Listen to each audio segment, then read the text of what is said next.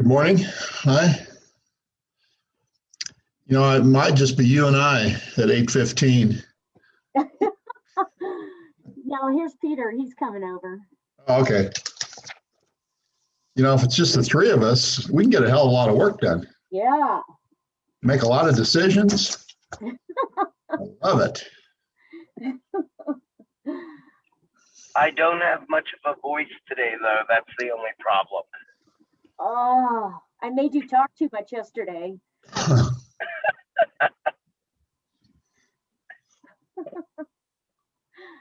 Good morning, Peter. No need to talk. Just you can just listen. Just raise your hand. Thumbs up or thumbs down, one of the two. Yeah. There you go.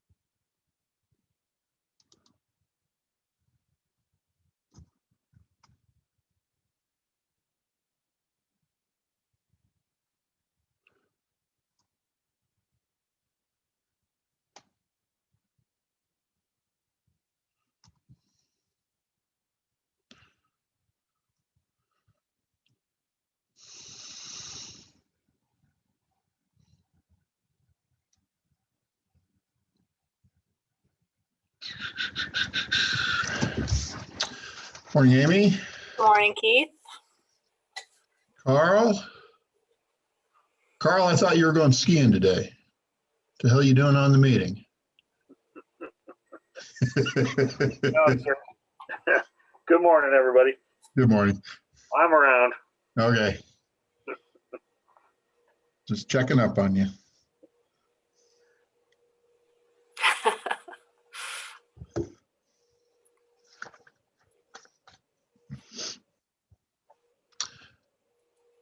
I was telling Beth earlier, it could just be us on this call since it's a weird time we're starting, 8:15. And I told her we could get a lot of work done. All right, let's go. Let's I do just it, huh? texted all of them. What's that? I just texted all of them. Okay, thanks, Beth.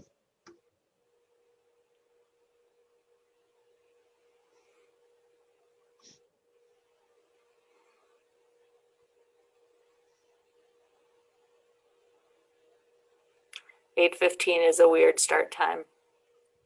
It is. And I saw where Randy was up pretty late last night, emailing.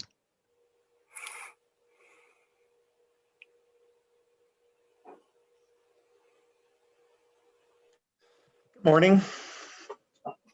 Hey, Good George. morning, George. Long one today, huh? Well, yeah. A lot of stuff on the agenda, as usual.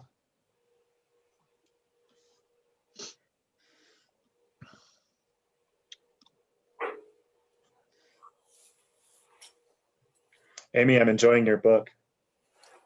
Oh, which one? Cask? Oh, it's good. Yeah.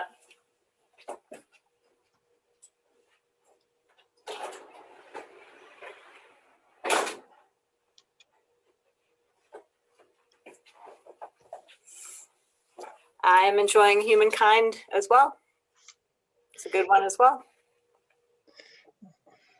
Thanks. Yeah, I've been doing some evangelism on that book. I just sent an email to Jonathan Gertz with the Keystone Center. Oh, good. He's another like human interaction nerd. That's a new nerd category. Human interaction nerd. Beth's on that list. Right. A lot of those books. Yep.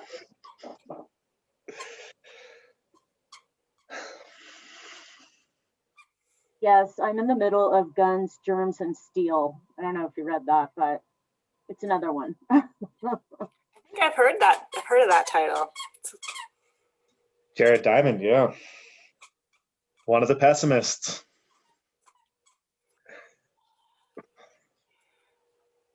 Gotta have the full spectrum. Yep.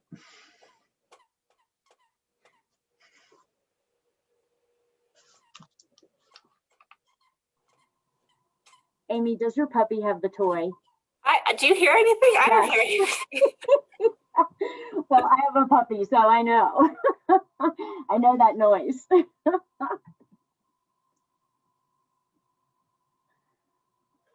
I just wish my dog was as nice as yours is. Your dog is not nice. Not really, no. He's got some PTSD. He's mostly like, just leave me alone, feed me, let me know when it's time to walk.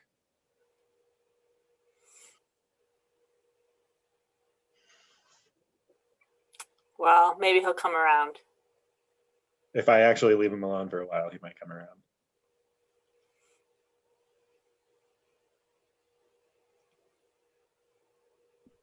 What you need to do is go to Cancun and just leave the dog locked up in the house, Bathtub full of water.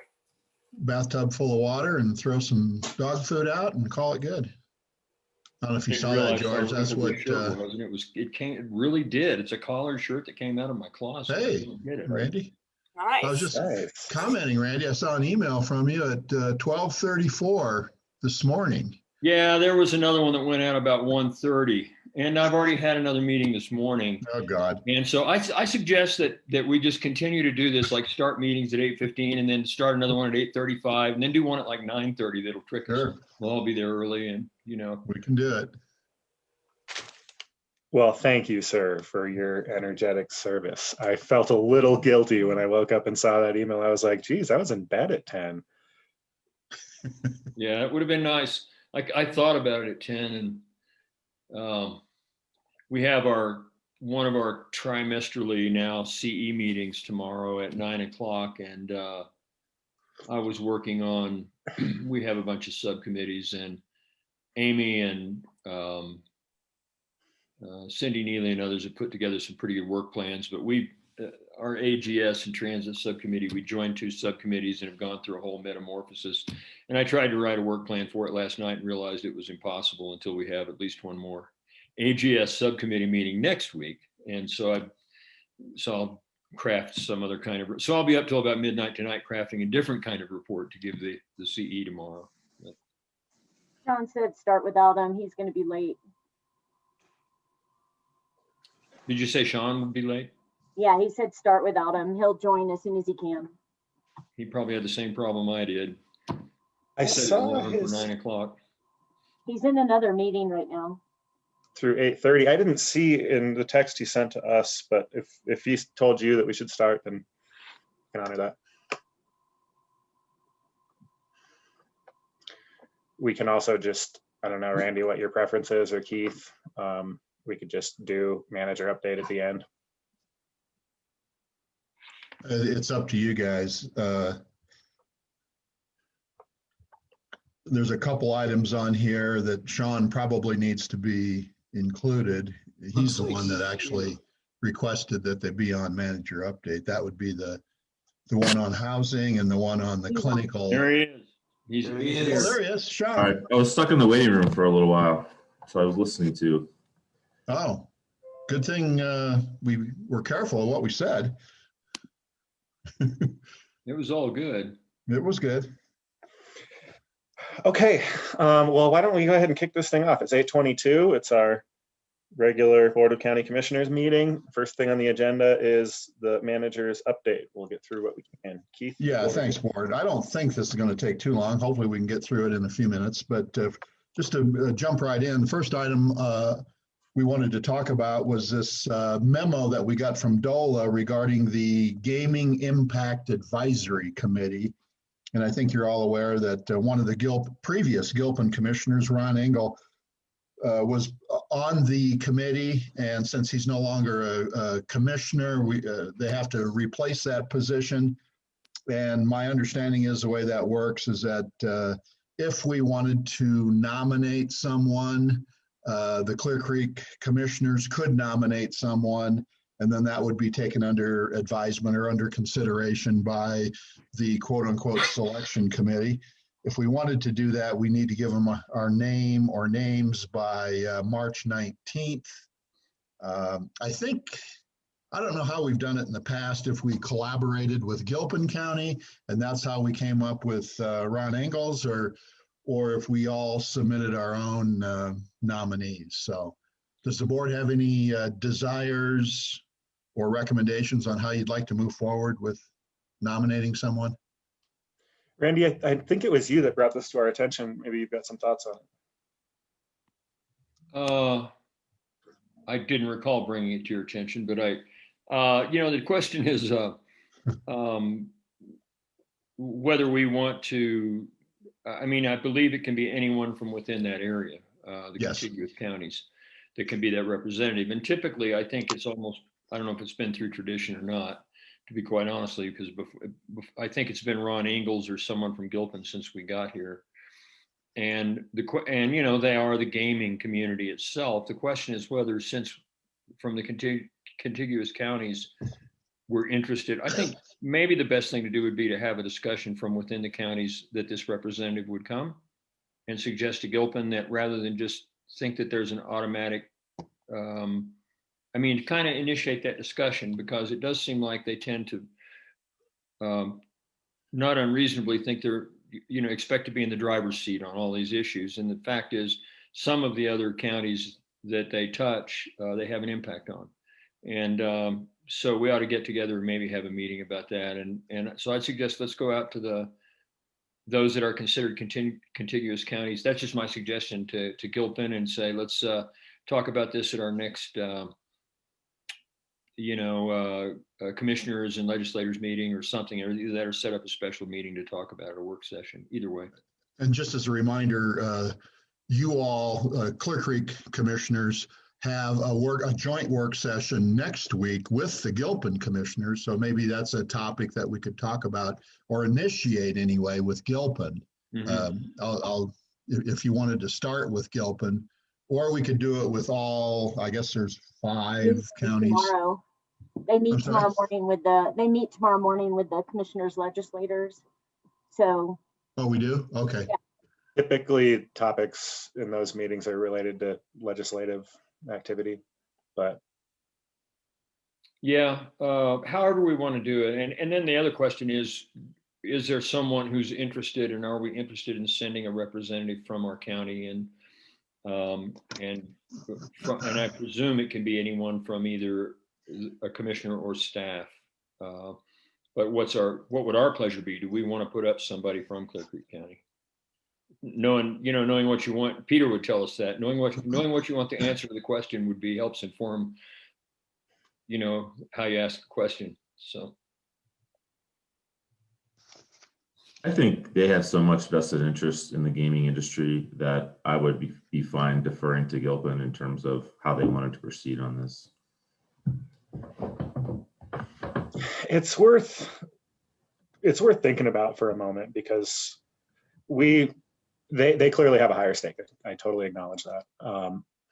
Most of the impacts that we see in Clear Creek County, I would describe as not positive from gaming. And I don't know that a commissioner from Gilpin County, where the benefits are so positive to their fiscal situation and their economy, would have quite the same eye and perspective on gaming as we might. And so I think it's worth talking about. I certainly would expect that they would not be happy if we nominated somebody from outside of Gilpin County. So I think I appreciate Randy saying that the first thing to do if we're thinking about nominating someone not from Gilpin, that we give them a heads up at least and seek their feedback. And maybe we could just ask Keith to communicate county manager to county manager so that they have a bit of a heads up that we've had this conversation. Yeah, I can do that. Part of the reason I bring it up is not necessarily to come up with a different outcome, but it's almost like you're sitting on the tailgate of the wagon and every once in a while somebody throws a granola bar back at you, is the way it feels like dealing with the gaming commission and our gaming funds. Because when you have the discussion, having gone and presented to the gaming commission in person a couple of times, and then had discussions on some issues about how for example, when there's been a legislative item or when something's come up about giving funds out, those counties get an awful lot of money that is generated by gaming that comes back into gaming for gaming impacts, and almost all of it goes to those counties, as well as a whole lot of other money. And they have a vested interest in maintaining and keeping that money there. And so when you say, oh, look, we have some real impacts here in our county, they tend to be a little bit, it's like they're just not very empathetic about that, because that's their primary source of income. And so to at least let them know that you wanted to raise your hand is I think, and say, we're still over here and we're thinking about this, because we'd like to know that whoever represents our contiguous counties is actually trying to represent our contiguous counties in some fashion. And that's all. But I agree that they have a larger stake in it. Certainly they have a larger stake on the income and positive side and revenue side. And so that's why they tend to guard it pretty carefully. We'd just like to know that whoever our representative is guarding our stake as well and trying to amplify it. That's all. Beth, I think you're trying to catch our attention because we have a minute until our interview. No, I was just going to say, not that you have to do it like this, just in the history, Bob Perot, Tim Mock, Kevin O'Malley, all sat on the gaming advisory board. And we used to just rotate back and forth between us and Gilpin, who would sit on the board. So, but I'm not saying you have to do it like that. I'm just sharing history. Interesting. I'll reach out to Okay, so Mr. Montoya. just trying to. Okay, sounds good. Sorry about that. I was slow and I think I interrupted you. Shall we go ahead and do our interview? I see Mr. Tansey is here. It's 8:30. We might as well respect your time, Michael.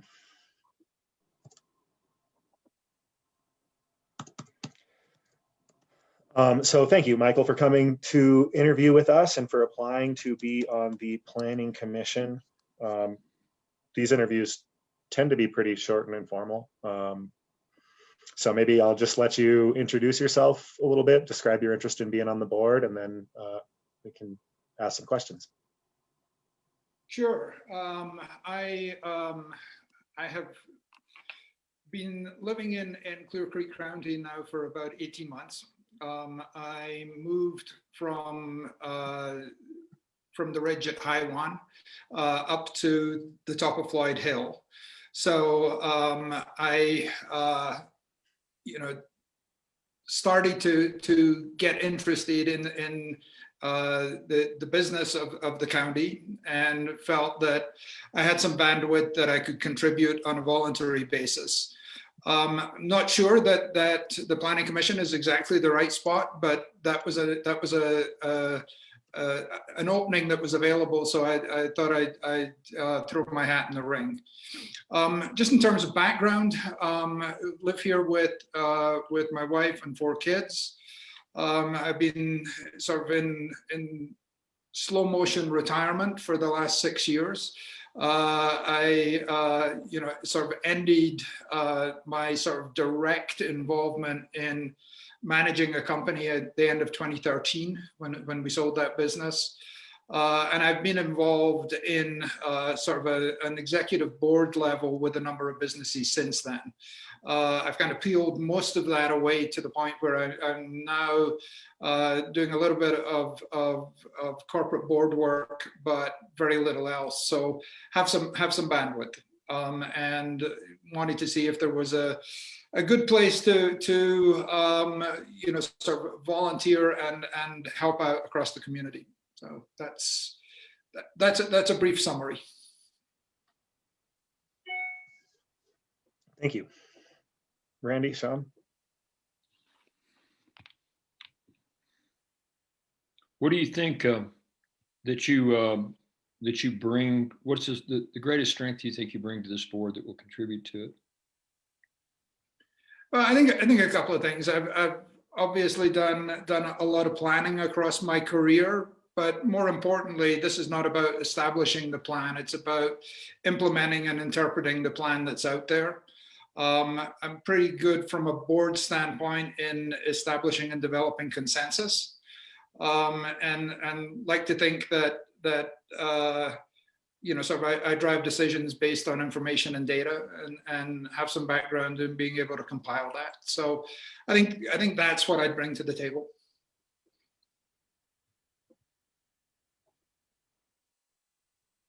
Michael, first off, thanks for your interest in serving. It's greatly appreciated.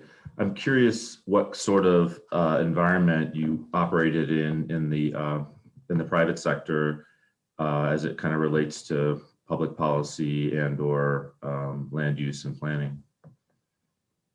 I've had a very diverse background, but honestly, no real experience in the public sector. I started out my career working in healthcare administration with large research-oriented hospitals.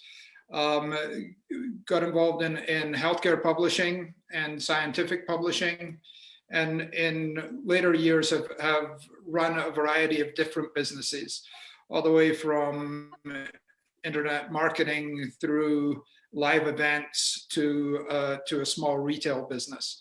So my background is very plainly on the sort of on the corporate side.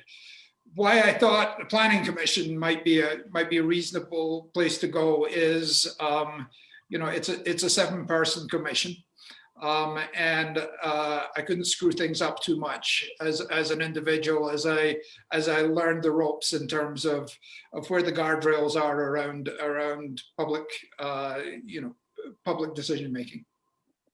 Okay, no, that's good. And I don't, there really isn't any specific job requirements for it that I'm aware of. What do you feel, now living in Floyd Hill for a little while, what do you feel are some of the biggest issues that the Planning Commission is probably going to be faced with over the next few years, maybe 5-10 years? Well, I've read the master plan, and so I think that the general guidance in the master plan is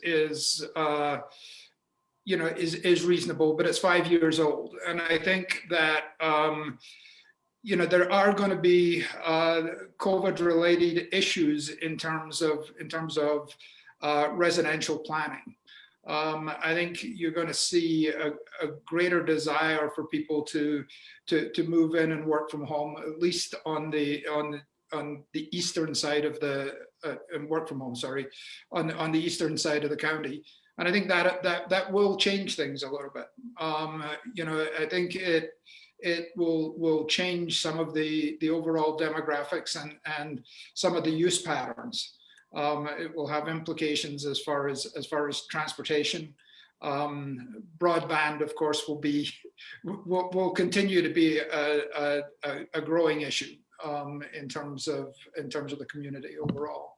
So I think from that perspective, I think that we'll see some change. I think there'll be more demand for residential development in the county over the course of the next 5 years. That would be my expectation, and I think that needs to be carefully managed. Okay, good.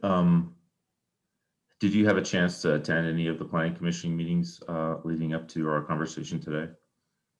I really haven't. I've watched some of the commission meetings. I sort of track those. Literally, I wasn't paying that much attention to the Planning Commission. I sort of submitted the application about a year ago and hadn't heard much. So I was sort of more interested in looking at sort of the more definitive decision making that was happening at the commission level. Okay, well, yeah, those were my questions, and yeah, thanks so much for your interest and welcome to the county. Okay. Yeah, and thank you. And I just spotted a question on, we've got some viewers on Facebook who aren't quite sure what we're talking about. So just some context for everyone. This is Michael Tansey. He applied to be on our Planning Commission. This is an interview for that. So I think that my questions relate to, well, my first question relates to the quasi-judicial role that a planning commissioner has. When someone applies, of course, for a development, there are rights involved on both sides, right? There's rights of the property owner for a fair hearing, and then there's rights of the public to be able to comment and have impacts of development mitigated and considered.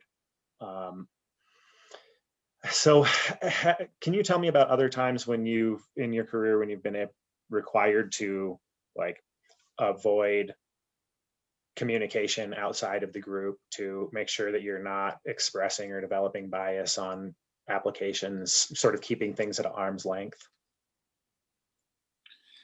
Yeah, I mean, I think in so many corporate situations, you're in that position. You have an outline of a plan and some guidance in terms of what you're attempting to do. You have customers who are asking for for certain things that may or may not fit within the scope of what you're doing. And you've got to be very careful about exactly what you communicate at the right time to all of the stakeholders in a decision process. So I think I've done that in most of my career. It's been a little different. obviously in terms of the overall dynamics and the public component of that, because most of what I've done there has been private and has required that you balance constituent needs and manage that carefully. But I think that I've been around that kind of confidential decision making. Go ahead, George. No, go ahead. I was going to say, you made a comment a little bit ago that was not perplexing to me at all, but I'm always curious to hear somebody's perspective and thoughts, especially if they're well-considered opinions, so I can kind of scratch my head and reshuffle my own thoughts. But you made the comment that you thought that the COVID-related impact of more people working from home would impact the east side of the county more so than the west, and I was wondering what your thoughts were, why you felt it would have more of an impact on the east than the west side of the county. I think because, I mean, my thinking just, and this is gut feel, is that there will continue to be a need to, a need for transport into Denver and facilities in Denver. Even in a work from home situation. I think that the vast majority of the people who are on the east side today historically migrated to work. They got on I-70 and went into Jefferson County, or they went into Evergreen, or they went into Denver. As they stop doing that as frequently, it will have implications. But I still think there will be ties to the main hub of their employment. So I think that's just my understanding of the dynamics in the county at this point. But it just felt to me that because the population is a bit denser, because the population, I think, mostly commuted, it would have bigger impact on that side of the county.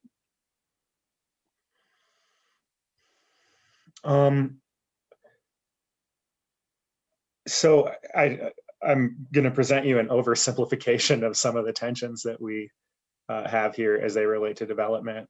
I think that some folks are really concerned about how development affects the long-term fiscal picture, as well as have strong conservation ethics and, want to see the scale of development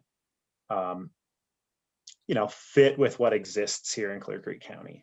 And then I think that you see on the other side, some folks who really are convinced that development pays for itself in nearly every situation, and that, scale and density is a necessary objective. And that, comments, well, I won't say that last part. What's your perspective on development, I guess is a good way to put it. How important is it that we make sure that we're evaluating proposed developments for long-term fiscal impact, that we're making sure developments fit with the character of the community, and our decisions are responsive to the stated will of the community? I mean, I don't think that the issues in Clear Creek are unique at all. I think that almost everywhere I've been, the balance of development versus maintaining the sense of community is something that everybody is trying to juggle. I had a small retail business in Santa Fe, New Mexico. And was very tightly involved with some of the planning people there, and the development of something called Creative Santa Fe. And it's got exactly the same issues. People are trying very hard to maintain the historic character of the community, and at the same time get away from a tourist only, or in Santa Fe's situation, tourist government only sort of economic footprint. I think that, everything I've seen and everything I've read in sort of the long-term planning documentation around the county is consistent, and there will always be sort of issues in certain sub pockets or sub planning areas of the community that are consistent or not consistent with the broader plan.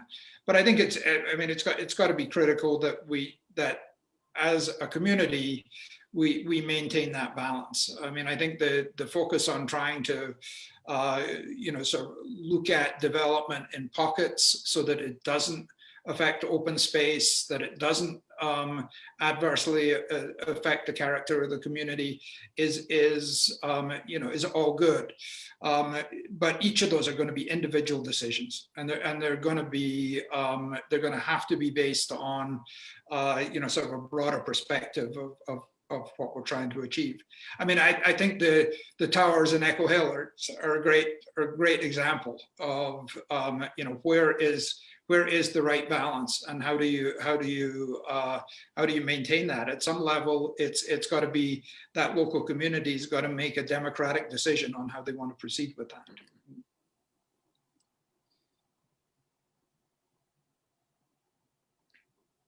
I guess earlier, the reason, just to throw some interesting thought into it, the reason I had thought about the comment going back to the effect of COVID on commuting is that what I'm hearing from other communities to our west is that more people, is that it's expanding the range of where people work for certain companies because they are working from home. And so there's actually an increase of that kind of activity in areas that traditionally have not been commuting. And then I guess I would offer that you can get from Georgetown to downtown Denver about as fast as you can get from Witter Gulch to downtown Denver, just because the transportation trunk, the way it operates and speeds. But and so but Floyd Hill is something else. That's another animal. You can be in Golden in about 10 to 12, 15 minutes, something like that. So yeah, it's interesting. When I originally moved to Colorado in 2008 and was running a business in the tech center, and we which is the hardest place to get to from anywhere. It's like if you're trying to get to it from Evergreen, it's a nightmare. If you're trying to get to it from downtown Denver, it's a nightmare. But we had a couple of employees who lived in Georgetown. They only came into the office 2 days a week. They were able to work 3 days a week. But again, it's not that much of a stretch. mm-hmm. Well, I have no more questions. Michael, do you have any questions for us?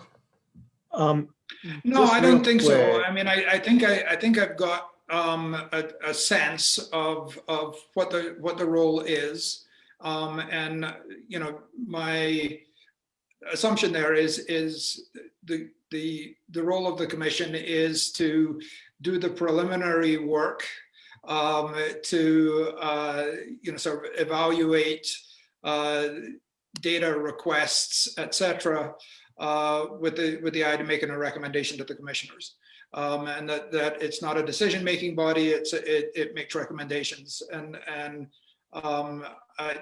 as I say, I think my background could provide some assistance in working through the issues.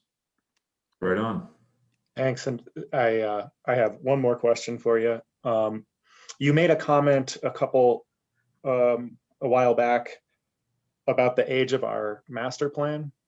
And I'm just curious, given that our master plan is 5 years old, and I think that you've said that maybe because it's 5 years old, it's less valuable to us in guiding our decision making. And I just want to ask you to expand on that a little bit. Well, I don't think the principles are old, because I think the principles were basically the same in the 2004 plan. I think it just becomes a question of There were a number of specific tactics that were identified in the plan, and I think that they were not exactly prioritized, but I think that they should probably be reviewed from a prioritization standpoint. The basic principles are totally good, but we're further down the road now in terms of building the clinic. We've moved further down the road in terms of transportation. I think that there have been changes in terms of I-70 since the document was put together. So it was more about, is it time to just look at that from a priority standpoint? There was nothing there that I think is outdated in terms of the basic 10 principles that were identified. But what is the role of mining today? Is it the same as it was 5 years ago? I don't know, bluntly, but it just felt to me that some of those questions probably needed to be asked. Okay, thank you for expanding on that. I think that's my last question. I don't think I have anything else. And Sean asked you if you have any questions of us. I didn't catch any, so I don't know.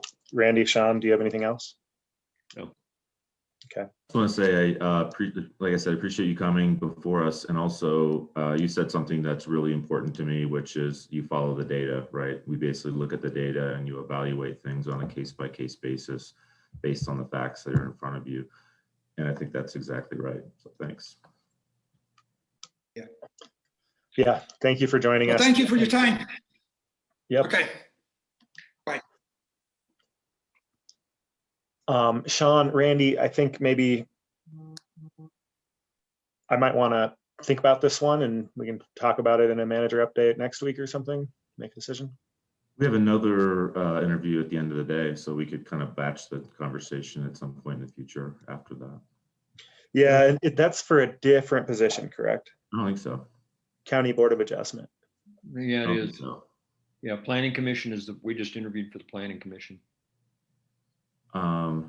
Yeah, I think, I believe the candidate at 2:30 is also interviewing for the Planning Commission, no matter what the agenda might say, or that's his interest.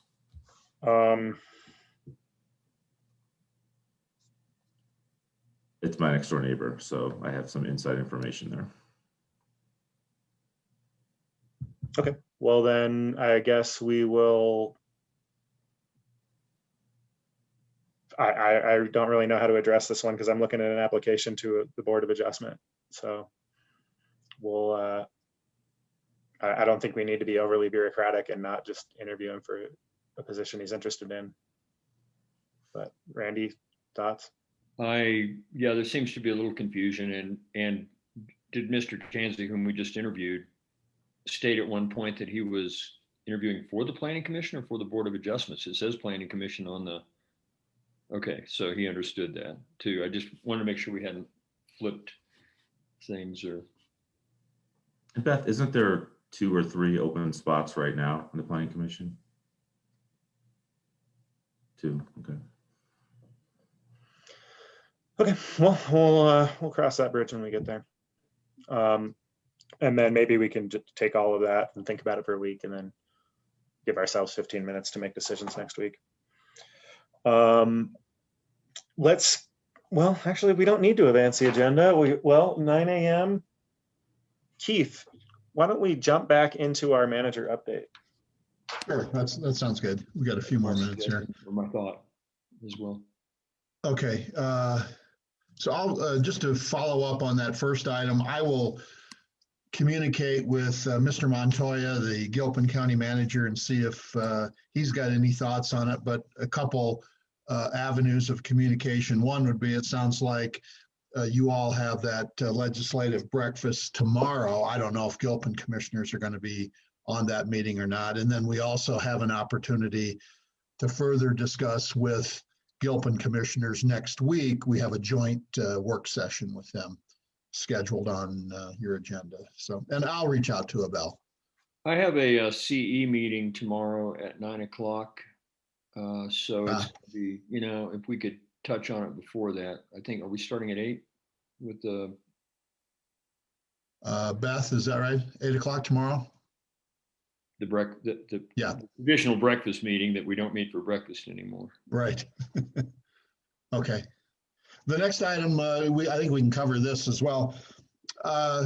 You'll recall that was, I don't know if it was last week or a couple weeks ago, we had a presentation from our housing department as well as Habitat for Humanity on a concept for some housing at the former LDS church site in Dumont.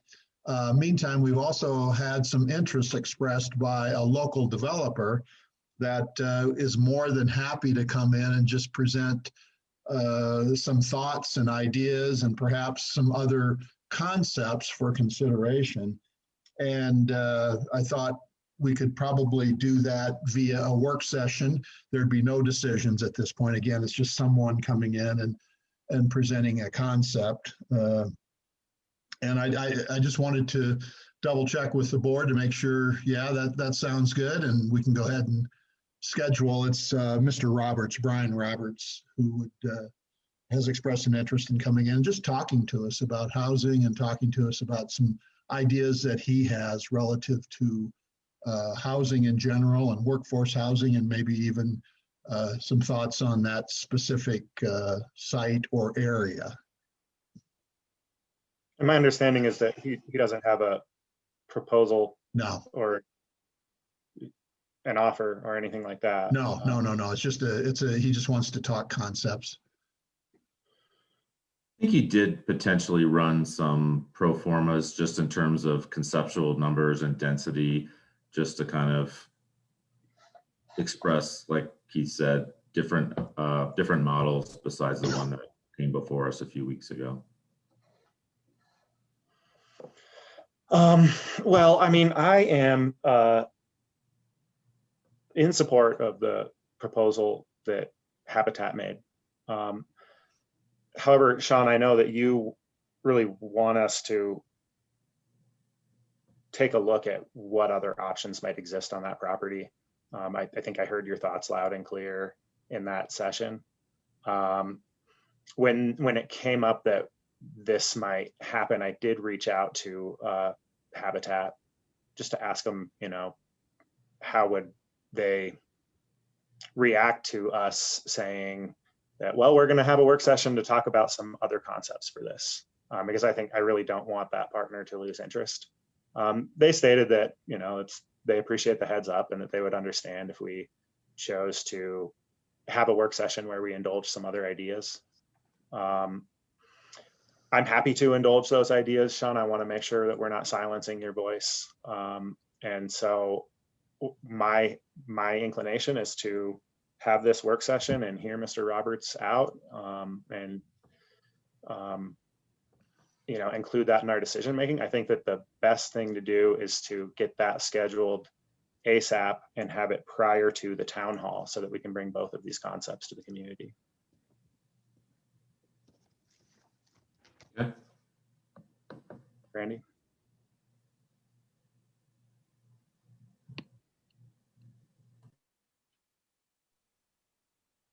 Did you, yeah, I think it's fine to do that as well. Information is always good. I'd love to hear the idea, as long as it doesn't interrupt the schedule of the town hall and everything else. And I think it would, however, I would appreciate if it comes in well informed with the kinds of specifics that would help us understand its benefit for affordable housing as well, in fairly clear terms. Numbers of units, costs of units, and things like that in general. I mean, because a general discussion about the benefits of development is, you know, the yin versus the yang is, I'm not as interested in that as hearing some actual numbers that would help inform some thought about the overall benefit to the community in a number of different price ranges. And without that, it's, you know, it's more philosophical. You know, so that'd be good if it could be informed at that level. You know, somebody comes in and says this many units, and so the pro forma that's been run would be helpful. Sean, I'm glad that you were aware of that, and that he's got some work on that, and I've had that conversation with him.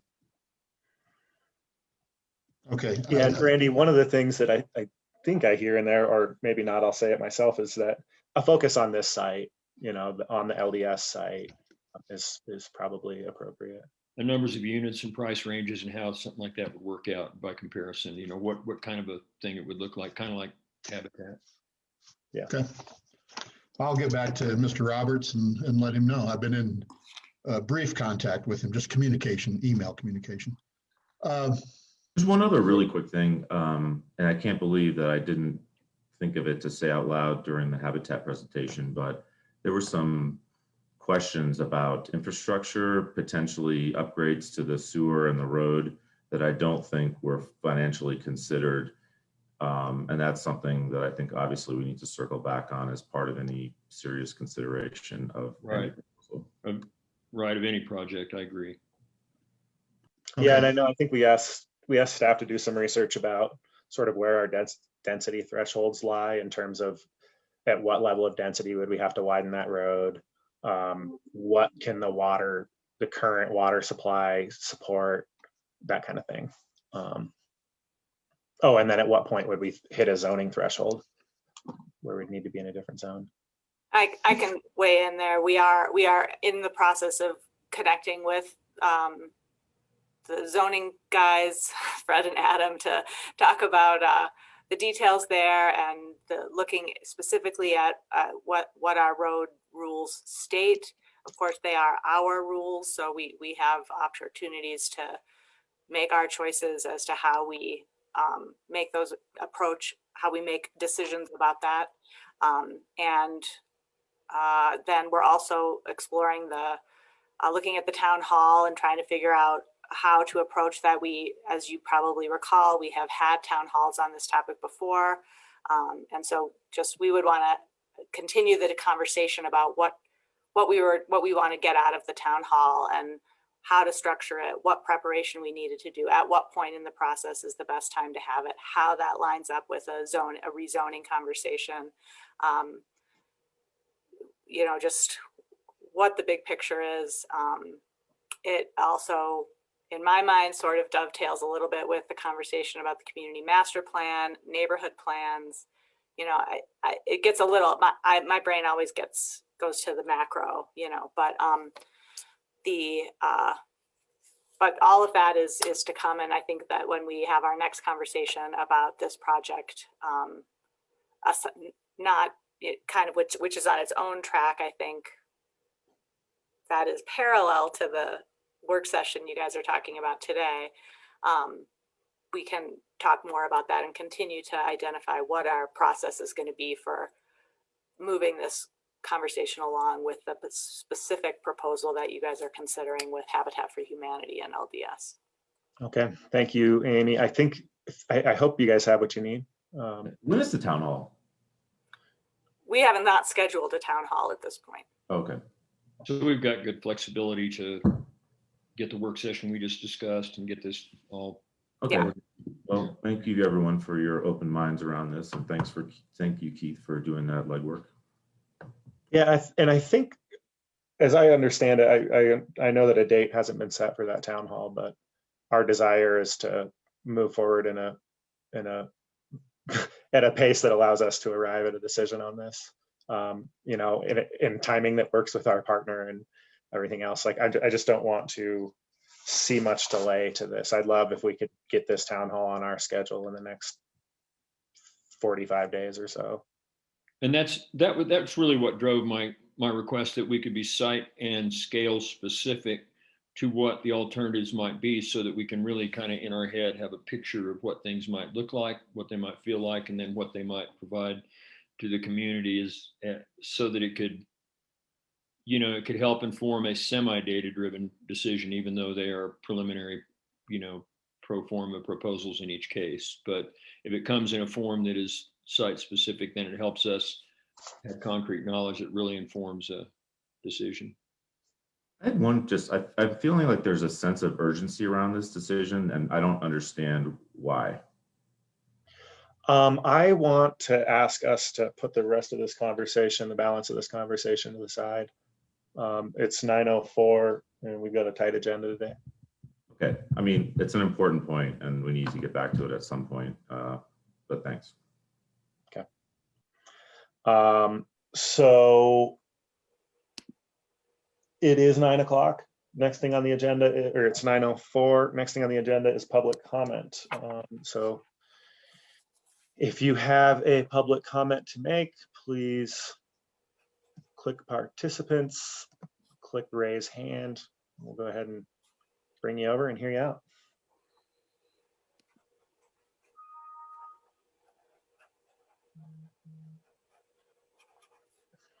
I don't see anybody.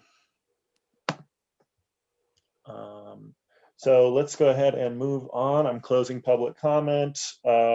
Next on our agenda for the next hour, we'll be talking about our work session to review 2020 COVID-19 recovery efforts and finances with Alyssa Denberg. Alyssa, it's all you. Morning, everyone. Share my screen. All right, can you see that? Okay. No. You cannot see that. Okay, I'm sorry. When I'm full screen, I can't see you all. There we go. Now you can see it. Okay. All right, and feel free to stop me throughout the presentation if you have specific questions. I'm more than happy to take those in the middle of the presentation or after. Alyssa, if you're fine with it, I'm fine with it, but we can see the next slide in your notes. I'm gonna leave that like the way it is so that I can see my notes on the bottom, if that's okay. Fine with me. Okay. All right, so very quickly, I just wanted you to know the 4 places that I will be presenting this information. I wanted to make sure that we got in front of the board first with the information, and then the leadership team, and then the Clear Creek Resiliency Collaborative, so the leadership in our community, and then town hall, so all residents have the opportunity to hear it. So very quickly, I'm going to start with some numbers about the county. These are the unemployment numbers January through December for 2020. That solid brown line is Clear Creek County. The dotted red line is Colorado, and the yellow line is the United States. Those vertical lines are at each time we've changed positions on the dial, or closed restrictions or opened restrictions. So what I was trying to show here is there seems to be, as we could have guessed, there is a direct correlation every time we've closed down with our unemployment numbers. These are unemployment numbers just for Clear Creek County, measuring 2018, 2019, and 2020. As we all know, unemployment was significantly higher, but it is interesting that 2018, 2019 were fairly stable. And so the goal obviously is to get back down to that 2.3 to 2.4-ish%. This is county and municipality sales tax. Please note that it's only for Silver Plume, Georgetown, and the county. That top line is the top brown is the county, the middle is Georgetown, and the bottom is Silver Plume. And this really what I was looking for is sales tax to have significantly dropped for all 3. But as we can see, does not seem to be a direct correlation. And so on this next slide, I looked into cannabis and liquor to see how that impacted our sales tax. Again, not a huge difference. Please note that the left with the cannabis is specifically for the county, and the right is for the state. The state does not release, at least that I could find, liquor sales tax per county for Clear Creek. They have the larger counties, but not Clear Creek on their website. So what this leads me to believe is that online sales and grocery stores sold significantly more, which is why our sales tax did not see a huge dip. We know that Idaho Springs is doing a deep dive in their sales tax, and they hope to have a clear picture of what's happened in their city fairly soon. Doing some forecasting is fairly hard, but what we think is if retail and restaurants return back to normal, we could potentially see an increase in sales tax, but a lot is dependent on how many restaurants are still alive, what our labor pool looks like, and then if liquor, marijuana, and grocery stores return to normal. I did attempt to try to get just restaurant and retail for sales tax to see how much they've hit, but I have been told that it's extremely hard to pull that information, and it's fairly time intensive. Moving into COVID for the county, this is all the funding that we've received as of the end of the year. So as you all know, we received 2 allocations for coronavirus relief fund from the state. This is our CARES dollars, the infrastructure grant, and the building workforce capital. That is the grant that's going to pay for our 3 additional public health staff. We received 2 grants from Mile High. I combined them on this spreadsheet. The total was $125,000. $25,000 of that specifically went to housing, and $100,000 of that went to housing, utilities, transportation, mental health, some of those essential services. All of that money is being administered through the Grant Foundation. The epidemiology grant, that $202,000, that is what's paying our 2 additional public health nurses. The Colorado Health Foundation grant, that went to Human Services. I apologize, it went to Human Services. The county clerk secured a good bit of money, and I'll show you exactly how that money was spent. And then transportation received quite a bit of funds as well to make sure that their operations were COVID safe. So breaking down our CVRF fund, the Empire got $10,000. As you all may recall, each town did receive an allocation. All the allocations went back to the main consensus bucket, except for Empire. They ended up using their allocation. The money that went back to consensus was used for business support. So business support, individual support, we did toolkits, salaries, a mental health survey, and communication efforts. Please note, we do have money left over. We have about $226,000 left over.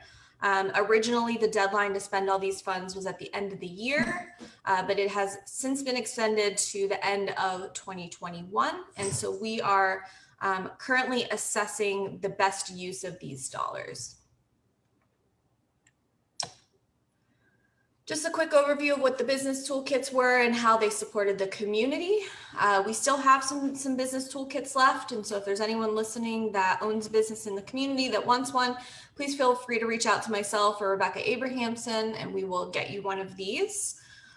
We heard that these were extremely helpful. The community was extremely appreciative of these. It reduced the cost that they had to buy their own PPE. Similar thing for individuals. On the right, the distribution methods. These are the organizations we worked through to find individuals that could use them. Same feedback. People are extremely appreciative of these.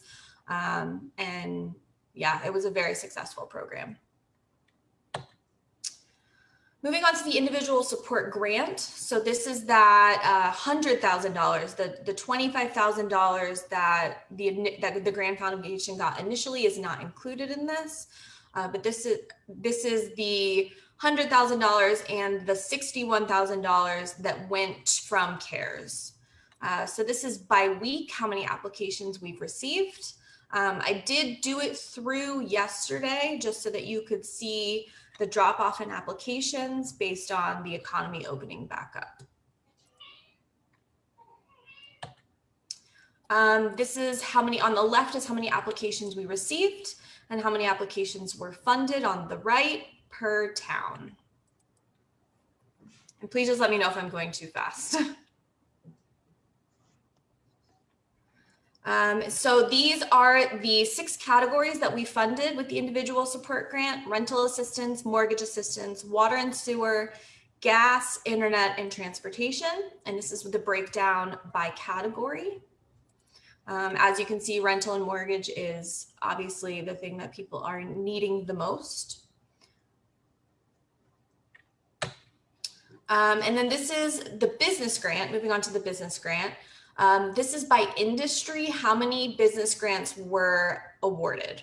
So obviously restaurants was awarded significantly more, followed by retail, personal services, recreation, civic institutions, and only one lodging business was funded. These are the business grants by town. So Idaho Springs is the largest. They have the most businesses, so they received the most dollars. I do want to note that Idaho Springs also gave out about $206,000 on top of what we already gave out. So that number is a little bit higher for Idaho Springs. In total, 76 grants were awarded. Just to be clear, that are those numbers are all what Clear Creek County spended, right? The Idaho Springs expenditures aren't included? They are included, yeah. They are included. So 617,000 represents what Clear Creek and Idaho Springs spent together. They are included, and the reason that I included them is that it's one program. The businesses all applied to the Clear Creek program. Idaho Springs applied for a grant later on and received those funds. And so then we ended up basically breaking off a bunch of the Idaho Springs businesses to give to them for them to fund to equal that amount that they had. So for accounting purposes and to keep everything clean and so people don't get confused, it is included in that amount.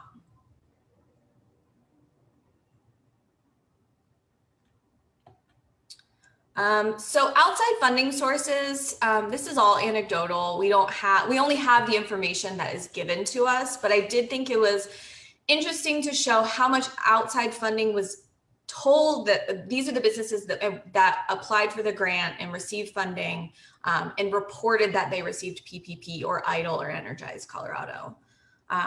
Obviously, there's probably more money out there that was not reported or businesses that didn't apply for the grant. But a significant amount of money outside of the grant was brought into the county as well. The other thing to note is that EIDL, just because they received the money doesn't mean they're actually spending the money. A large portion of the businesses that received EIDL are just holding on to it in case they need it and plan to pay it back in full if they don't have to use it. So I did want to just provide a few quotes about the business grant. These are taken directly from businesses about what the business grant meant to them. So it's hard to track impact on something like this. I would say that roughly 80 to 90% of the businesses that I spoke to about the grant told me that without the grant, they would not survive, especially the winter. So verbally, I know that it made a big impact, and these quotes also show that.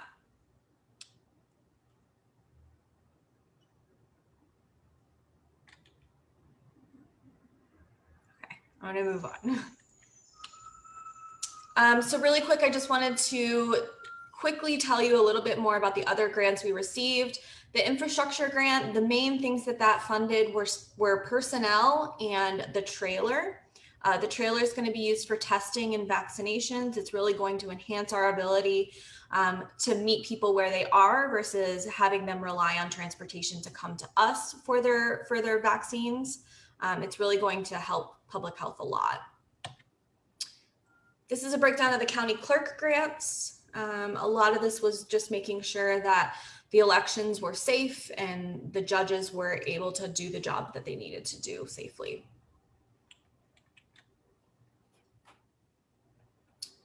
And then lessons learned. I know this is something that was important to you all. I really think there's a great benefit to acting fast and being willing to take risks, especially in this atmosphere. We don't really know what's coming down the corner. And so it's really hard to be calculated with what you're doing. So being willing to take those risks and failing fast is something that I think we all learned very quickly and very early on. Partnerships, I cannot emphasize this one enough. We would not be nearly as successful as we have been without our partnerships. And a few examples of that, we partnered with the library district with our business grant. One of the things that we saw was that a lot of our businesses just did not have the technology skills to be able to apply for a grant and provide the documentation that we needed. And so our library district stepped up and literally walked them through the process, and most of the time emailed me the documentation that we needed. Those businesses probably would not have applied had it not been for the library district's partnership. We received $100,000 from the Mile High grant. This was a collaborative application. If we did not apply for the collaborative grant, we would have only been eligible for a max of $20,000. And so because we were able to submit a collaborative application with all the municipalities in the county, we were able to secure that $100,000. And so that was a huge win.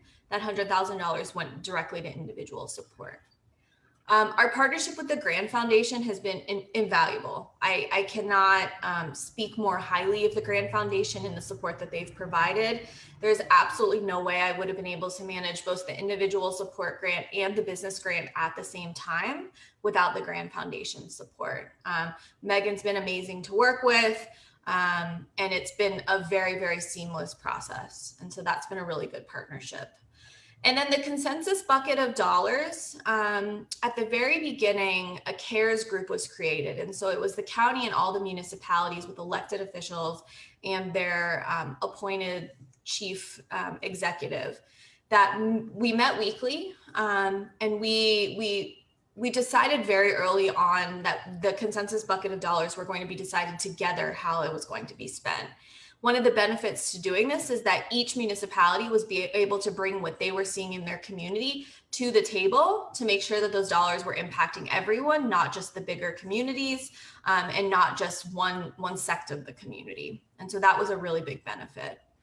One of the other things is we learned that there's extra capacity in our staff to help with short-term needs. We were able to shift some resources, and staff were able to help when we were at the peak of the business grant, and also with call taking, with making appointments for testing when the county was still administering testing.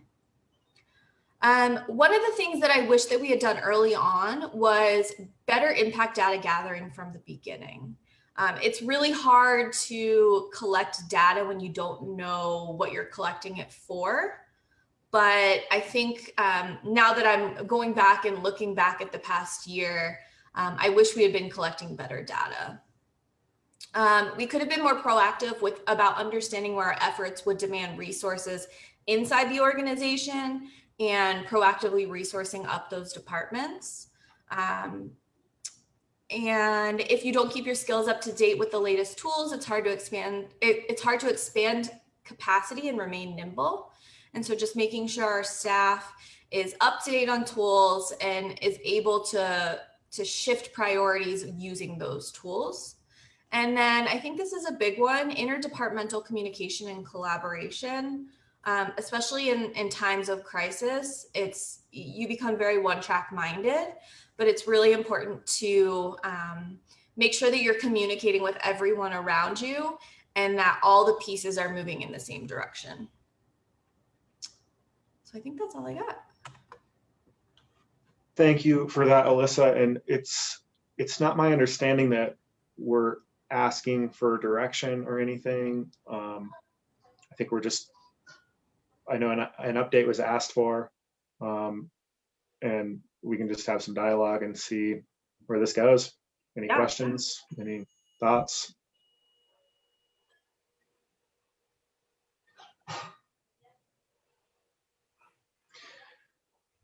Oh, okay, Sean, I see you coming on.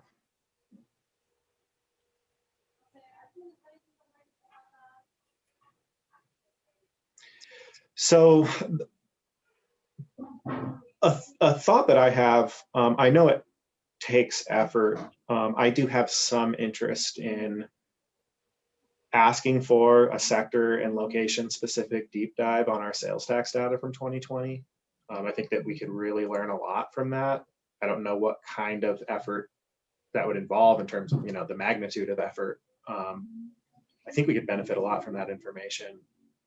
but I also hesitate to ask. I know our finance department has enough going on for them in a normal year, and we are still in a pandemic. And so, how, Sean, Randy, do you share that goal? And staff, how do you think we might be able to get there?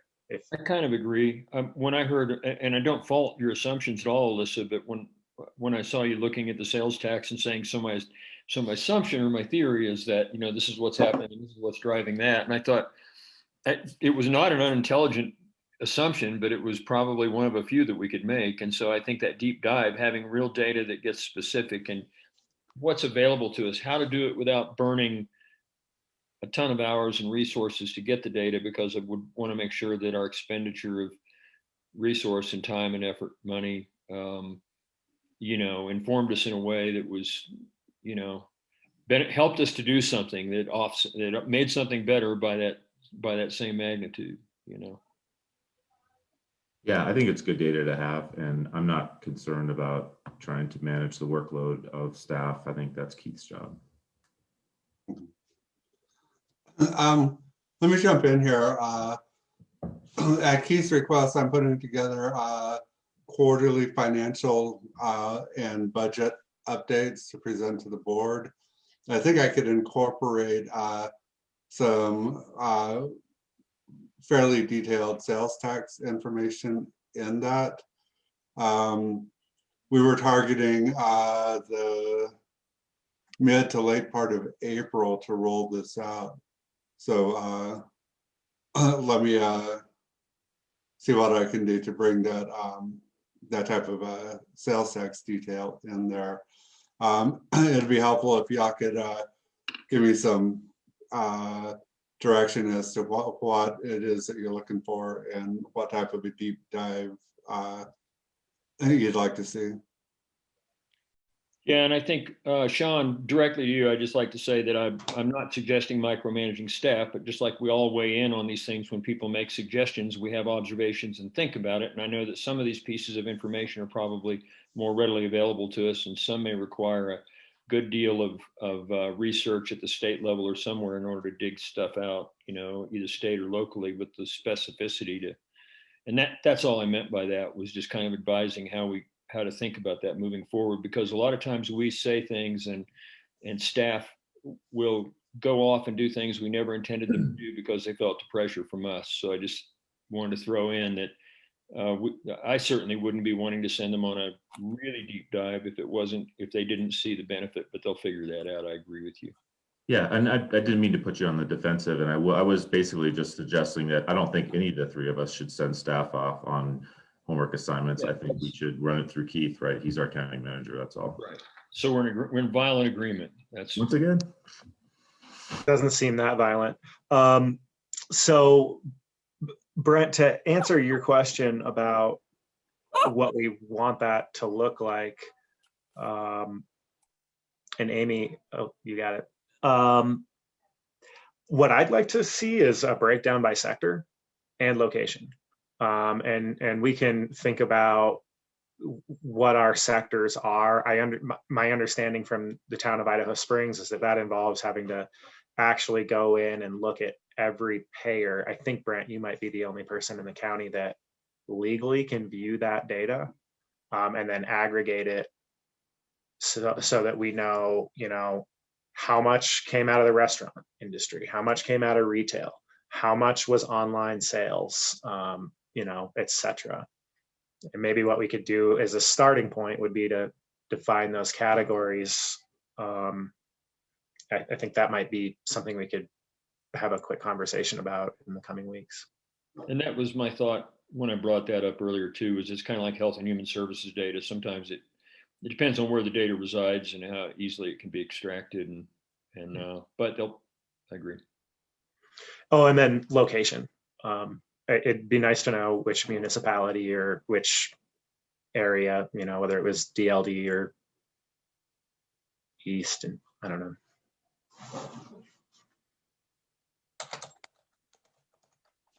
Okay. And then I don't know, Brent, if you could, if it's possible to do this, but if there was a way to build it so that you can sort of automate a process that pulls that data in and codes it. We could just have that data available to us moving forward without having to do all the manual effort. I don't know. Yeah, that's what I'm hoping to be able to incorporate in this. And it's possible, you think it's possible to do that with data that's generally held private? It shouldn't be a challenge. Yeah, I can disclose aggregate information. So for instance, if I could drill down into restaurants, then I can disclose aggregate sales tax for the restaurant sector. And then if you wanted to see how much of our sales tax comes from restaurants in Idaho Springs, I can disclose that. I can disclose pretty much any and all aggregate information as long as it doesn't allow for easy back engineering to figure out how much individual businesses are reporting. That's exactly what I thought. If it was to become something like a dashboard that we could look at, and then there was an architecture that, it just needs to be an architecture that maintains security. That's all. So that we can't go back and. Yeah, I'm used to doing that in the municipal world. It was easier because we tracked our own sales tax returns. Mm-hmm. But I'll see what I can mine out of the state system without going to too much effort. Okay.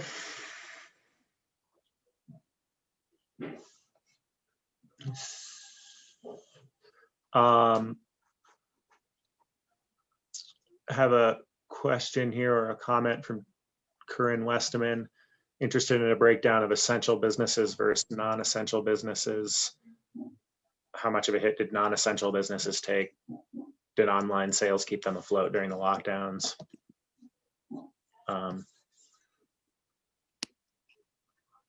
It's just some other things for you to think about.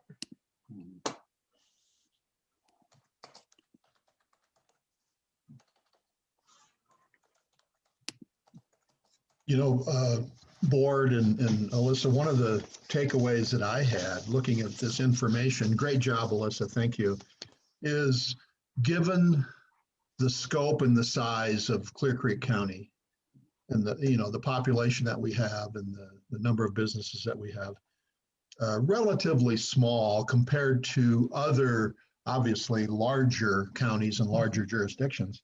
But the amount of funding that we received, I think, is phenomenal.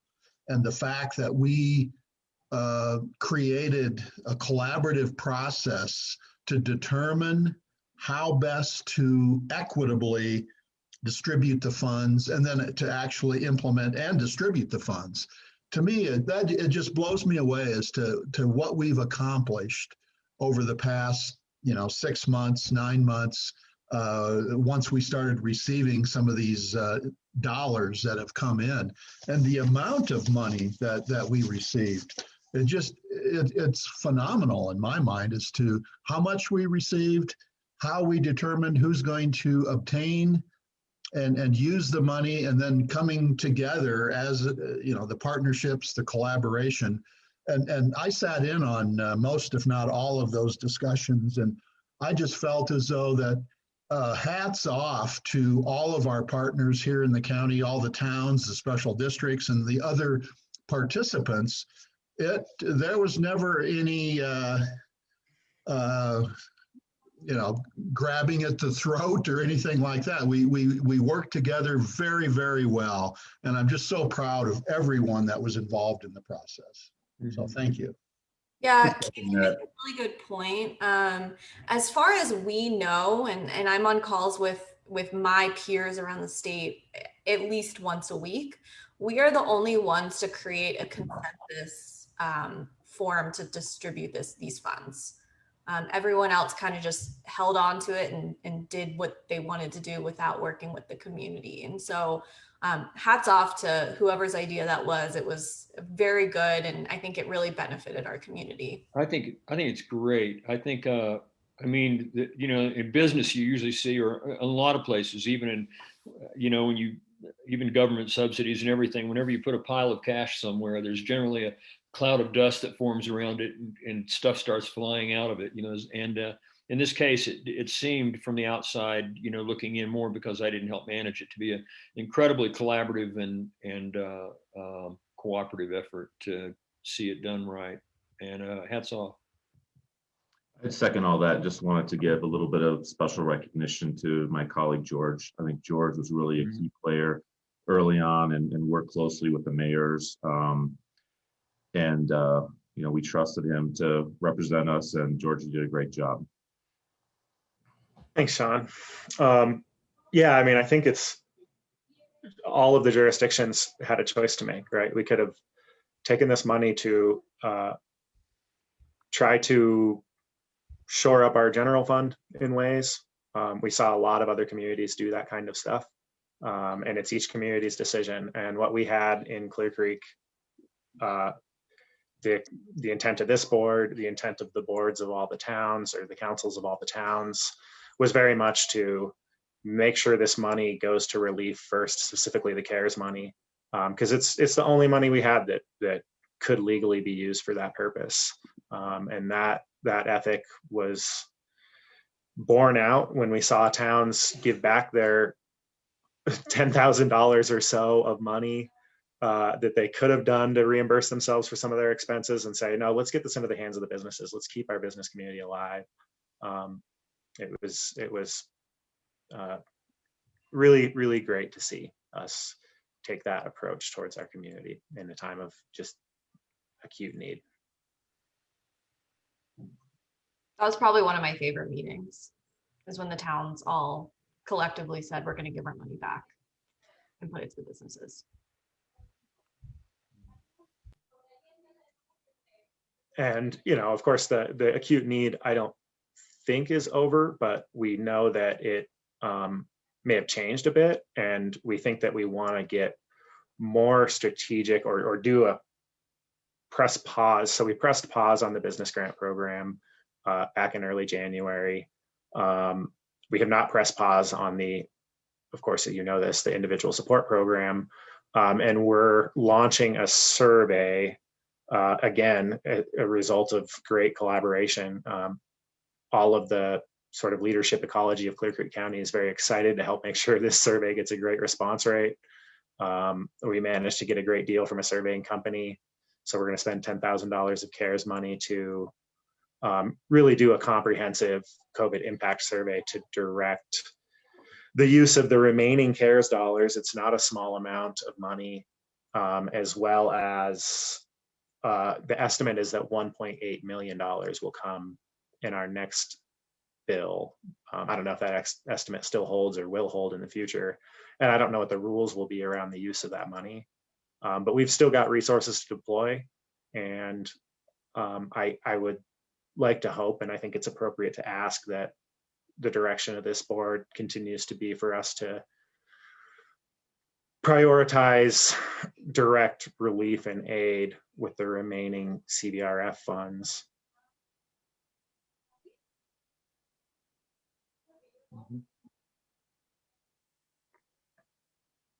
I like that. I think we're in a work session, so I'm not sure how strongly I can say one way or the other, but I like the approach we've done so far. I would request, and I've made this request to the board and to basically anyone that will listen to me, but please continue to forward needs to me. Things are starting to get a little bit quieter as the economy opens back up, but that doesn't mean that there's not need out there. I think that it's just a little bit quieter now. And so I would request that if you are hearing a specific need in the community, please make sure that it comes my way, so that we can address that. And that's my request to the board, anyone listening, anyone out there. Yeah, and maybe I'd add to that. I know I'm trying to think about, and I'm not the only one, ways that this money can help our economy that maybe aren't just direct cash grants. One example of that is Glenwood Springs did a thing where if you show up at a sort of anchor institution business, maybe you get a little voucher to match some cash that you go spend in one of the sort of downstream kind of secondary attraction businesses. We know one of the things I heard from a lot of retailers that aren't like the primary interest point in a town is that when the restaurants slowed down, they really slowed down. And so this would be a way to, in a less direct way, help improve our economy. Another thing that I'm really trying to think about is how can we use this to improve labor market conditions? I have a hunch that we saw our labor pool really shrink during this pandemic. And it's mostly based on some anecdotes and what I think I know about our labor market, which is that we had a lot of young folks that were sort of couch surfing and living in tight spaces. And I suspect a lot of them may have gone home to their families. So that might be, and we hear early warning signs of businesses really having trouble gearing back up, even to get back into orange or blue. Mm-hmm. Mm-hmm. Mm-hmm. The Glenwood program is called Glenwood Gold, and I'm happy to share some information about that. I was doing some research late last night about it.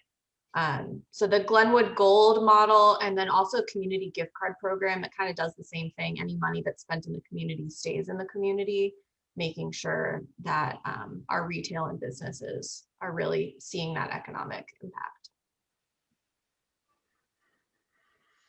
Yeah, we're seeing some other kinds of, I see other anecdotal stuff between social media and other just word of mouth of people that are looking for work too. But it's anecdotal enough that it doesn't necessarily mean that everything you just said isn't true, George. It's just, it's just tough on both sides. And, so if there isn't a labor force and people can't gear up as quickly as they'd like to, then it's kind of, making connections is harder because it's a little more sparse environment on both sides. Yeah.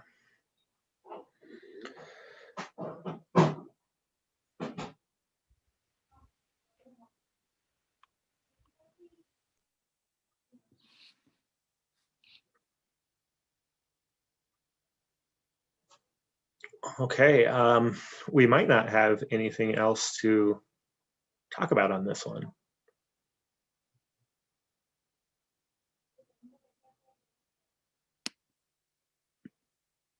So Alyssa, thank you for your time. Thank you for putting together that very comprehensive presentation, and for all of your effort serving our community. You really came in and you were thrown onto a rapidly moving treadmill, and you kept up.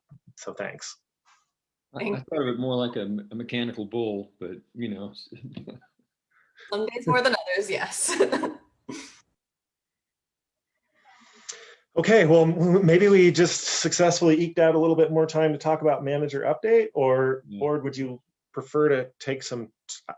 I would love to have 5 minutes before 11 o'clock. Well, we have 17 right now. So do we want to take 17, or when would you like to take your 5? Let's just come back at 10. I'd love to knock out another couple of things or one thing on the county manager update.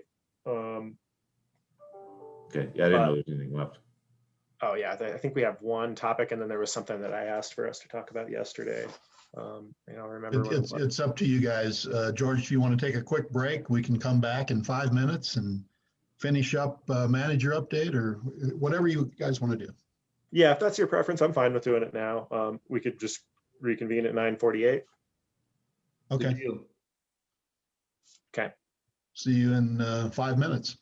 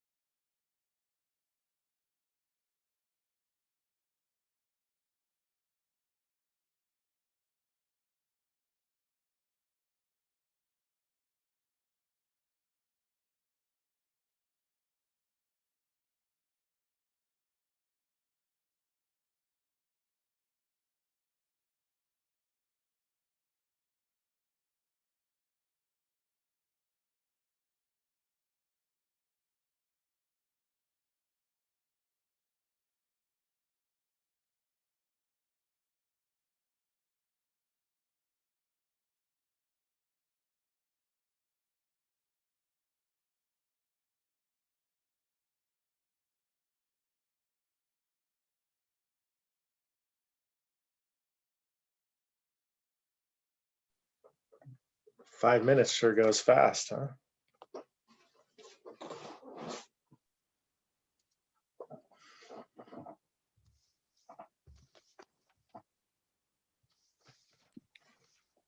Well, you must have been having fun. I Something guess like 5 minutes that. goes fast anyway. Yeah, it's. Or maybe when you're a slow barista. Okay, so we're all back. Keith, what's next on our manager update? The next thing I wanted to quickly talk about was a report, a status report on the operations at the existing clinic. And just a quick reminder, I went back and looked at the contract we currently have, or the agreement that we currently have with Centura. And indeed, there is a requirement in that contract that they provide annual reports on the operations, the metrics, that type of thing. And it's definitely time that we have one of those annual reports. So I'm going to be working with Centura to obtain or have them put together a report with the applicable metrics. And for the most part, the metrics are laid out in the agreement that we have with them. But I just wanted to double check with the board to make sure that there isn't anything over and above what's in the agreement. I think it's, patient numbers and maybe some information on the geography of where the patients are coming from, the financial report, the budget, that type of thing. And it just dawned on me yesterday when I was looking at that agreement, we're coming on 5 years with working with Centura at that existing clinic. So, you were talking about how time flies. It certainly does. It doesn't seem like it was 5 years ago when we were negotiating the existing contract or agreement we have with Centura. But anyway, I guess what I'm trying to say is I will work with Centura. We're going to make sure that we have an annual report that we can present to you and the public relative to what's happening at the current or existing clinic and the operations. And I was just going to see if there was anything else that you wanted me to obtain from Centura for that report. My real quick request, I know that that's a for-profit company. Well, maybe technically they're a nonprofit, but I'm sure that they do some kind of monthly financial reporting for their own uses.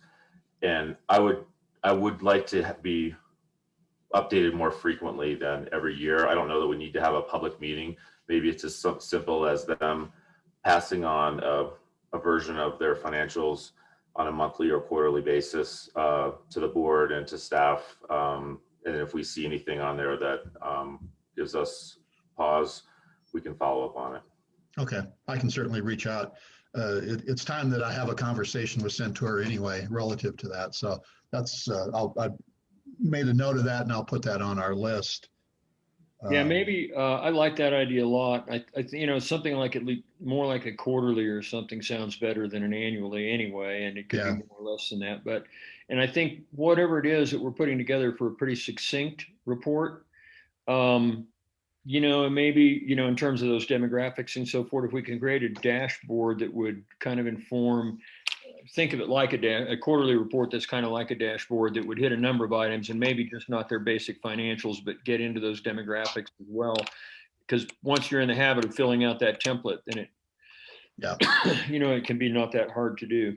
Yeah. So, I think it's really going to become more important, obviously, when we move into the new building and all the financial numbers are taking on a new scale. The other thing I wanted to just real quickly remind all of us that the existing agreement does call for an advisory board, and that advisory board has been established, and again, they are to meet on a quarterly basis. I'm not sure that I've been hearing any outcomes or feedback from the advisory board, to be honest with you. So that's something else that I want to follow up on and make sure that we receive, and the public is supposed to hear this as well, we all receive the outcomes of this advisory board gathering or meeting. So that's something else that I'm going to follow up on. I think that that can be done, you know, if you talk, if it's a quarterly meeting and a quarterly report to the BOCC, to have that in sync and have that advisory board receive that information, digest it, and present to us kind of the way Alyssa just did, you know, and bring us the people that are working it and, you know, a little closer to it on the ground and looking specifically at that task, bring us their interpretations and conclusions. So I do know that I talked to Cindy yesterday and she said that indeed, I think Friday of this week is the next advisory board meeting. I said, oh, well, great. I'll be anxious to hear what the outcomes of that meeting were. So hopefully next week we'll have some additional information. But so that's on the clinic. And then George, you had another item. Yeah, just real quick here on the stand on the clinic. I'd love in a future meeting to know sort of who's on that advisory board, what their role is. Okay. And then I just wanted to second what Sean said about, I don't know that we need quarterly reporting like in perpetuity, but we're undergoing a significant transition here. And this is a good time to be a little bit more in touch. Okay. that was exactly my thought too, is how do we inform, what do we expect, you know, when the doors open, what do we expect to see down there, and know how close what we're seeing now is to fulfilling its need to operate effectively. Gotcha. Okay, great. And while we're on the subject of talking about that facility, I would like to know, Keith, maybe you can reach out to them, maybe somebody else on our staff can. I understand Centura has received an allocation of vaccines, and I believe that they have the ability to decide in which communities they'll distribute them. I'd love to know when they plan to distribute them in Idaho Springs. Okay. I'll probably talk to Tim about that, but you bet. My guess is there would probably be 3 commissioners that would love to know that. That's Yeah, certainly not trying to make that a unique thing. And then, George, you had something on the federal infrastructure bill? yeah, thank you. We attended a meeting with Joe Negus's office yesterday. We were invited to talk about what we see as infrastructure priorities that they'd like to put in this bill. They're looking for ideas. It caused me to think that there could be some value in asking some of our departments, our road and bridge department specifically, and our transit department, to start populating a list of the kinds of infrastructure projects we have need on. I don't know that it needs to be a super deep dive, and I imagine a lot of it's already prepared, but anything that could be developed like that, I would love to, and it doesn't have to be about me. I think we would all love to pass on to Negus's office and make sure they're aware of our needs. Mm-hmm. I can reach out to staff and I think, you know, as you said, from a road bridge perspective, in fact, I think we're going to hear at some point today on the agenda kind of long-term needs for road and bridge, but same thing with transit or any other infrastructure needs. So I'll work with staff and we can put a list together. George, do you know when Negus's office needs that information? They said if it could be delivered in the next couple of weeks, it would be helpful. Okay. Right. I think the sooner. And I think what you're bringing in is important is that the local piece, because we've been in communication with them quite a bit about some of the larger scale projects that we're trying to get funded here that can make a pretty, you know, the Floyd Hills and obvious 800-pound gorilla and all that stuff.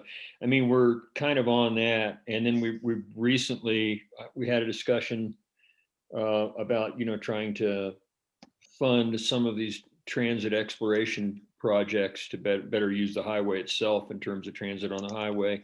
So we kind of put that on their radar, but nothing about local stuff. So that would be that's good to know. Great.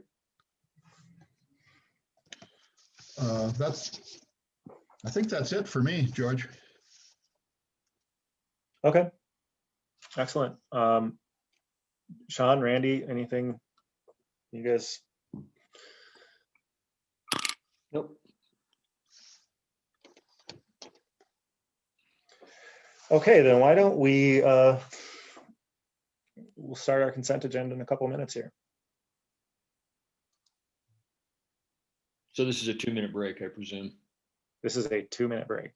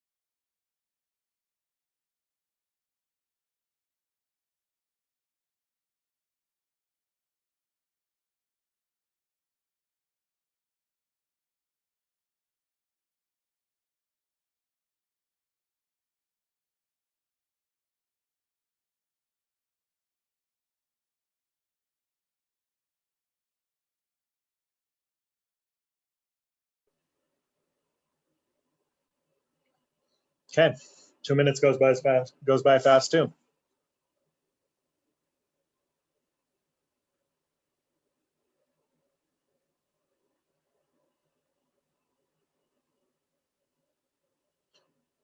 And Beth, I see we have a couple of people for our next session that are on the attendee list. Actually, I don't think that, oh, there we go.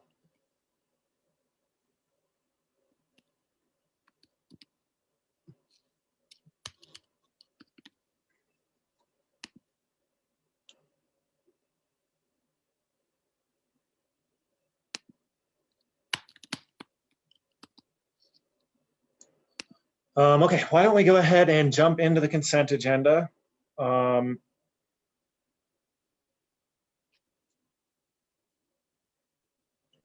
I see here that staff is asking for us to remove item number 2 from the consent agenda for this week. Okay. And then with the anticipation that we'll have an action session next week to discuss this, or? That is correct. Would it be an action session? Would it be prepared, that agreement? So it's unlikely. What we will possibly have is 2 different agreements to present to you, but I honestly don't think that either will be ready for you to actually make a decision on. I think we'll go with the direction that you give us at the end of the action session and then bring it the following week. So it should be an action session in case you're ready, but you doubt you will be, and we would give you direction one way or the other probably by the end of this, rather than take action. Okay. Exactly, correct. Okay, that sounds good. And then just so everybody knows, we were talking about the consideration of approval of donation agreement with ChargePoint in the Colorado Energy Office around some vehicle charging stations in Georgetown. So that remains, there's one item remaining on the consent agenda, that is consideration of approval of the warrant register.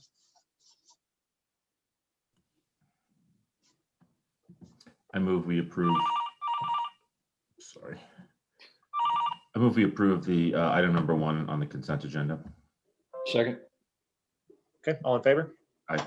Aye. Aye. All right, next on our agenda and is a presentation about our behavioral health needs assessment that was done by the Omni Institute. We've got Emily Murillo here with Omni and Ona Crow. Welcome. Ona is a member of our community. Always great to see members of our community show up like this. So the floor is yours to do your presentation.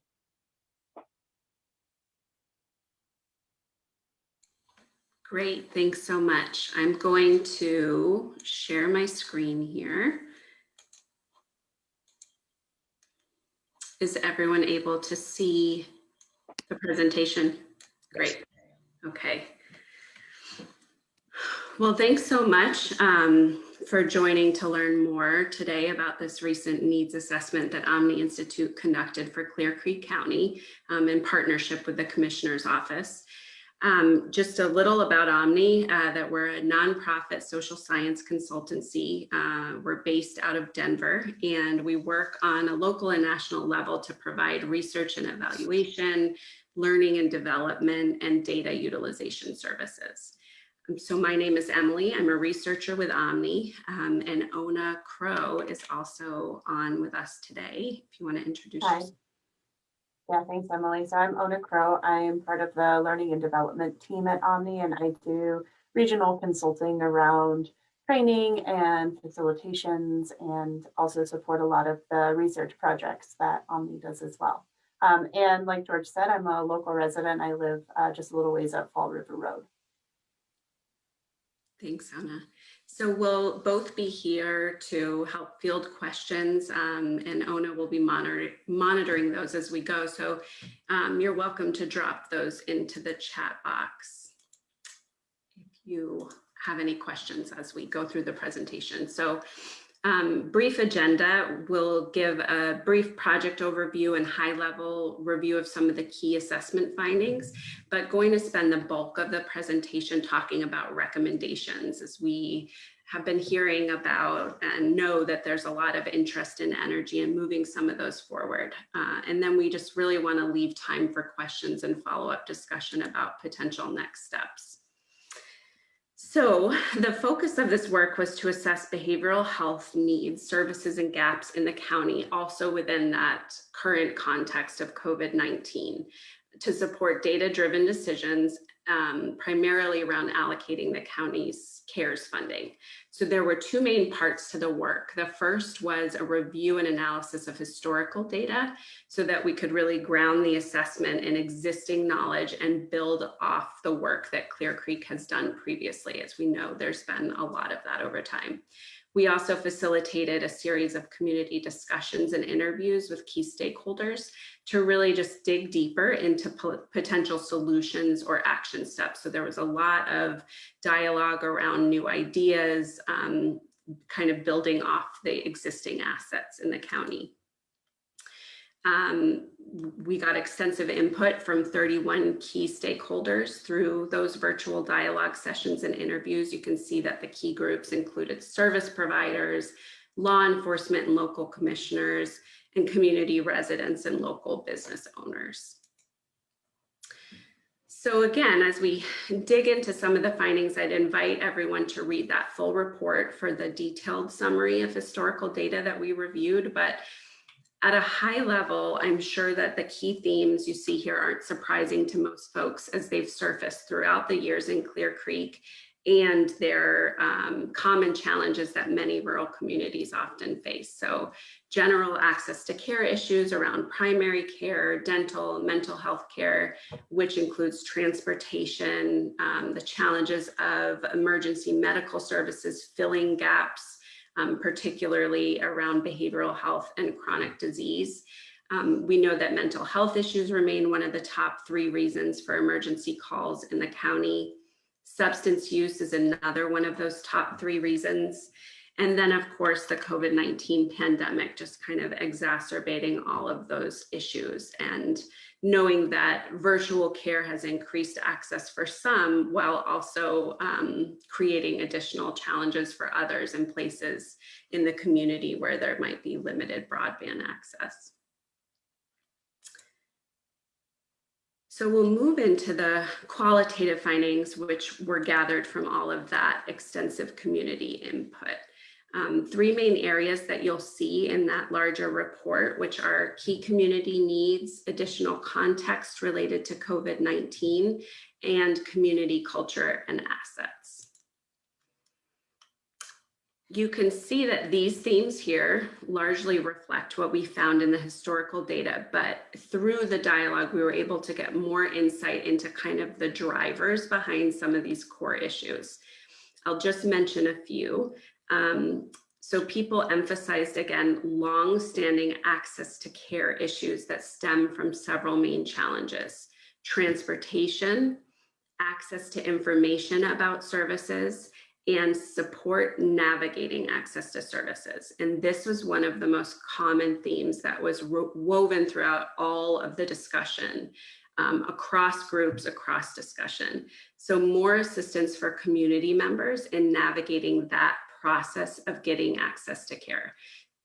This would be things like figuring out what services are appropriate for them, what's available, determining their eligibility, completing applications or self-referrals, and even things like arranging schedules and transportation to services. So this was a huge theme. A more robust crisis response infrastructure is also kind of part of that key component of improving access to care. And that included things like timely on-the-scene response in crisis situations, and strengthened partnerships with law enforcement, with DHS, EMS, and providers.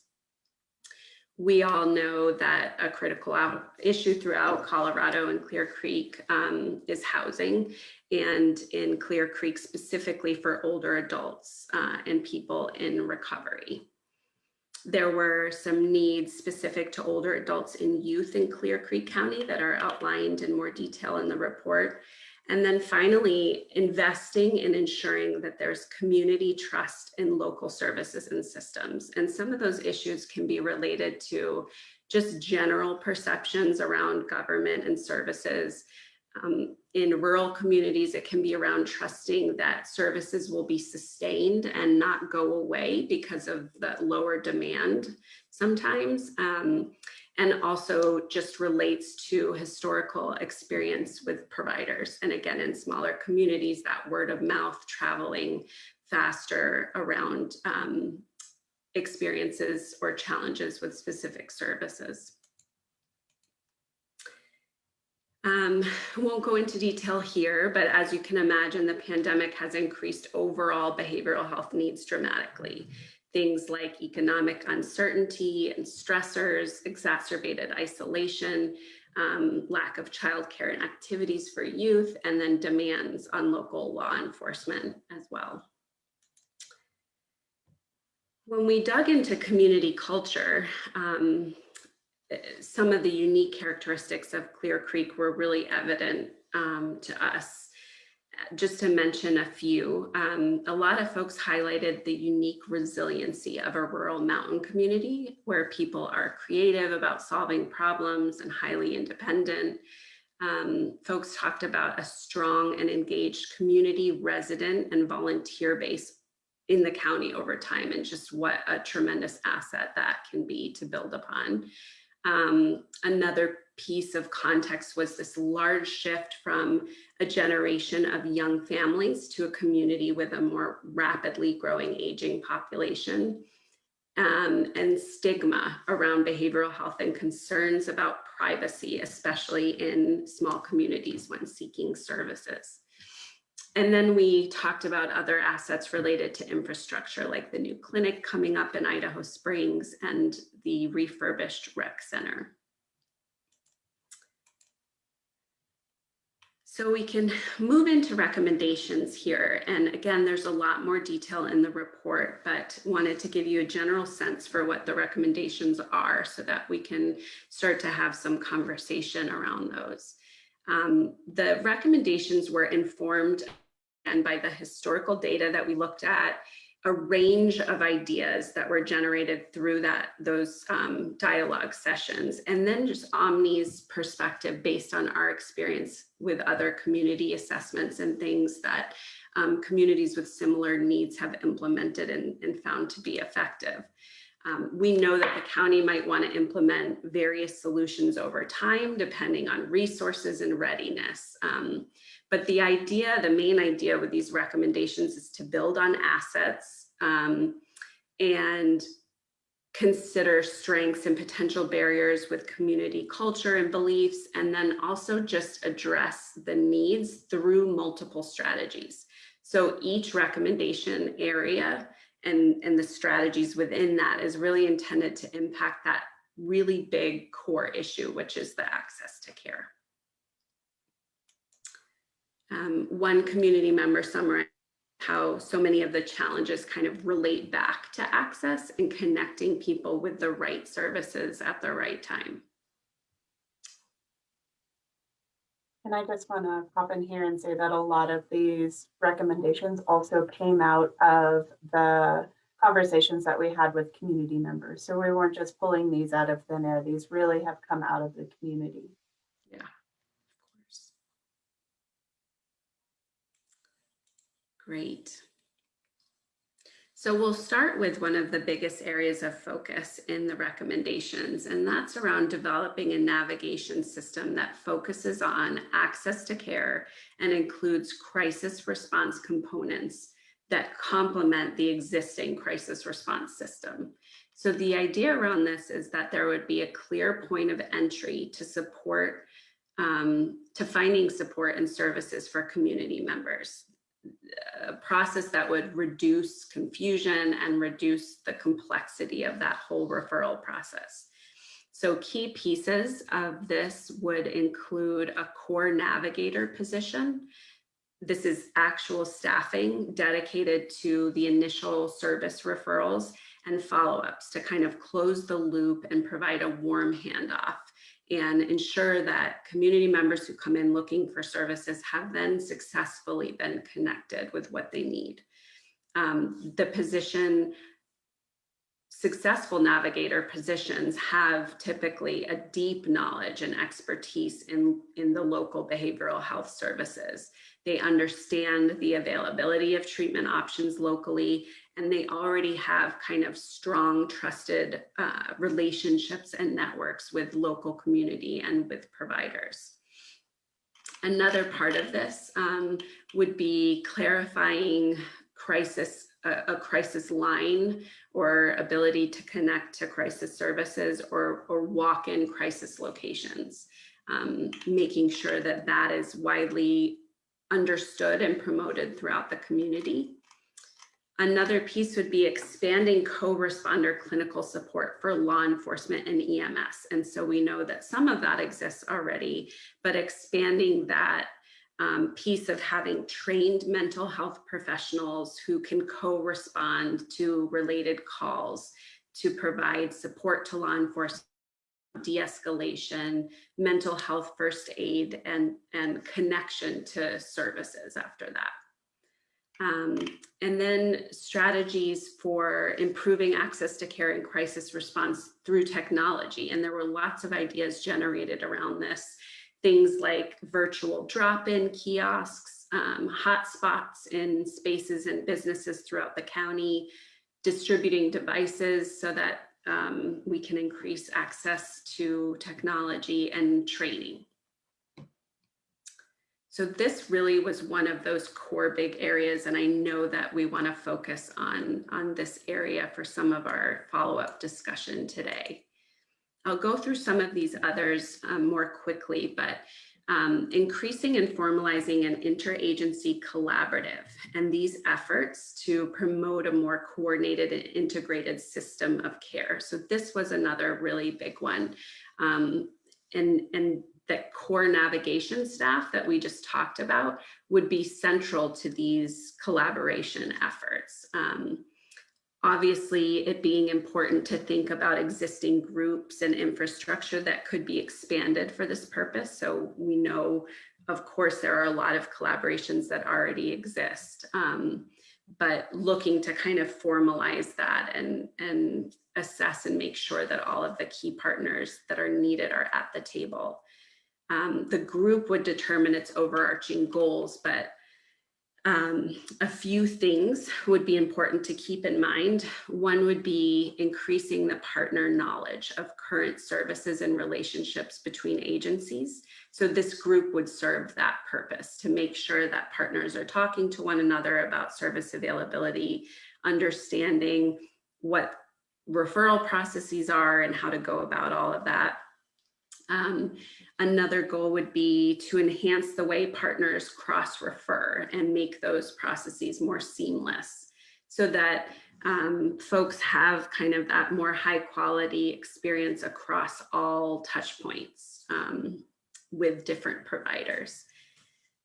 Related to that is providing more integrated services or wraparound services for families or individuals who have those higher level needs. Identifying specific high-risk groups or areas, so that appropriate kind of outreach strategies can be determined to reach those people. And then, of course, pursuing collaborative funding opportunities with pooled resources and more coordinated efforts. So just lots of benefits of creating that more formalized collaborative. An information sharing plan was another key area. And this was really just around utilizing a range of strategies to disseminate key information about behavioral health services. So even though there are a lot of efforts already going on, this is really about coordinating those efforts and having a formal and strategic plan to get information to those who are still missing it. Focusing on things like the new clinic services, as well as prior existing services, and then a focus on strengthening trust in the quality and accessibility of services and reducing stigma. So there's more detail on all of that in the report, but kind of that's the general idea around that area. Volunteer efforts, as we talked about, just that so many folks emphasized this as a tremendous asset in Clear Creek, the county-wide involvement in volunteer efforts. And so continuing to formalize that and increase the coordination of those efforts. So considering maybe a lead entity that monitors volunteer needs. A lot of folks mentioned community connectors, training needed for volunteers. So kind of having that as a more coordinated system. Let's see. Investing in community culture. So this was around training and learning strategies for key systems and providers that focus on up-to-date evidence-based practices in service delivery. So some ideas around this included things like a lived experience advisory board. This would be comprised of community members who have experienced behavioral health issues, who can really bring voice, personal experience and insight to the systems who are delivering services. And then training for leadership and direct service staff that focus on those up-to-date evidence-based practices. So what are the kind of new and innovative or evidence-based practices happening in service delivery? Things like trauma-informed care or healing-centered practices, participatory decision-making, things like that. Coordinated learning sessions with other communities who've implemented similar things. And then partnering with JCMH's community awareness efforts on the stigma reducing piece. And we're getting to the end here. Transportation and community housing, you can look to the report for some of the really unique ideas, some of them that were raised around this. We know that these issues demand a high level of resources, but there were some creative solutions that can be explored regarding both transportation and housing. And then needs specific to Clear Creek County's youth and aging population are also critical to think through, particularly as COVID-19 limits some additional access to care. So all of the recommendations that we just went through above, they're all intended to improve behavioral health for both youth and older adults, and really should be woven into all efforts to transform behavioral health, not kind of thought of as distinct areas of services. But there were some very specific potential opportunities around enhancing services for both of these groups. For older adults, the biggest point was around more tailored services, whether it was transportation or mental health counseling, but ensuring that those are tailored for older adults. And then for youth, it was more around access to recreation, employment and career development support, and community engagement. There was a lot of energy around youth volunteerism and partnerships between youth and older adults and volunteering. So there's a lot, obviously, to think about and consider. It was great to see so much energy around these, and there was feedback at the presentation last week around just showing energy around some of these as well. It can also be overwhelming to think about the resources needed for some of these strategies and this work, but we tried to sequence some priority initial action steps in a way that would allow for formation of that initial collaboration, potentially funding the navigator position as two big primary steps, which would then impact all of the other areas. So we've seen communities, just by forming a more formalized collaborative, making sure that all the right people are at the table, and by increasing navigation, that just those steps alone have really trickled out and impacted a lot of the other issues in the community. So I'm going to stop talking now. Thanks to all of you for listening, and I just want to open it up to folks to hear your reflections. We can send out these links, but these are some examples of other similar assessments that we've done in other communities who have implemented some of the follow-up steps. Can you go back 2 slides, please? Sure.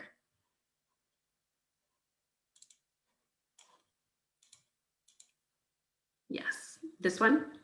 Yeah, initial action steps. That's the one, that's the subject matter that I'm always most interested in. What do we, where do you turn this, where do you flip the switch, make the light come on? Yes, yeah. So maybe we can keep these up here as we just kind of open it up to folks, and welcome anyone to ask questions or to just share initial reactions or reflections about how the county might be able to move forward on some of these potential action steps.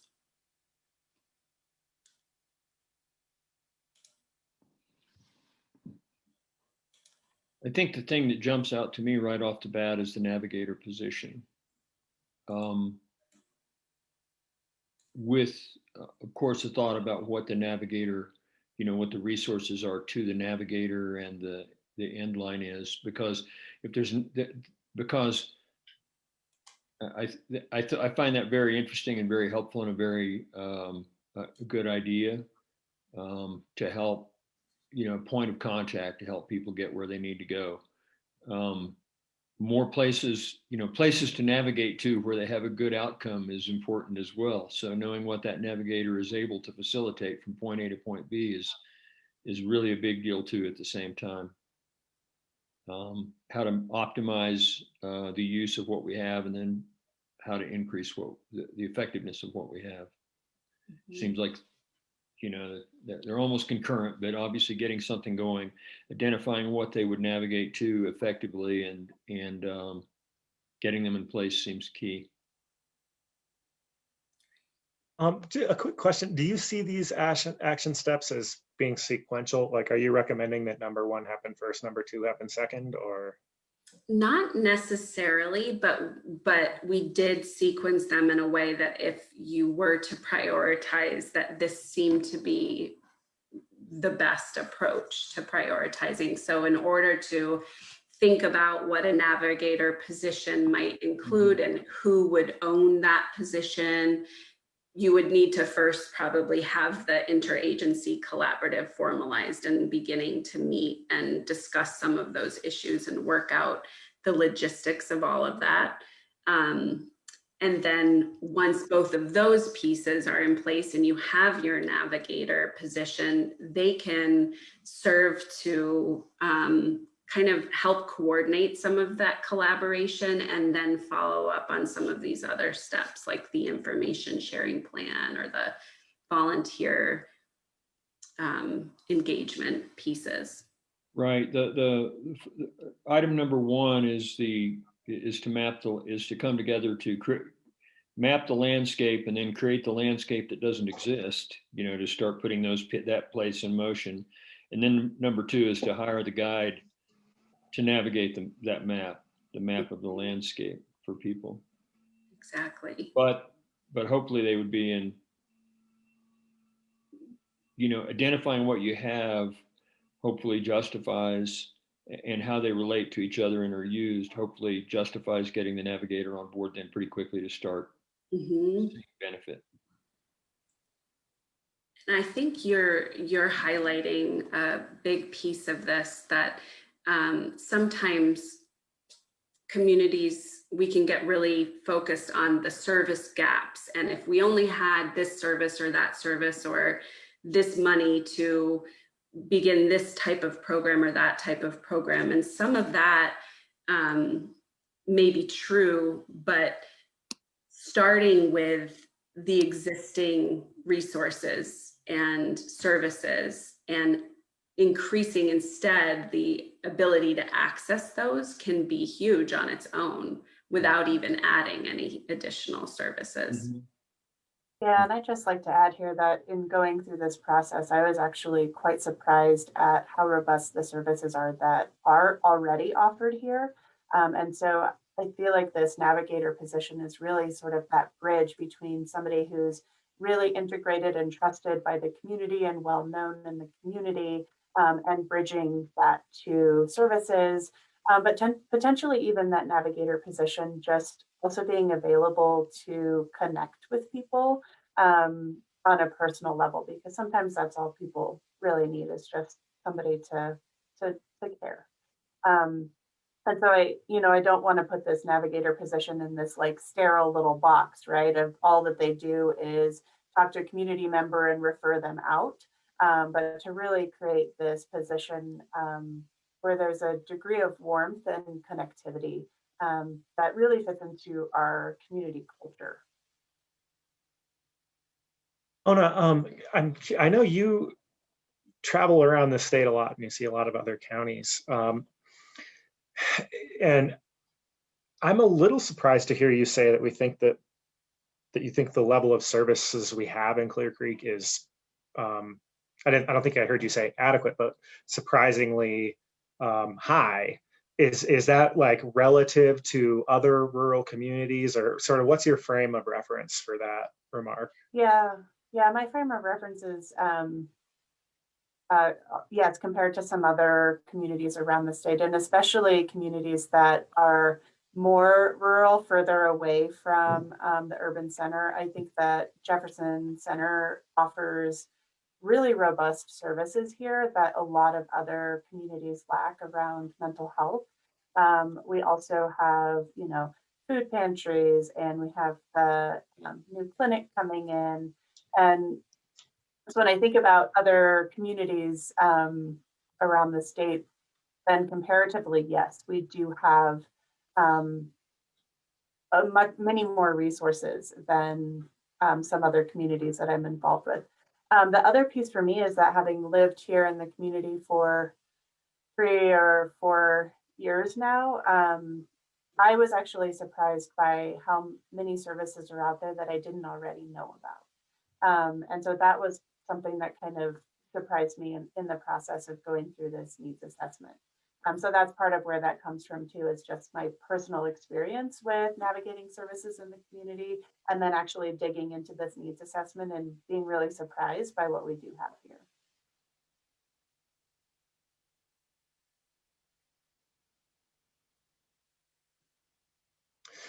So a member of the community brought to my attention the state's collaborative management program. I think I'm using the term right. I see you nodding. I'm happy to hear that you're familiar with it, because I was a little worried that I was going to surprise you with this question. How closely do you think deciding to pursue the state's collaborative management plan process fits to your first initial action step here? Yeah, I think that I kind of see both ways. So collaborative management is really focused on juvenile justice and I forget what the term is, the youth that are involved both in the juvenile justice and then also the child welfare system. And so that's really the primary focus. However, it is an interagency collaboration. And so I think maybe, I did work with the CMP in Grand Junction a couple of years ago. And so their primary role is that CMP process, but because they're already getting together, they've actually expanded the purpose of that collaboration. And so I could see there being some significant overlap there, but just being clear that the CMP has that specific focus on youth, and this interagency collaborative that we're recommending here would have a broader focus of more kind of the whole community. Emily, would you have anything to add to that? No, that was perfect. I would agree. It's that cross-system involved youth focus, youth and families. But would agree with Ona that I think a lot of communities might leverage some of that work and funding to initiate their collaborative and then expand the focus of that work to other issues.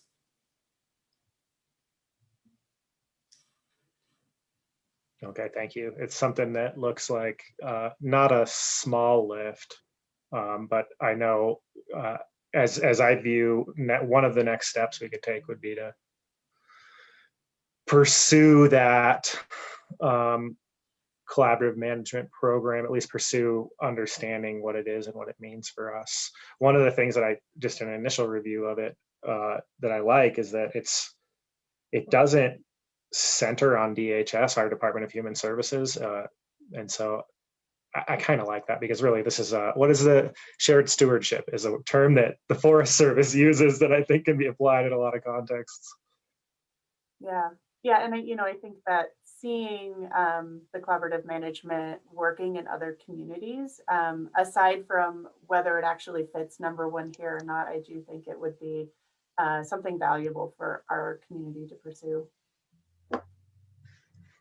Yeah, and it looks like a pretty broadly used program. I'm looking at a map of the participating counties, and I think we're one of maybe 15 that haven't taken this option.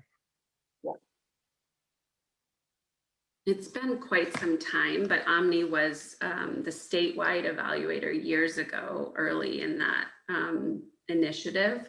So if there's ever any kind of historical context that would be helpful to know about, we're happy to provide it. Yeah, Omni has also provided a lot of the TA and training. I'm sorry, TA is technical assistance. So like capacity building support for communities that are doing the CMP. So we're pretty involved in that as well.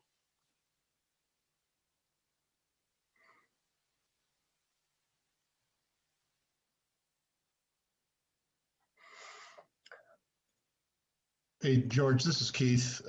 Thank you guys for providing the information. I did listen in on your previous presentation. I think it was last week, and made a couple comments.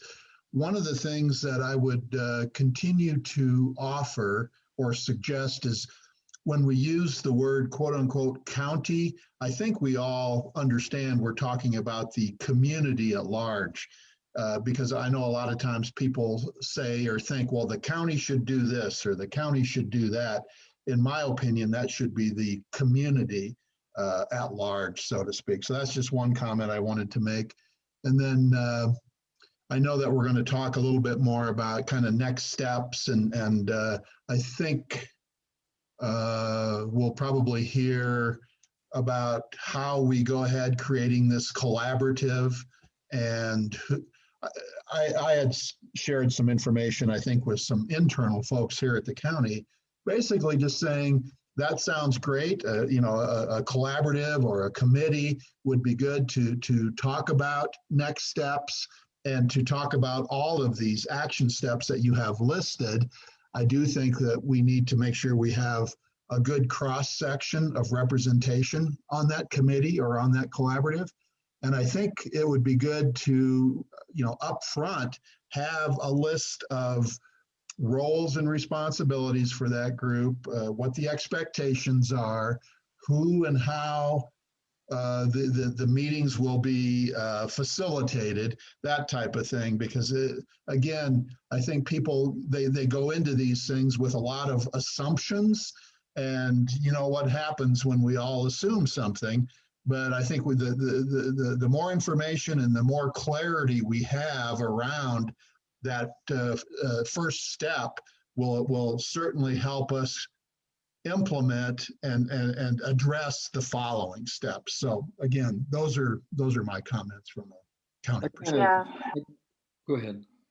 Thanks, Randy. Thanks, Keith. I think those are all great comments. And I think that clarification around when we're talking about the county versus the community, and like the county government versus the county as the community, I think that's really important to speak about, that we're not necessarily expecting county government to provide all of these, but as a recommendation for county community to focus on these. And yeah, I think the other piece about when you have a collaborative, you can have good collaboratives that are really productive and really effective.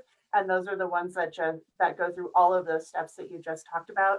And then you have some collaboratives that are less effective because they don't have that structure, that purpose, that focus. And so I think that's a really important point to bring up, that when we're getting this collaborative together, making sure that there's strong leadership that is helping to guide that collaborative in a way that's productive and is an effective and efficient use of everybody's time, rather than just meeting for the sake of meeting. Right. I was going to say that we've a lot of us attend a lot of meetings that seem to go on forever on the same subjects and kind of crawl through mud and in different places. And the ones that do the best are the ones that establish their mission, their goals, and a work plan to achieve those goals, understanding that it's a living document and it can always change, and you have to be open-minded and progressive as you go through it, you know, as you learn from the process. But getting on the ground with a core mission and a set of goals and again a work plan are critical first steps to that. And then one other comment I would make, and I know there was, when we talked about that other collaborative that, you know, and talk about decentralization or taking the focus off of Department of Health and Human Services. And I think it's critical that, since they both are a conduit of funding and also responsible for providing what we provide in terms of behavioral health needs right now in one form or another, that to look at them as still a key part of this and a key organization that has honestly been saddled with this project, either on their own or, for example, to the relationship with JCMH, is what we're talking about doing, is reinforcing their, you know, one of their missions and trying to do a better job of it here in the county by giving them allies to get it done, a better collaboration to get more done better. Thank you, Randy. I really think that that's smart to point out that the framing about bringing partners in, not taking responsibilities away. Right. Sending in reinforcements, right. And recognizing the difficulty and size of the job that they have to do, and you know, trying to properly resource it. So building on this thing about sort of what are county government responsibilities and what are recommendations to the community, Omni, can you help provide some clarity about which of these action steps you think are clearly in the wheelhouse of the county government? You know, I think that is, I don't think that there's a specific answer to that. I think the answer to that would be to really think about what is going to be the best fit for the government, what is going to be the best fit for all of the organizations in the community at large, and sort of figure out like where is going to have, like who's going to have the most sustainability to be able to make sure that these are going for the long run. And so I could see the county government being what's called the backbone agency for the collaborative. And so that would mean that you would be providing sort of the like staff time and leadership for that. I could also see that falling to JCMH, or it could be that there's some other organization in the community that could do that. Again, same thing for that navigator position, is I could see that being housed or kind of owned by the county government. I could see that being part of the new clinic, whoever's going to be leading that. I could see that being part of JCMH, or it could be some sort of collaboration. And so I don't think that there's one right answer. I think that there's a right answer for the community. And I think that a lot of that, those decisions can come out of that interagency collaborative to just make sure that it's really the right fit for the community.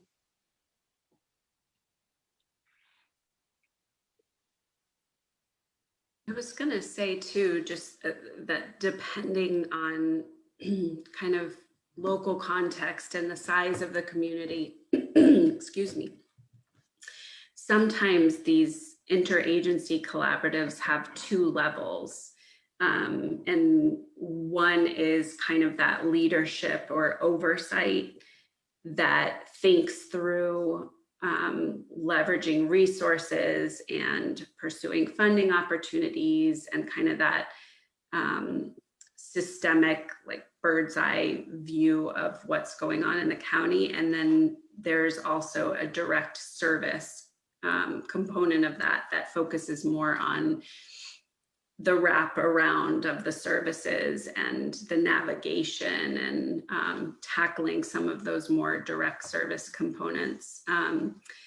And sometimes these two groups are the same people and might all meet together, or there may be that they're the same agencies and leadership and more direct service staff attend different sections of the meetings or separate meetings altogether. So I just wanted to throw out there too, that when thinking about those roles, that there is kind of that distinction for sure in terms of the leadership and oversight pieces and then the direct service pieces. And so just will be important to think through how that looks for Clear Creek. I'm curious, are you familiar with any regional approaches to collaborative management? I'm specifically thinking about our neighbors to the north in Gilpin County. And that's because we're inside of JCMH's service region. We share their mountain communities region with Gilpin. I know that there are some areas that do the regional approach, and I can follow up with you on who they might be and connect you. I haven't worked with them specifically, but I know that there are some, and I can reach out to my team that has worked with some of the other communities around the state to connect you. Okay. Yeah, it occurs to me, JCMH specifically might be more interested in participating if we could come together in a region that they serve. Knowing that even when you add the populations of Gilpin County and Clear Creek County, they might represent, 0.04% of the population of Jefferson County.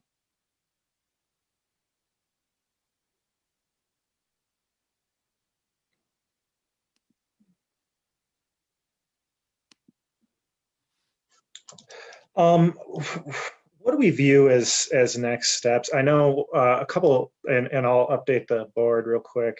A couple of things that came out of the presentation of the Resiliency Collaborative was that a really quick survey was put together to ask folks just what their interest is in pursuing collaboration, which of these recommendations they think are sort of in their wheelhouse or affect their operations, et cetera. Just a really quick survey. So we'll be, I'm sure, well, we'll be sharing out the results of those to this board. And the other thing that came out of it was JCMH already does a quarterly meeting with county agencies. And we thought that might be a place to at least have some follow-up conversation. And I think JCMH embraced that could be a good thing to use that group for. What other thoughts on next steps do we have to kind of keep pushing this ball forward, especially in the context of knowing that, you know, the behavioral health needs of our community have really gone up a lot in the last year. George, who are you directing your question at? Are you asking Emily and I, or are you asking in general? Anybody who's inspired by that thought. Okay, thanks.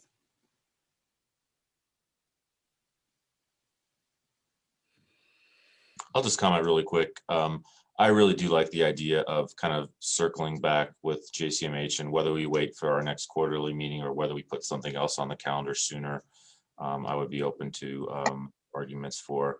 I also really like the idea of collaborating with Gilpin County, just because we are in the same JCMH footprint. They're a county similar to ourselves. They have the same problems that we do, and you know, it would give us potentially a little bit of additional scale.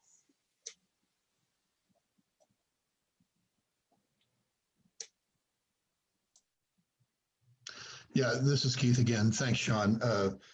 I was just thinking about our quarterly JCMH meetings that we have, and in those meetings, there's obviously representation from JCMH as well as from the county, and also from our court system and from the sheriff's office, and I think at times from the DA's office, because we all know there's a real need relative to behavioral health in those different agencies.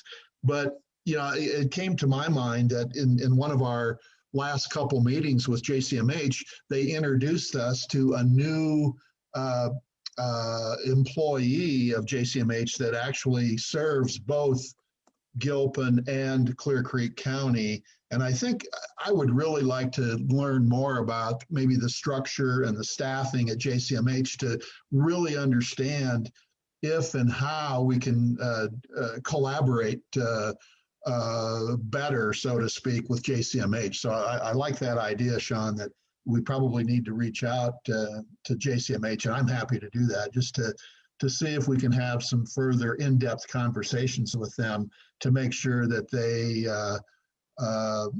are on kind of the same page that we are. Yeah, and it might be, I'm just looking at this collaborative management program. There are some mandated partners. Our Department of Human Services, Judicial District Probation Department, Judicial District Court, the Health Department, the School District, the Mental Health Center, that's JCMH, Division of Youth Services. And the reason I list all those is because I'm curious, Sean, I think you've been attending those. Do you think that those partners are largely already present and meeting, or do you think we would need to do some outreach to pull together a more comprehensive group? We have good representation. I don't think that full list is covered. Also, I think that this important research is sufficiently different from what we normally talk about, where it might make sense to stand up a different meeting, you know, and with enough notice. I'm confident that the CEO and different executives from JCMH would show up for us, and I would say the same thing for Linda Eisenhart, who's the JCMH board member from Gilpin County, and anybody she wanted to invite.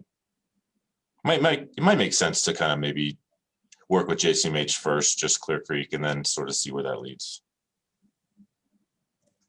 And the folks that I think Ona, I can't remember if it was you who led that dialogue session with JCMH, it was, but they were super engaged and wanting to also increase the collaboration.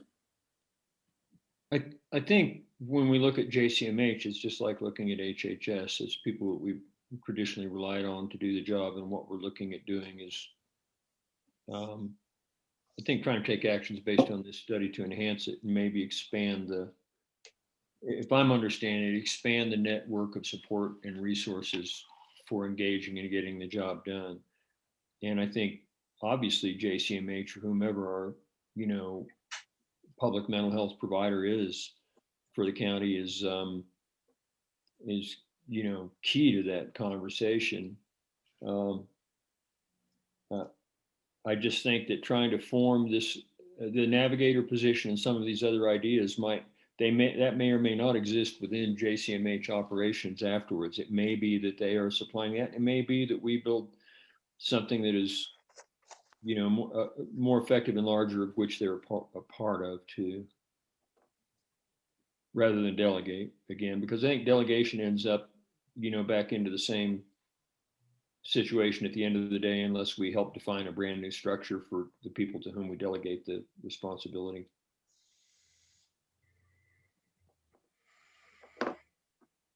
Yeah, so just to kind of reflect back what I'm hearing, it sounds like those sort of initial steps of getting the interagency collaborative together, of reaching out to JCMH and connecting with them, maybe bringing in Gilpin County, and then starting to sort of think about who those other partners are going to be, and setting up a time to bring everybody to the table. Sounds like one initial step.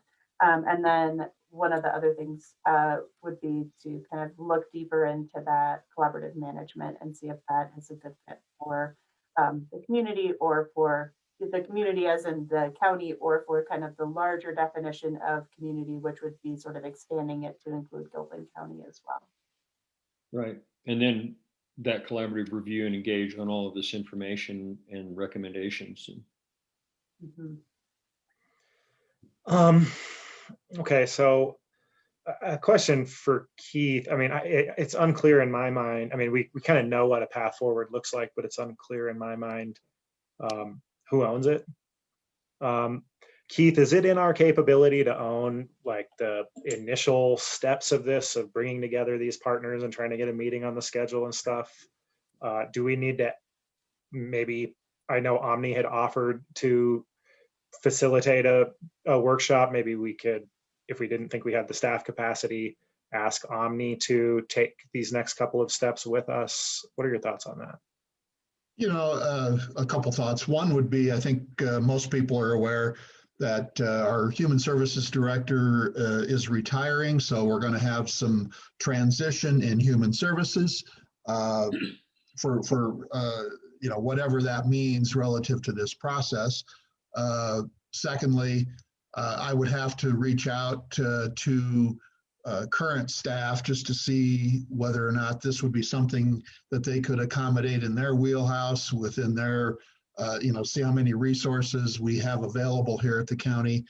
I'd be curious, I don't know if it was in the original proposal from Omni as to what the thought process was, or more importantly for me, what the cost was for Omni to initiate these initial or to create these initial meetings. So I'd be curious as to what that cost might be, and maybe I can go back to that original contract. But I can't answer your question right off the bat, but I think we probably have the capability within our existing wheelhouse. And I see Alyssa has raised her hand, so she may have a little more information that she could share relative to capability. Hey everyone. Yeah, I just wanted to quickly mention that we are partnering with Gilpin County for our recovery program and mental health. This whole conversation has been brought into that conversation. I'm not sure how it ties to this, but I just want to make sure that recovery and mental health are included in the conversation as well. And Gilpin has been a part of that. Well, obviously, a piece of the factors that we're talking about, for example, are COVID and its impacts and recovery from that. And this would be a key element of recovery from that. But I think we're also talking about overhaul, perhaps maybe not overhauling, but again, bolstering and augmenting our behavioral and mental health public capacity within the county, and then therefore within potentially, the Gilpin Clear Creek region.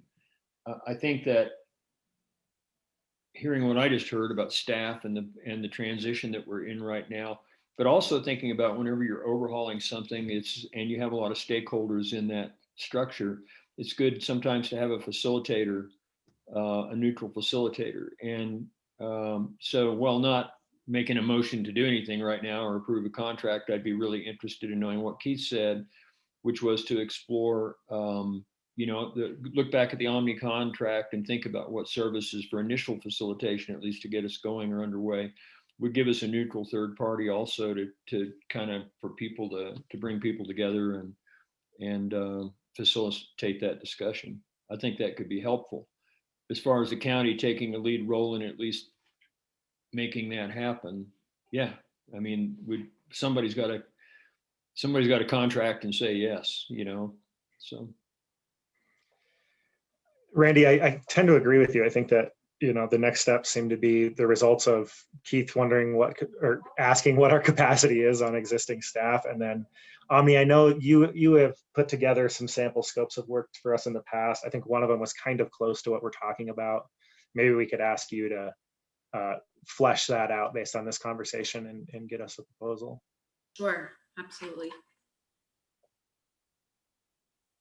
Okay. And look at that, we rounded the corner. It's 10:59. I think we had an outcome. I'm proud of us. Does anybody have any closing thoughts? I'd just like to say that I really enjoyed this whole project. So thank you all for engaging us in this. Yeah, and I think the outcome is Keith. We'll explore the possibilities of a facilitation and creation of that interagency collaborative and what it looks like, and probably get back with us on county manager update in a week or so. Yep, you got it. Thank you all. I would echo what Ona said. Thank you all so much. And we're excited to see where this goes for you, for your community. Thank you all. Okay, so it is 11 o'clock. We're going to change gears here real quick. Emily, Ona, thank you again. Yes. Next on our agenda is the COVID-19 update with Dr. Tim Ryan and Suzanne Bocha, our Director of Office of Emergency Management. Tim, the floor is yours. Thanks. Good morning, everyone. Y'all hear me? Yep. So let's get started with the numbers. A national trend, we have now exceeded 28 million plus confirmed cases across the US. The average daily number of new cases continue to decline over the last week, and the number of new cases is about 64,000 as a 7-day average per day. Hospitalizations also continue to be high, although they are on a downward trend over the last 4 weeks, with the total now of 55,000+ currently hospitalized as of yesterday. Fatalities, we have exceeded 500,000 Americans dead, current rate of 1,900 per day as a 7-day average. So those numbers still continue to climb. Test positivity rate across the US is at 4.75, just under 5%, slight decrease from last week. Contributing factors continue to be lack of mask wearing and social gatherings, travel, etc., vacations. In Colorado, the current number of daily cases has slightly decreased again this last week, now in excess of 890 per day as a 7-day average.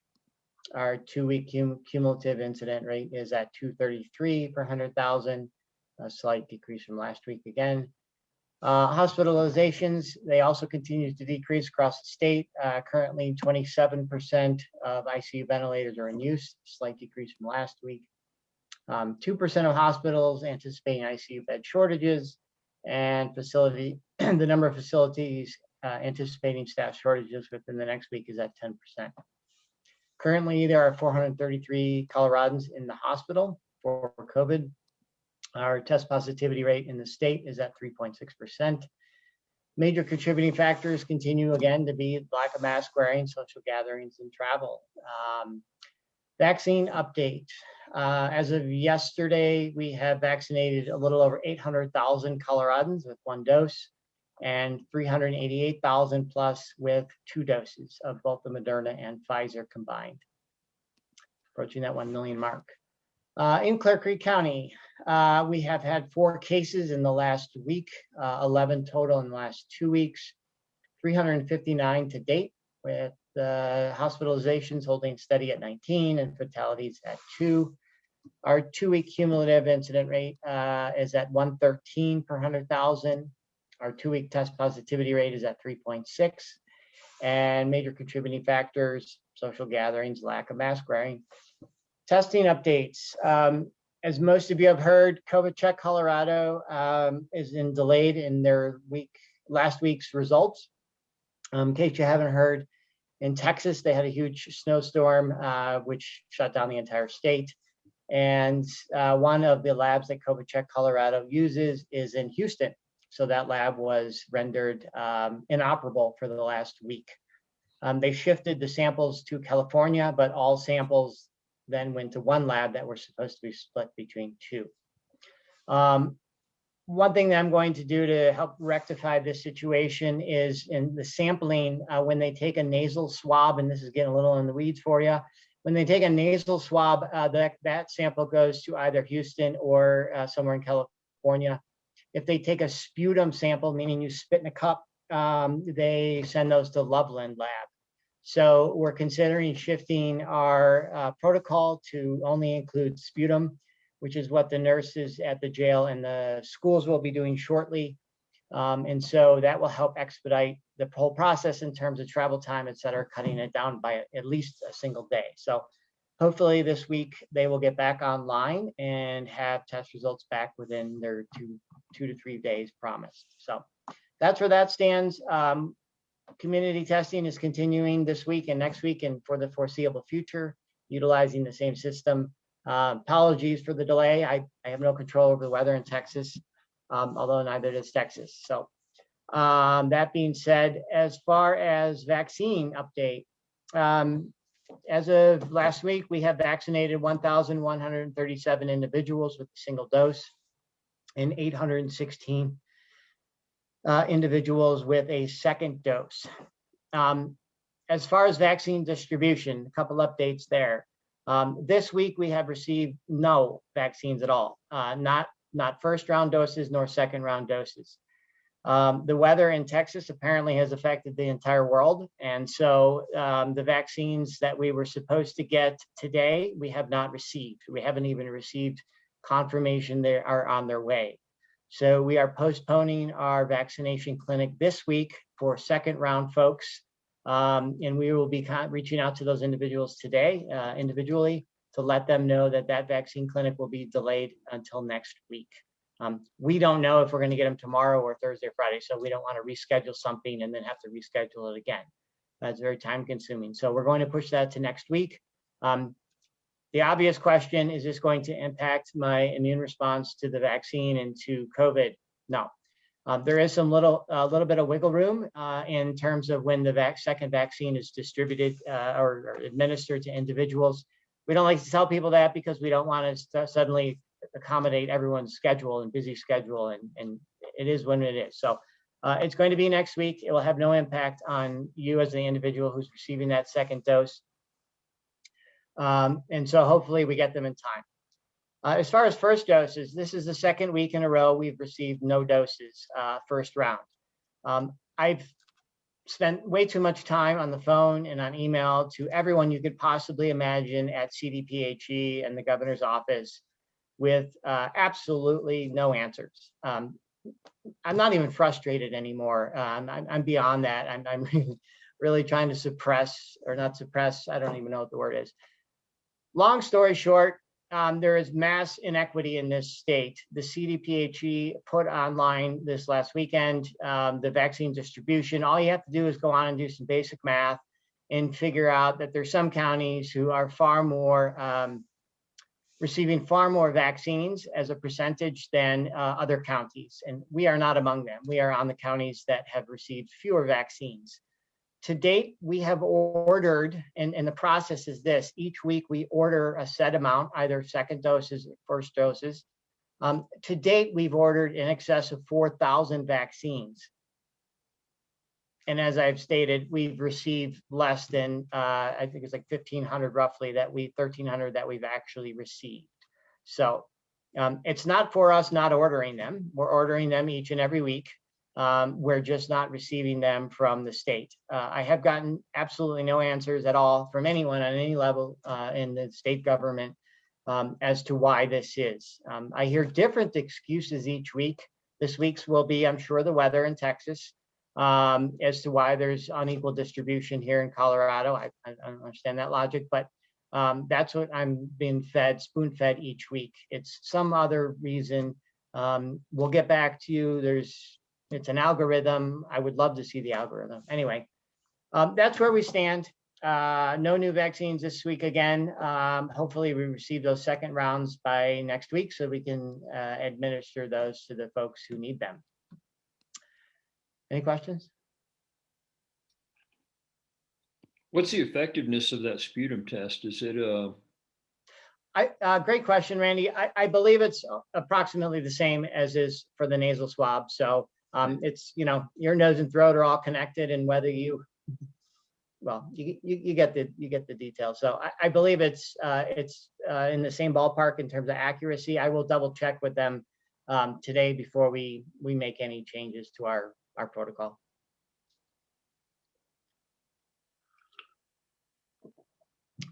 Not to belabor the point about the potential vaccine inequity, but I would love to have us put our heads together as a team and see if there's anything that we can do to better represent the county that maybe we're not already doing. Yeah, I agree, Sean, and I'm open to that. Last week, and this isn't unique to Clear Creek, just to be clear, there are many counties who share the similar opinion, and we had a meeting last week with CalFO. It was CalFO's opinion that it would be better and potentially more effective if we got together with, I believe it's CCI, the County Commissioners, Mayors Group, and put together a joint letter between the two different organizations, basically showing that it isn't just public health directors, it's county commissioners and mayors, et cetera, who all believe this to be the case. I mean, it's simple math. You can just go on their website and you can see the inequities. So if you just look at Summit and Eagle County, we would need about 1,800 more vaccines, first round vaccines, to catch up to them in terms of the number of vaccines that they're receiving. Right. Hands down, they haven't gone a week without vaccines. This is our third week in the last 3 months that we've gone without any vaccines.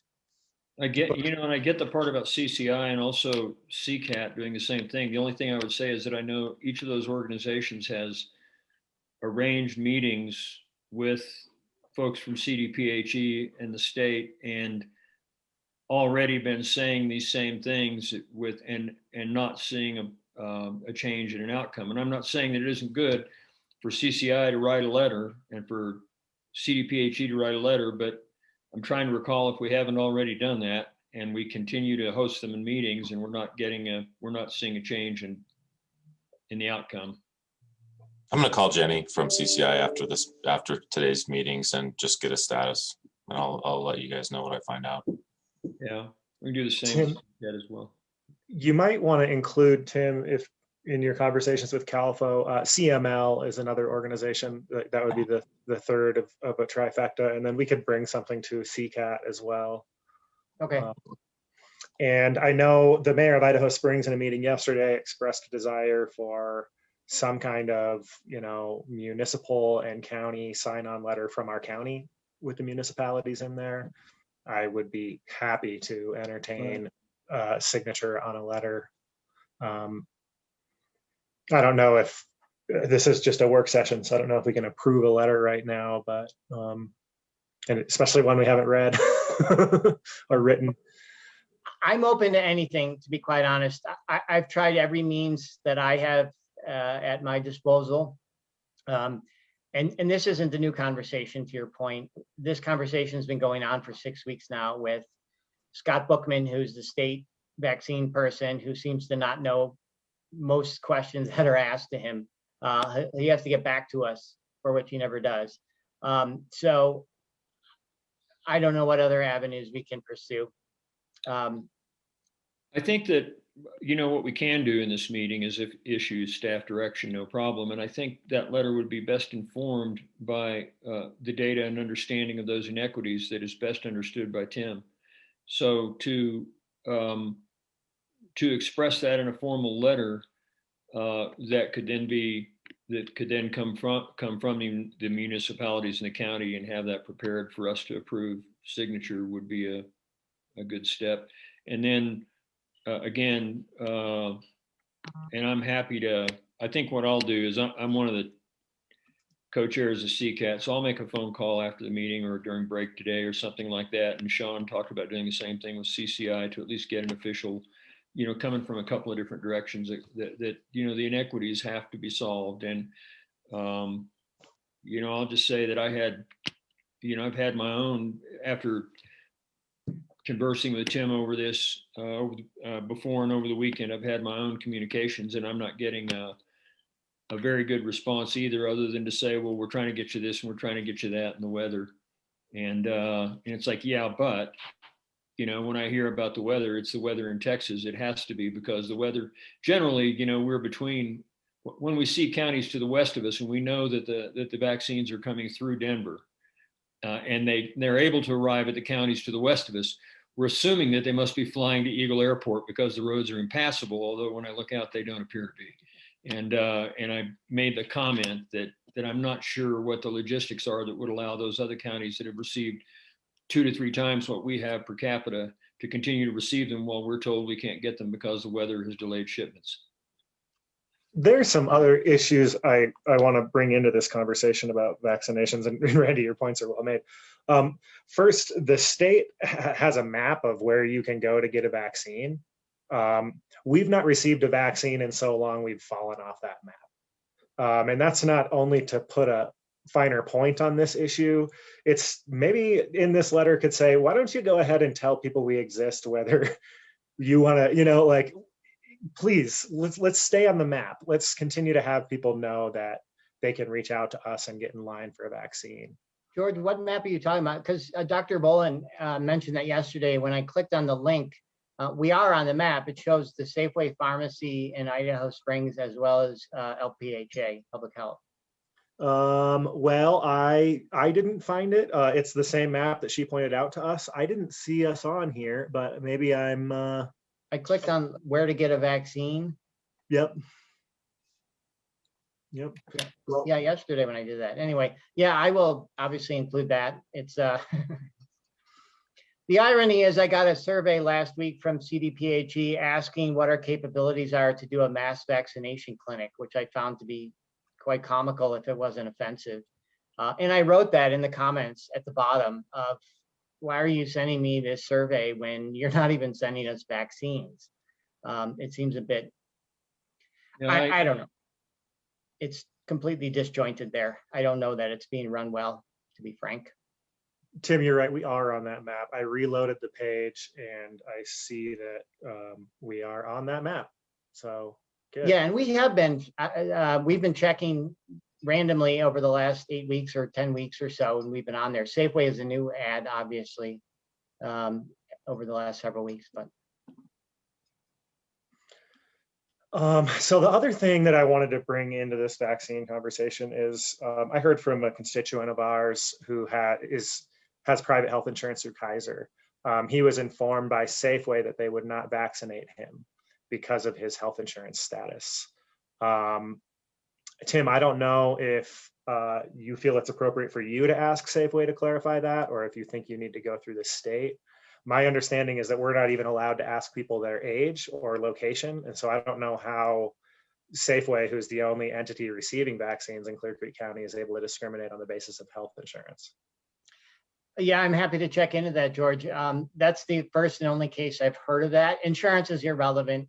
It was paid for by the federal tax dollars. So insurance is non-applicable. I know it is on the form, and we, as we have people fill out that form, we tell them it's not applicable. It's free of charge. You don't have to indicate what insurance you have. It's not relevant at all. So we'll circle back with Safeway to find out, make sure that that's not in fact happening. If it is in fact happening and they can't change that, I will circle back with CDPHE and see what they can do about that. So have you had a call from CDPHE, Tim, in the last 24 hours? Regarding vaccines? Yes. I haven't had a call from CDPHE. No, I have not. Okay, thanks. I haven't had a call directly from I have something to follow CDPHE. up on, because I had a promise from somebody that their staff was going to be contacting you about all the equity issues that you inter-county, equity issues that you brought up to me over the weekend. And I had a promise from somebody that somebody from their staff was going to contact you and talk to you about your perception, not your perceptions, but your observations. And so thanks. Nobody's contacted you yet. I haven't heard from anyone. I also emailed Melanie Simons. I believe she's CDP. She's the regional contact. Yesterday I shared, or 2 days ago, I shared with her the same sentiments. She got back to me saying someone from the governor's office would be contacting me as well. So I'm not going to hold my breath. I'm going to continue breathing and doing the work. I'm waiting for those 2 calls. I'll let you know. I mean, equities, it's an important conversation. The other one, just from a planning perspective, I'm surprised this far into this experience that we don't have any visibility into what's happening, and stuff just shows up or doesn't show up. I mean, it just seems extremely, I'm just surprised that that's the environment we still have. I could not agree more, Sean. To take their comments in good faith about the challenges that the weather's created around this week's distribution, I think that we can all have optimism that if they've acknowledged that we've been under distributed and that there's a short-term event causing that issue, that we could expect higher than normal distribution next week. George, I really appreciate your optimism. Well, I'm just trying to sort of see where the internal consistency of those remarks leads. Yeah, well, history tells me that it leads nowhere. It leads to next week's excuse. I mean, literally, this is 6 weeks, 7 weeks running now that we've had these conversations, and we actually had them a priori before vaccine distribution even happened. We've asked for the algorithm, we've asked for insight, we've asked for numbers, we've asked for everything time and again, and received nothing. And then next week, it'll be some other random excuse that they come up with. Or, they come up with the inequity pop-up clinics. Do you really need an inequity pop-up clinic if you distribute the vaccine in an equitable fashion? Some, yes, in the urban centers, I get it. But the fact that you need to have them in rural areas suggests you're not doing things right to begin with. So. Okay, so we have about 9 minutes left on this. I wanted to talk about our status on the dial as well. Not trying to silence anybody if you have comments on vaccines.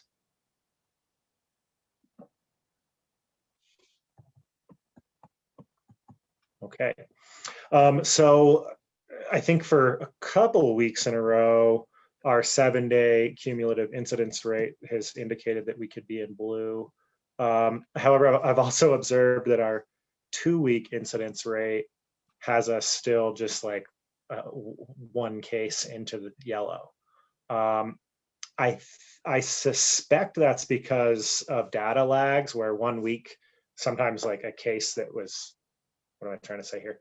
sometimes we don't receive the results of a case in the same 7-day period when the test was taken. And so like when we look back to 1 week previous, we see we actually had a little bit higher case count than we thought. Tim, is that what's going on, or why do we continue to see the 1 week show that we can be in blue and the 2 week show that we're just right on the verge?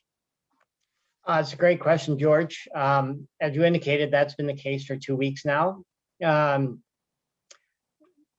it works is when you go to the community testing site, let's say 50 people go, they get tested on Tuesday, the results come back in a good week on Thursday or Friday. Even though the test results come back, and if I got my test results on Friday, it's only a case until it's actually entered into CEDARS. We would hope that that would happen on the same day. Sometimes it doesn't. Sometimes there's a lag, a day or 2 or 3. Typically it's within 3 days, but that is potentially one of the reasons there's a lag between testing the result and then it being entered into CEDARS. So our numbers are what they are. Last week's tests, as most people know, have been delayed. I don't know how many cases we're going to come out of that. We'll see, and depends on when they're entered. If they're entered, which day of the week, in terms of which week it falls into, right? When the cutoff date is for that week's look. And then I know that. Sorry, our numbers are low. To your point, our case numbers are low. Although our testing numbers are low this week, last week we had 19 folks to get tested. Testing is going on as we speak, so I don't know how many people are getting tested. That's the other challenge, is that as case numbers go down, as testing goes down, if we're not looking for cases, we're not going to find them, obviously, in testing. I'm not going to get into the details of it, but basically, if we get to testing too low and variants come into our community or into our state at an abundant level, but we're not finding them, the challenge is those numbers grow in a 2-3 week period without them actually growing because we're not testing. So that's a national trend. Nationally, statewide, and in our county, our numbers of testing folks has dramatically dropped off. To me, that's not a good thing. I think we should continue to test and make sure that we have a surveillance system out there in the form of testing to see what's really out there. Because unless folks come in and get tested, we're not finding them. I agree with that, but I mean, obviously it's a voluntary program, and I think you can't completely ignore the fact that people who've already had COVID, people who have been vaccinated, are not going to be interested in getting tested. And if you look at kind of the numbers nationwide, those percentages are starting to become pretty impressive. And so at some point we're going to be doing zero testing or something close to it. So I agree that we should certainly make testing available and encourage it, but I also see a little bit of a silver lining to the fact that where our testing numbers are lower. It's because people aren't feeling sick or worried about getting COVID as much as they were in the past. Yeah, that happened in August and September and October too. So they may not be interested in wearing masks or things either once they think there's no purpose for that. I don't really, those are different things, Randy. Yeah, no, I'm just saying that I've got a cousin I realize it's a matter of perception. I've got a cousin that's had COVID twice already. She's in the healthcare industry. It's not that uncommon. And so it's just an issue it is an issue we got to deal with. Is a perception of need. Yeah, and we did have a breakthrough case down in San Juan Basin in Durango of an individual who was vaccinated, second vaccine, and 3 weeks later diagnosed with COVID. So it's possible. It's not a 100% guarantee that you protected. 95%. That's what they tell us. So yeah, but anyway, yeah, it's voluntary. I totally agree. We're not North Korea, unfortunately, in some respects. So people test when they want to test, but when you have no surveillance, it puts us at risk. I don't think we're that far down the road yet with COVID to go to zero testing. I think it would be a mistake, but. So going back to George's original question or point, I remember we had a conversation probably 3 weeks ago now about not wanting to go to blue and wanting to let some time pass and to get some more data, and hopefully our numbers wouldn't start trending in the wrong direction. And it seems like they haven't been trending in the wrong direction. What type of things, Tim, would you want to see happen or not happen in order to entertain a conversation about asking the state to anoint us as a blue county? To be honest, my biggest fear is the 3 restaurants that would directly benefit from this moving to blue would increase our probability of having COVID in the community, right? When you go to 175 patrons in a restaurant, plus the 60 staff who have to serve those 175 folks, just a mathematical probability of someone in there being COVID positive. So that's my biggest concern. Our numbers are what they are, but in those restaurants, we're serving tens of thousands of people who don't live here in our community. They live in Texas and everywhere else in the country. Not to highlight Texas on today's date, but it is what it is. But you know what I mean? They're coming from everywhere else. They're not local residents. So I agree with that, but Gilpin's been blue. Gilpin's been blue for quite a while now, and they have that problem or that challenge to a much larger degree than we do, with casinos that have many more people than we have in those restaurants. Yeah, but in the casino, they're required to wear the mask, first off. And I think the majority of people who visit the casino are generally relatively local in the region. They're not from East Coast, West Coast, Texas, everywhere else. So, but the number of people they have from out of state coming through Gilpin County is a fraction, I would guess, from what we have in Clear Creek County. Probably true. We have a lot more, but the vast majority of them never leave I-70. Yeah, but when I'm sitting in a casino losing my money, which is what you do, I'm wearing a mask. I'm not eating and socializing, and I'm not sitting in one spot for an hour and a half. So you sort of answered the question, but not really. Are you saying that you don't think we should ever go to blue because we have these large restaurants, or are you saying not at all. I think when our 2-week numbers are in blue, that's when I would be comfortable. And I said that over the last several weeks. Our 2-week numbers continue to be in yellow. They're not in blue. Fair enough. Okay, and then I had a question. How does the dearth of vaccines that we're seeing, the vaccine problem that was earlier in the discussion that we're dealing with, getting a reasonable distribution of vaccines into the community, how does that also impact, or does it impact that decision as well? Yeah, I mean, to be quite honest with you, if we had the additional 1,800, which is if you do just some basic math, looking at at Summit and Eagle County, with those additional 1,800 vaccines, not only could we have vaccinated everyone on our list who's 65 plus and all of the teachers, but we would be down in the next grouping, which would include restaurant workers, grocery store workers, the folks who are on the front line who are interacting with these all the tourists who come in our county every single day. That would provide me with a huge level of confidence that I'm protected. And it would give me a huge sense of confidence that having 175, 250 people in a restaurant, the potential for any one of those employees to get COVID is down 95% from what it is now, right? Given the vaccine. So that would be a huge plus in that equation. Okay, so I know it's not news to me, Tim, that your recommendation is that we rely on 2-week data before we decide for ourselves that we want to move a level. I'm looking at our 2-week data being about 1 case away, and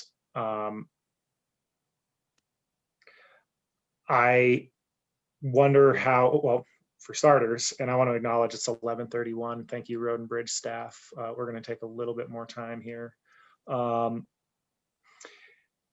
Given that we're about 1 case away in our 2-week case count, and given that we've had a little bit of a lag in our testing data, do you think that a letter telling CDPHE that we'd like to be in blue needs to be initiated by a conversation on a Tuesday? Or do you think that that's something that you're ready to write as soon as you see our 2-week cumulative case count get into blue, or how do you view that? Yeah, I don't need to wait for Tuesday. If it's a sentiment of this group that I write a letter when the numbers in our 2-week numbers go to blue, to submit that letter to CDPAG, whether it's a Monday or a Friday or a Sunday, happy to do that. But that would be because we instructed him to do that. I haven't heard from Tim that that's a path he would have necessarily chosen on his own. He just said if that was our desire to have him do that. And personally, I'm more interested in having that discussion about where we are on vaccines in the full gamut, rather than where we fall on one side of the line in that next week, and then have a trigger initiate immediately to do that. I think we need to have this discussion over again with the full context of what the community is facing. I guess I respectfully disagree. I think we've talked about this backwards and forwards and up and down over the last long period of time. And if Tim just said he's okay with doing it based on the actual numbers, and I would note where we are creating a higher standard than what the state has asked. The state has requested that we have at least 1-week numbers, and we're already talking about having 2-week numbers. So I personally don't need another discussion or meeting, and I think probably a lot of people in our community don't either. I think we should wait and have the discussion on a Tuesday and see where we are with vaccines. And I think, we can each interpret Tim the way we want to based on what he said. I heard him say clearly that he wasn't ready to do that.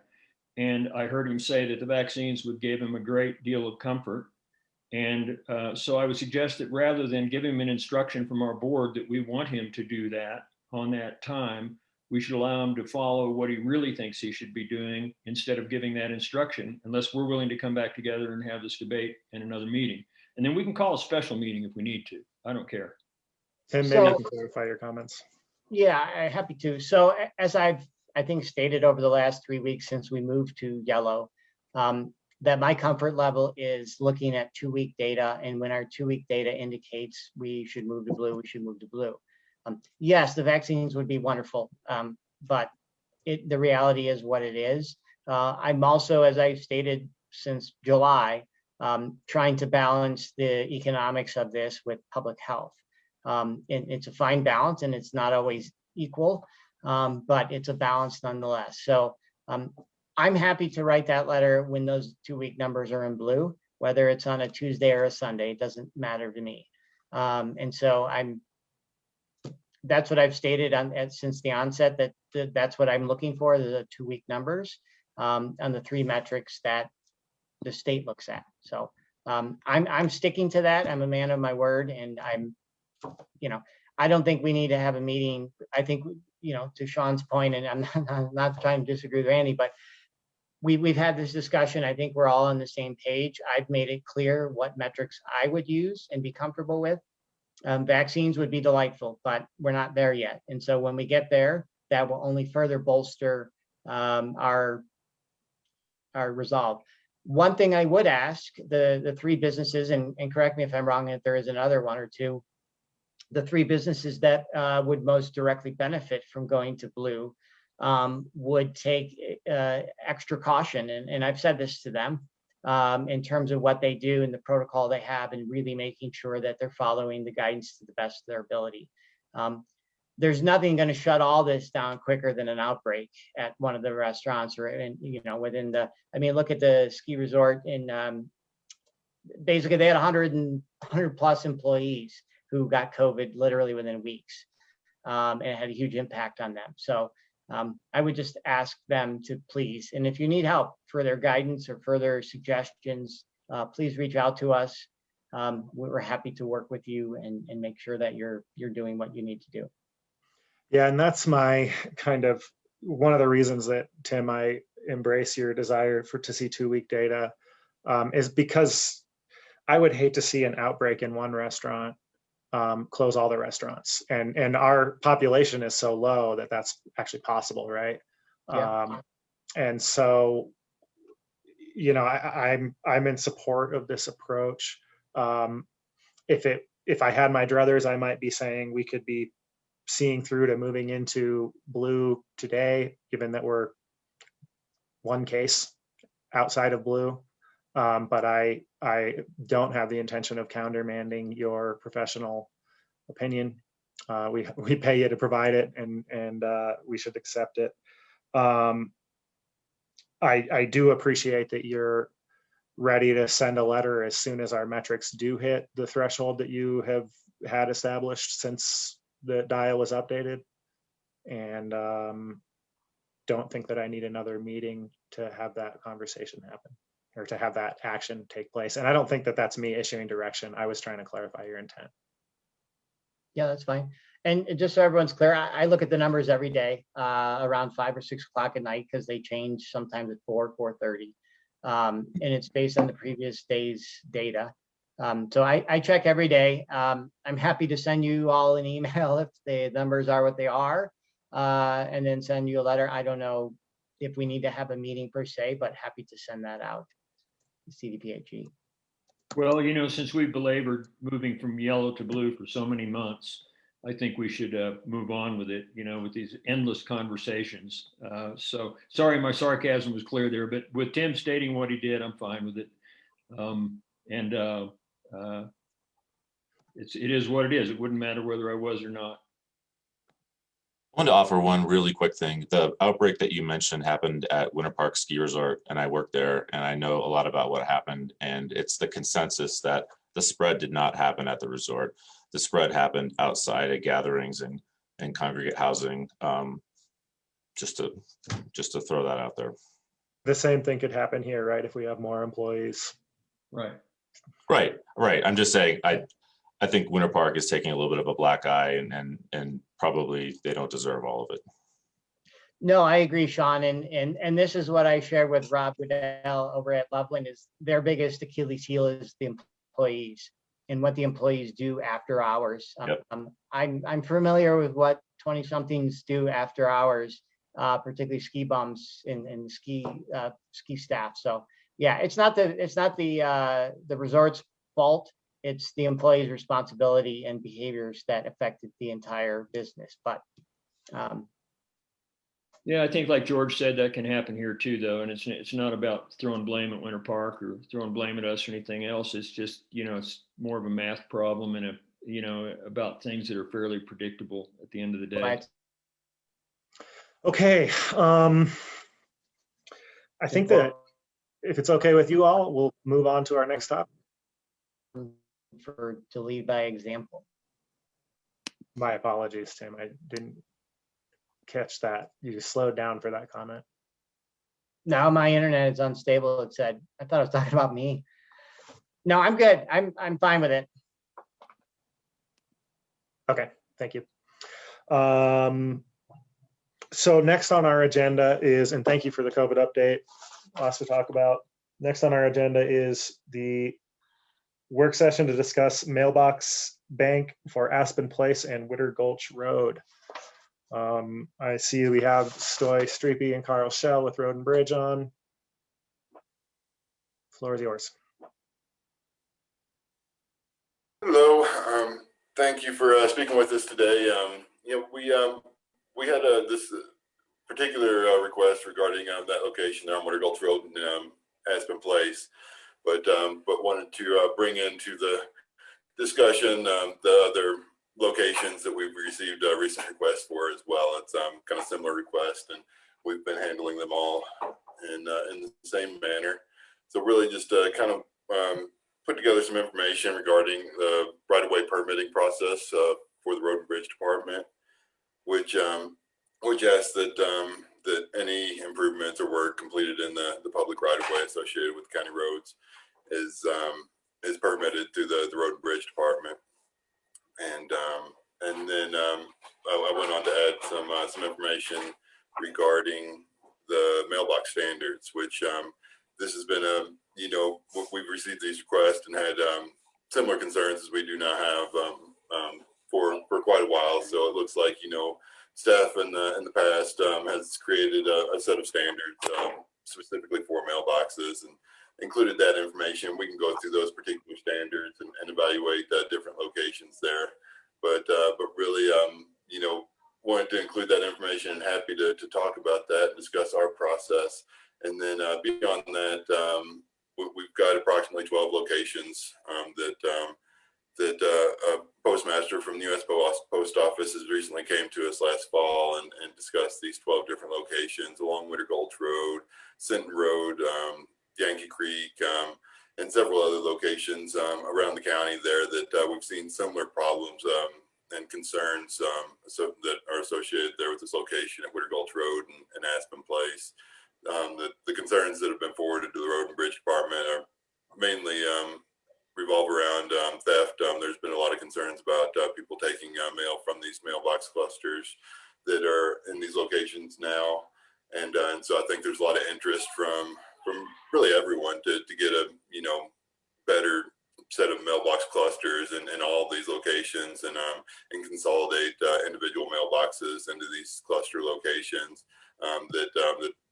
I haven't seen any details, but I assume that the post office has standards and set types of mailboxes, whether they're for parcels and different size mailboxes and that sort of thing.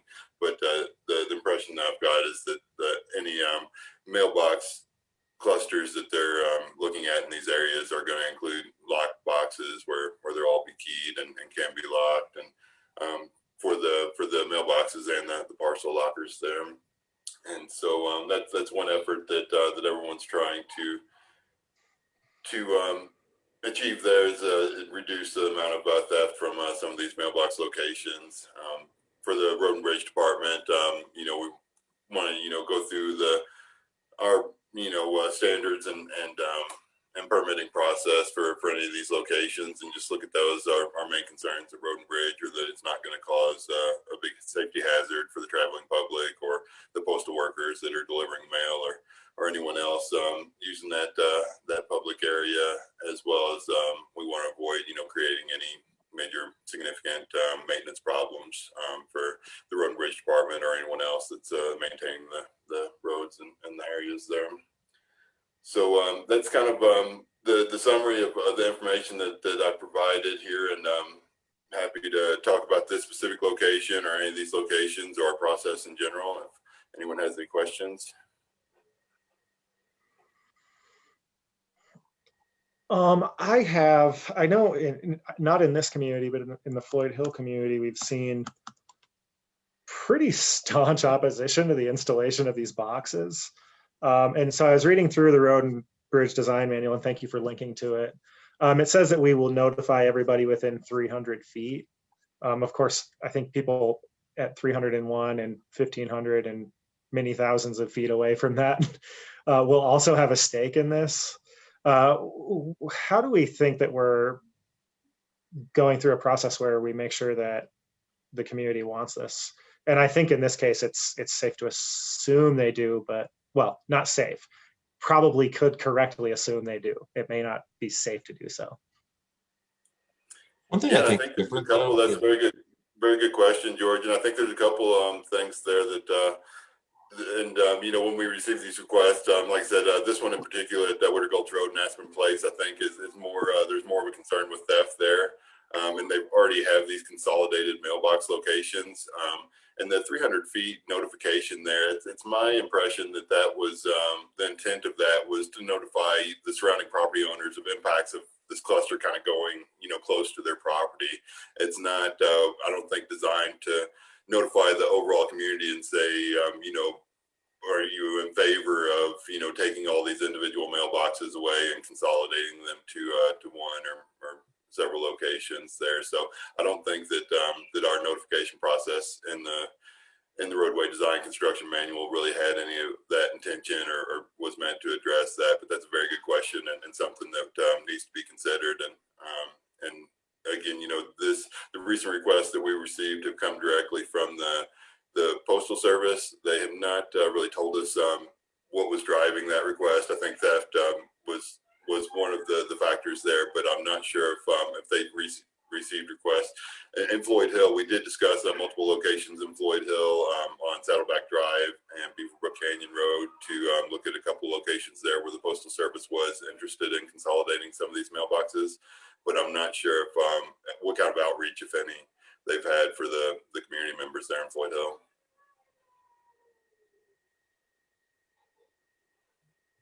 Sean, did you have something you wanted to add there? I was just gonna say, I do think, and Stoy, I think kind of hit it. All the neighbors that I hear from, like on Snyder Mountain Road, are not currently getting the packages or mail directly delivered to their homes anyway. So they're not gonna lose anything. And essentially they're gonna gain security.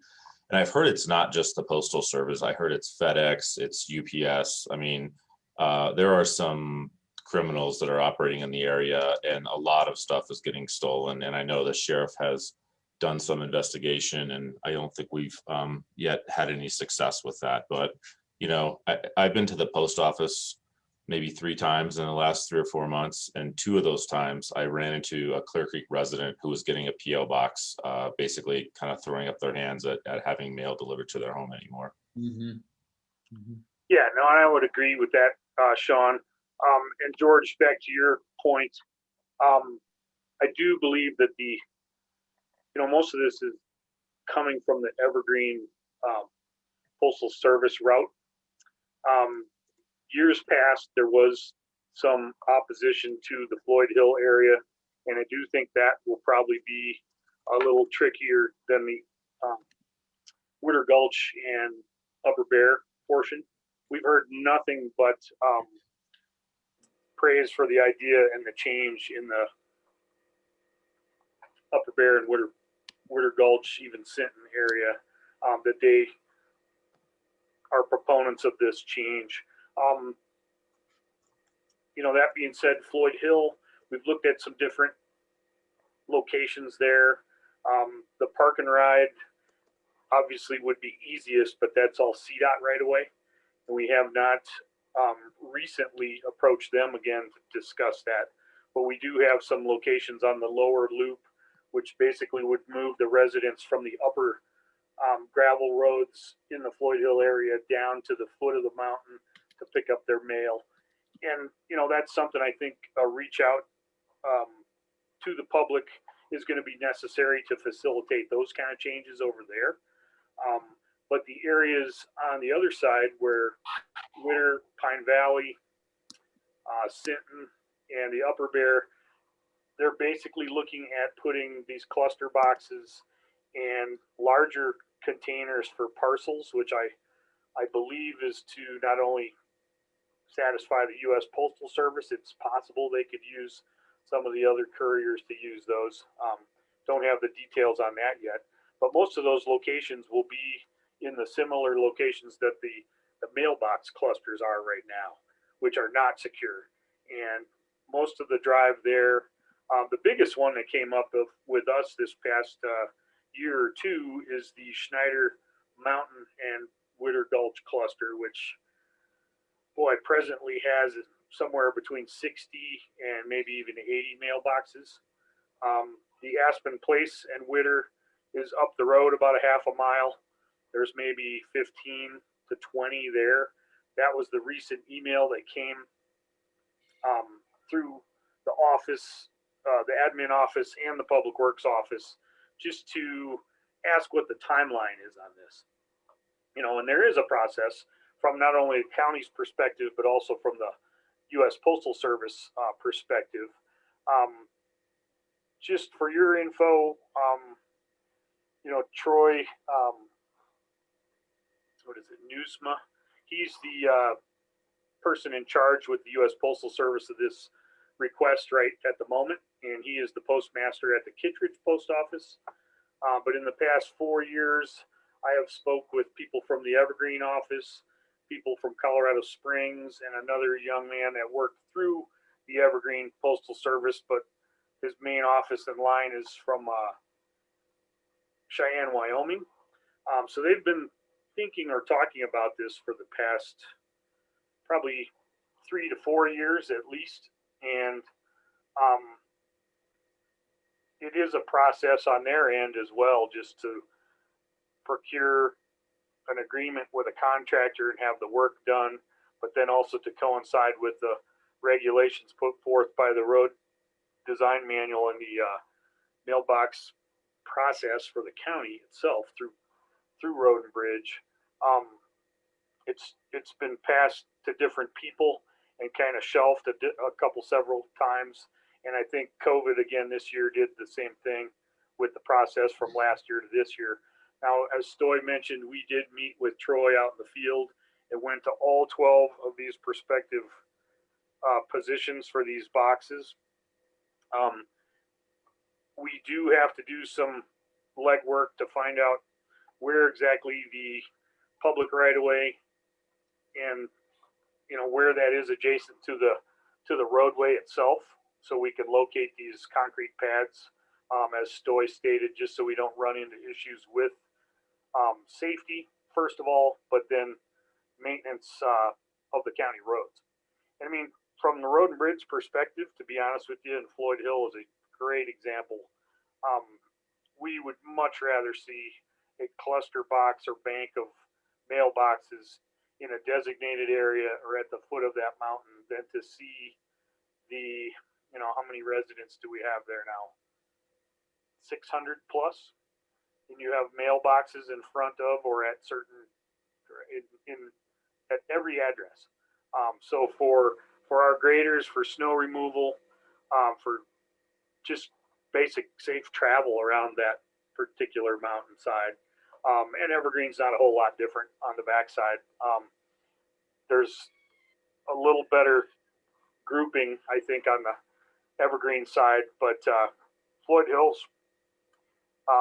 it's difficult. It's difficult for the Postal Service to do deliveries and to get to those locations.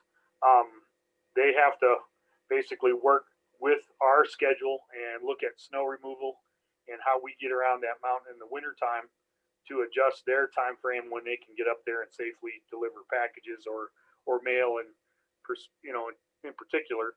And we as a road and bridge department, I think in that aspect are proponents to this project as well.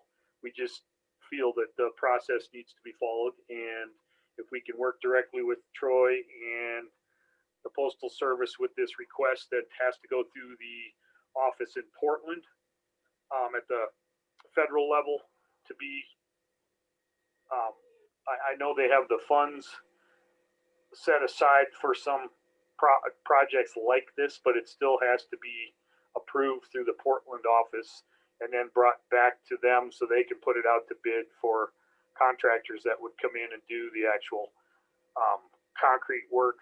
And from our perspective, and Stoy, you can jump in anytime, we still would like to see some, I don't know if it will directly take survey work, but just work in the right of way to identify locations and actual where these pads will be on the ground so we can see and then approve them according to our maintenance program. And we're just working through that process as it stands right now.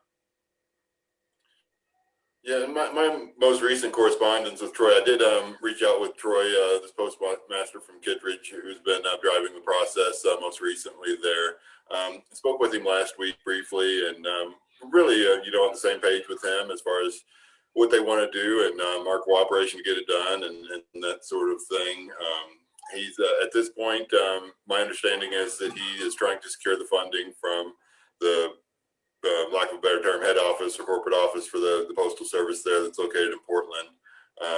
And so he's trying to secure that funding. He's asked me now to write a letter approving of these 12 locations that he says that their head office wants before they appropriate the funds or give them approval to approach a contractor to perform this work and then start their bidding process.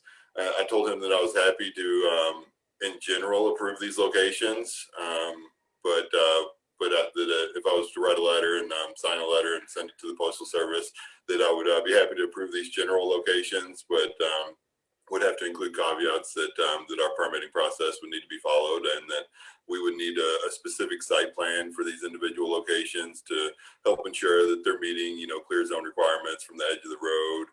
And that they're not constructing concrete pads and mailboxes on private property and things of that nature.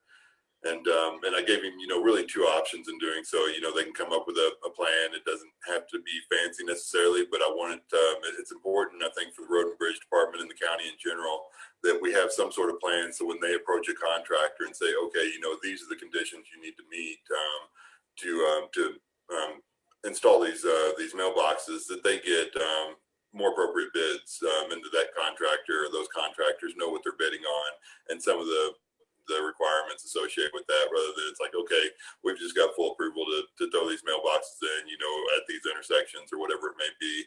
We want to have a little more control over that. And so alternatively to the site plan that was submitted at the beginning of the permitting process, also offered that, you know, if they just go out and stake those locations of where that concrete pad, it's my understanding now that that Troy was denied his last request for funding because he did not include ADA compliance things. And I think it's really primarily this concrete pad that needs to be put with each of these mailbox clusters. And so really told him if he can just go and stake the corners of the extents of this proposed concrete pad at each of these locations, we can go out, take a look at it and say, okay, you know, that's what we can approve of that location as staked. We can take some pictures of that and measure the distance and that sort of thing. If they aren't, you know, meeting strict compliance with, you know, pull-off area or, you know, distance away from the edge of the road or something like that, then we are certainly willing to work with them.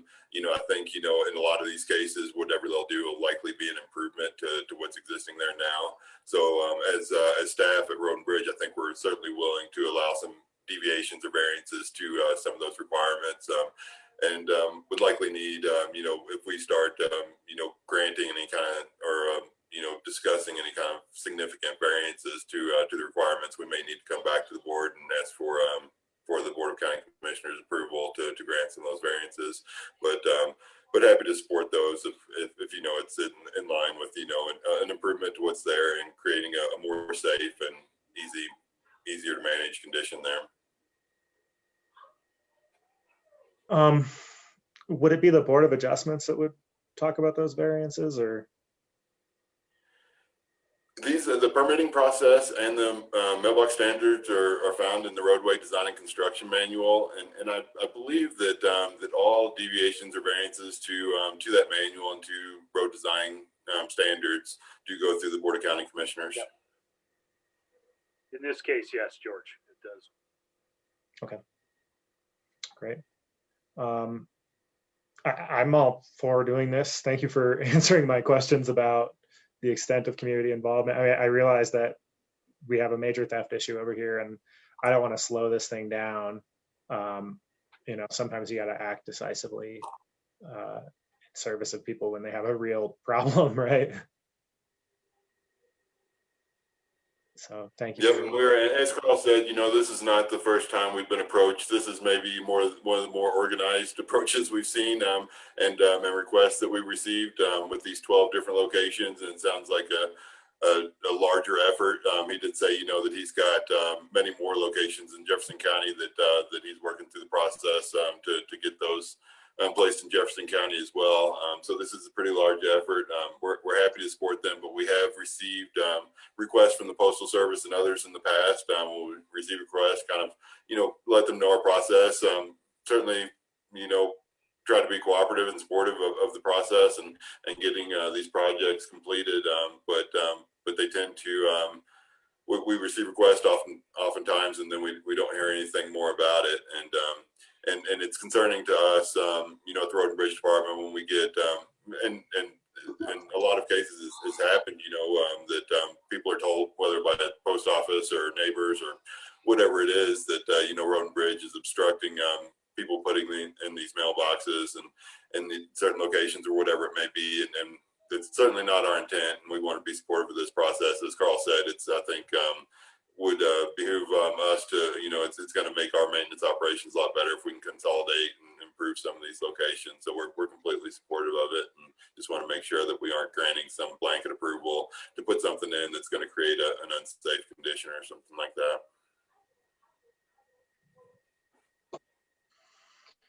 Okay, thank you. Did you need anything else from us? Or you have what you need?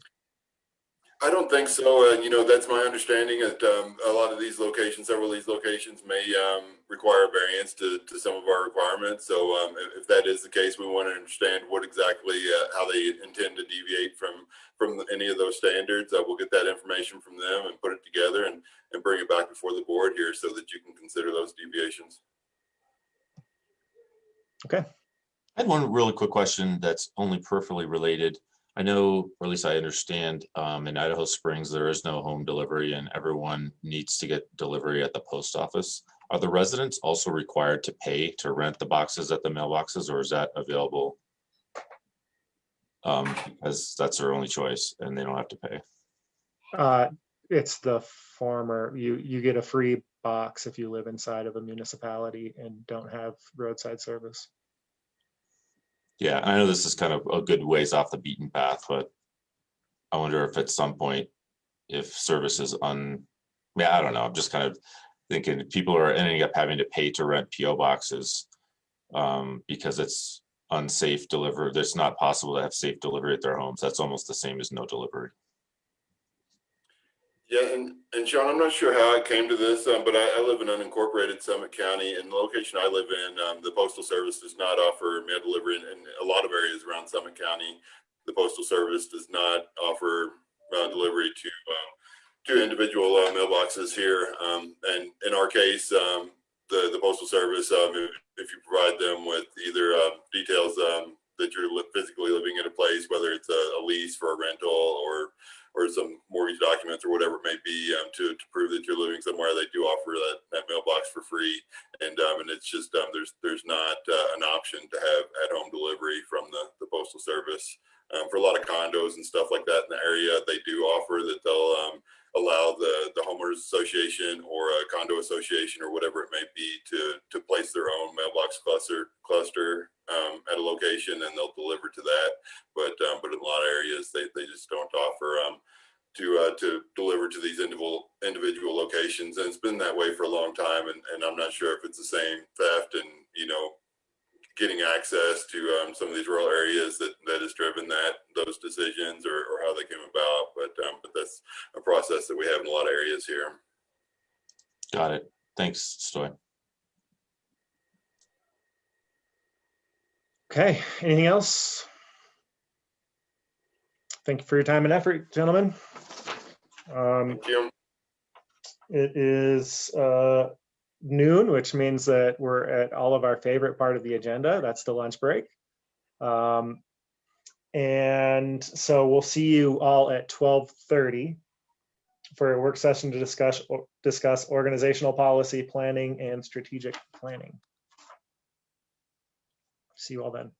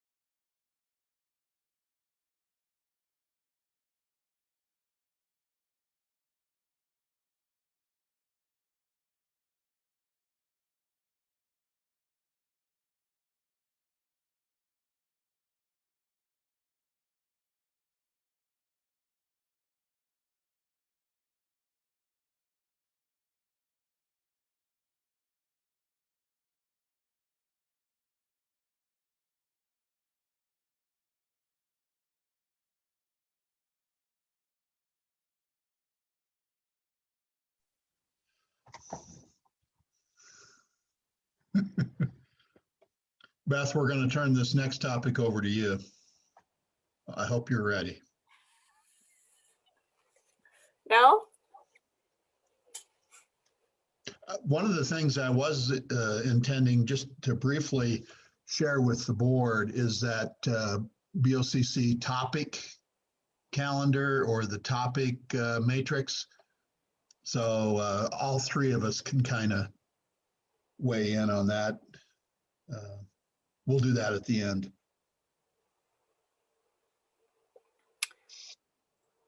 Amy, did you want to put anything up on the screen? Did you want to do the survey on the screen or? I have everything. I have the survey, the 2021 objectives, and the BOCC topic, so I can share any and all of those. Okay, like I say, I don't intend to take near as much time on the survey results as we did with the leadership team, although that was a really good discussion with leadership team, but I'm hoping that we can just summarize and then get into the 2021 objectives. Sounds good. Yeah, I will share screen whenever. Okay, thank you. Yep.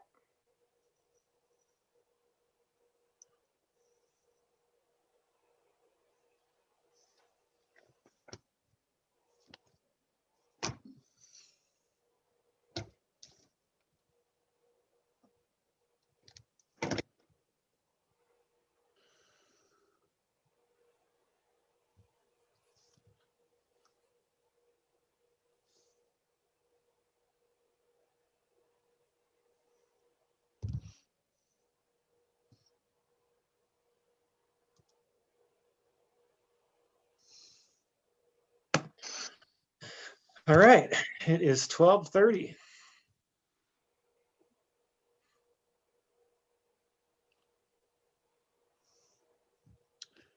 Staff is ready whenever you are, or whenever the board is, George. Randy? Been here the whole time, just working away. Well, I hope you got some lunch. I think I found a slice of kiwi on the floor in the kitchen. Perfect. Over by the garbage, and I just, Perfect. I thought you survived on optimism and goodwill for humanity. Optimism for sure. Okay. Thank you, Randy, for letting us. We're going to move on to our session here. This is a work session to discuss organizational policy, planning, and strategic planning. Amy, the floor is yours. Or Keith. Yeah, let me kick things off, then I'll turn it over to Amy. There's three things that we wanted to hopefully accomplish today, and that would be quickly provide you an overview of the employee survey results. And I'll talk a little bit more about that in a minute. The second thing is we're going to talk to you about the 2021 strategic objectives. And then finally, we just wanted to share with you and see if you had any feedback at this point in time anyway, on the Board of County Commissioner topic calendar matrix.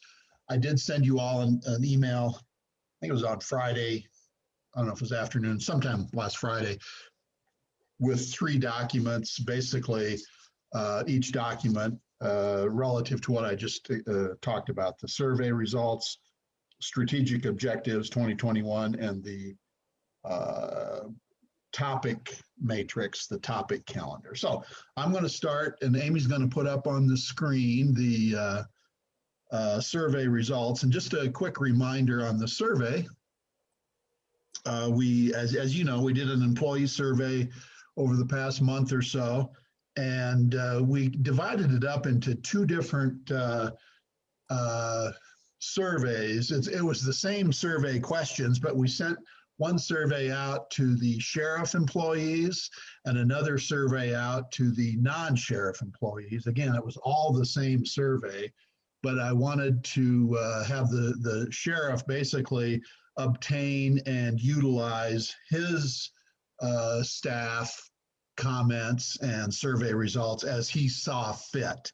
And overall, the response rate for both the sheriff and for the non-sheriff employees was I thought really good. The sheriff had like what 70 or 80% response, I think, on their employees, and then the non-sheriff employees, we had about a 50% response, which I mean it could have been better, but from a survey standpoint, 50% is not too bad. I think it provides a pretty good representation of the employees. And again, what we were doing was looking at and asking some questions. We had, I think, 8 questions, and those questions all revolved around how the employee is feeling, how they feel, or their level of engagement, their interaction with the mission statement and with the goals that we have established, and how they felt about their work relative to the mission statement and the goals. And then also a question or two about success and what success looks like, what challenges the employees are having, what their sense of pride is in the organization. And again, I think this is, if nothing else, what we're doing, we're attempting to do a couple things. One is establish a baseline so that when we survey the employees again at a later date, we have something to compare it to. And then also, one of the things that we want to do with this survey information is to allow or encourage, I should say, the supervisors and the directors, when they sit down with their direct reports, they have some basic information that they can then talk with their employees about. Keep in mind that this is totally anonymous, and we want to maintain that integrity. We don't want to single out or assume that we know who is saying what. So we're trying to maintain some integrity here with the survey results.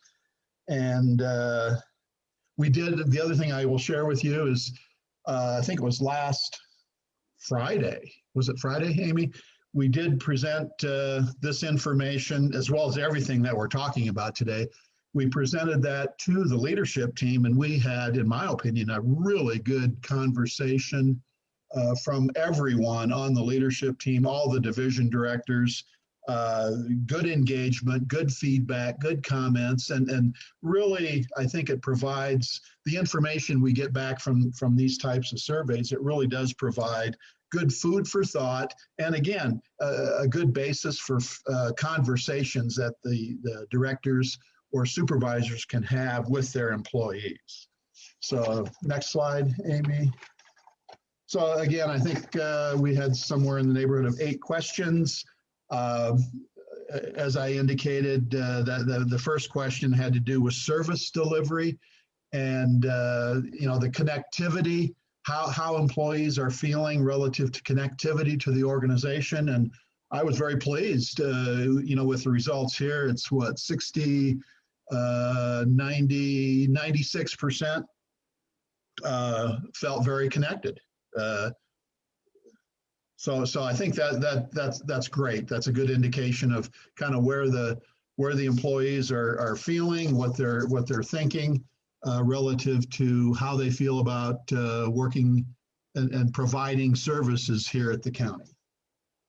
Amy? If I might be overly specific here, but it looks like 96% are at least somewhat connected and 65% are very connected. Exactly. Yeah. I was combining very and somewhat connected. I guess the way I look at it is, if there's a level of connectivity in my mind, that's pretty good. Very connected, 65% in my opinion. Once again, I think that's really good. Second question, how do you feel? This is a feelings question. How do you feel about working at the county?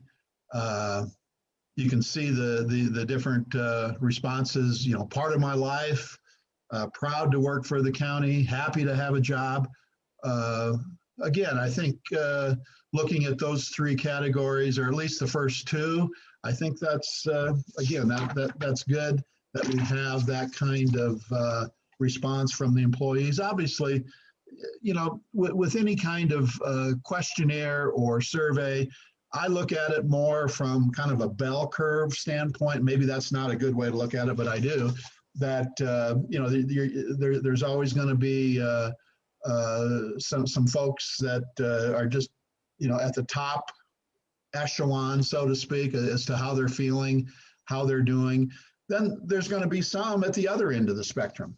It's as it says here, resentful and unappreciated. And those are the kinds of conversations that we really want our leadership, the managers, the supervisors to ask their employees. Not that we know who those employees are, but I think just a general conversation about do you feel appreciated? And if not, what can we do to make you feel more appreciated? That type of thing. I mean, it's a little troubling to me that a third of our employees are something below proud, and you know, it shows that we have work to do. Well, exactly. There's always opportunity for improvement. There's always work to do. No question about it. And again, this is a good baseline so that we kind of know where employees are at this point in time, and hopefully over time we can show some improvement on this. I would just say though that, you know, there are 25% who say that it's part of their life and their identity. I think that's a group that I think is on the proud end of the spectrum. That's a positive. And as was pointed out during the leadership team, that there was only one person that said that they were looking for something else. I understand that there's been a history of a fairly high turnover rate. Beth had pointed this out, and that's actually something to feel good about from this as well. But yeah, I think the resentful and unappreciated number is something to call attention to, and that's what Keith is talking about with the employee supervisor conversations. Do we have a feel for departmental representation in these responses? Like, do we think that we got oversampling or undersampling of any specific department? We don't know at all. And we're trying to keep a question about that just to make sure that it didn't end up inadvertently revealing people. Okay. I think George asks a really good question though, because at some point you want to certainly protect people's privacy, but you need to get numbers that are actionable. And we don't know whether those 7 people are in 7 different departments, or if they have each of them, if every one of them has the same manager. I mean, that's a much different concern. I think, I tend to agree with Sean. I think there's 2 different things we can get out of. Well, one thing that maybe is all we can get out of it, which is the general sense and how we compare to what would be considered a statistical norm. But the other one is if there's a problem, and you know, how do you solve the problem if you don't have a way to target it? And as we get down to that near statistical norm stage, it's hard to know. But Amy, I see you wanted to answer. No. Yeah, I suspect that we could have some, what's the term for it, some selection bias here. I think it's known that when people are unhappy, when people are lacking trust, their response rates tend to be lower. And so I think that we might want to just consider for ourselves that it's more than 8 people who are, you know, not feeling connected to our mission or great about working for Clear Creek County. And I'm not trying to say that to beat this process up or anything like that. Just the only other thing I can share is just as I watched the survey results come in, that the number of respondents who said resentful and unappreciated started at 6 when when I first looked, and there were about 50 respondents, and then it only went up by 1 as it increased. So among the first batch, you know, we had that there were the people. I'm not saying this means anything, but it's just another piece of context for your information. You know, it's something that we can share. So it's not like that number increased at the same ratio as all the other answers as we went through, as the respondent rate continued to grow, for what it's worth. I think it's important to keep in mind that this survey was taken after a year of stressful working conditions. I mean, we've been in this COVID situation, this pandemic situation for what, a year? So the conditions have been challenging. They've been stressful. Employees have had to adapt to a whole different work style, so to speak. So I don't know if that plays into some of the responses or not, but I just thought I should mention that it's been, you guys know this as well as anyone, it's been stressful. This past year has been extremely stressful on all of us, including the employees, the frontline employees. And overall, I think they've done a great job of adapting to what we're doing and what the expectations are.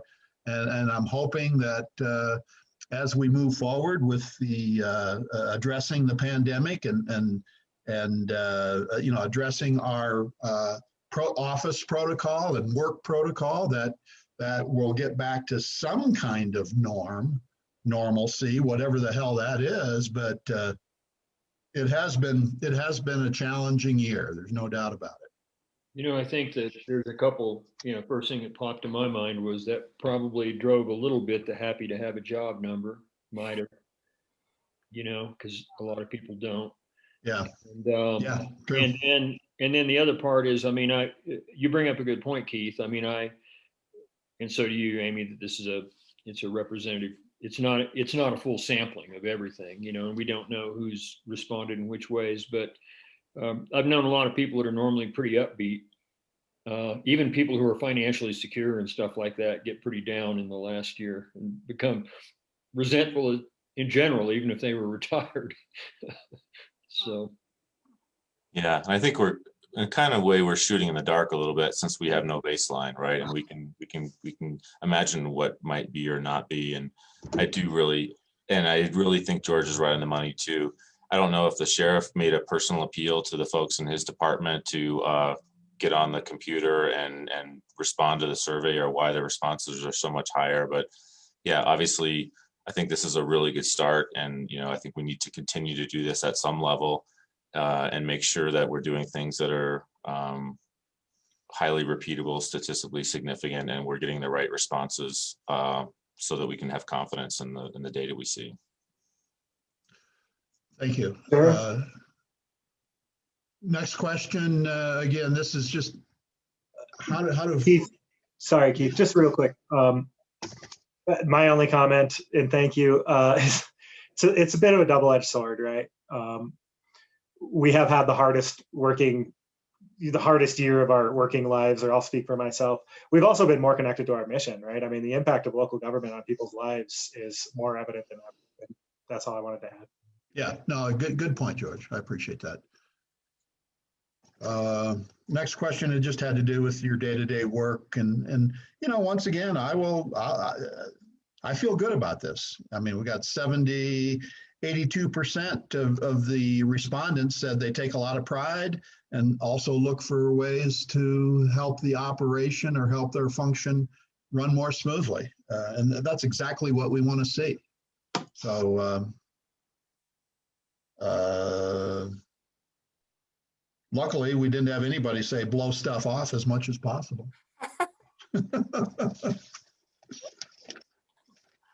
Next question, this had to do with, what are the challenges? What are the struggles? And this one is, in my opinion, we do have some concern here, and it has to do with making sure that, I'm looking at support from supervisor and leadership doesn't understand, that type of thing. So what I'm seeing in that is that we need to do a much better job of communicating what the expectations are, communicating what the vision is, communicating what the strategic plan looks like.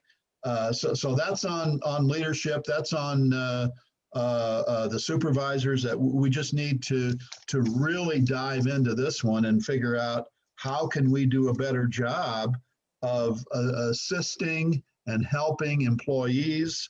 I don't know if it was this question or maybe it was the next one, had to do with just, needing making sure that people have the resources necessary to do the job that they are expected to do. So, some of it is, well, yeah, I guess it's the second one here, having to do my job without enough resources. I mean, 33%, that's a big chunk. So that's something. This question, I think all of these, we really have to dive a little bit deeper and try to have those conversations and figure out what can we do to either provide you the necessary tools or resources or give you the necessary support that you need, making sure that people understand what the expectations are. I see that all kind of fitting into this question.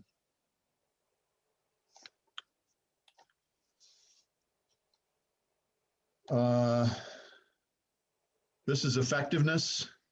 And I think now it's starting to get into how do employees feel about their interaction or their responsiveness to the goals and the objectives. And that's what this one that's what this question kind of revolves around. And you can see very effective and reasonably effective. Again, 86%, that's pretty good, although room for improvement, sure. We could, I think we could do a better job of again, educating and spelling out expectations and making sure that people understand why they are doing the jobs that they are doing. And the next one, question 6, quality of life. Again, that gets back to our mission statement. Providing services that directly impacts people's well-being. I think employees feel as though that yes, they are providing services, providing a value to the community relative to quality of life. And then obviously there are some folks that work in departments or provide functions that really, I'll use IT as an example. I mean, their primary mission is to make sure that the rest of us have the tools and the resources necessary to do our jobs, that then we can then allow the employees to provide the services and impact the community in a positive way. And then finally, well, question 7, again, it gets back to our mission statement, and goals, fostering economic development. Here's one that it's probably, in my opinion, there's probably a lot, and because we had some feedback on this, there's probably a lot of, or some employees that probably don't understand or need a better explanation as to, well, what do you mean economic development?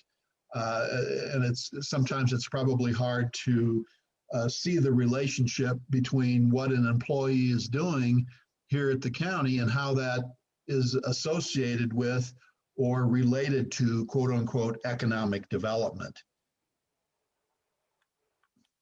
So I think we can do a better job of once again explaining or defining economic development, what it means, and how how employees job functions relate to economic development. If they do, some of them might not. And then the last question was just on basic success and whether or not people feel as though they're meeting expectations. Again, I think we can do a better job as far as establishing and communicating expectations. And to me, that's what that middle question is all about, where they say not sure. They hope that they're meeting expectations, but they're not sure about that. Well, to me, that again, that's back to communication, setting the expectations, measuring the expectations, or measuring the success that people have, and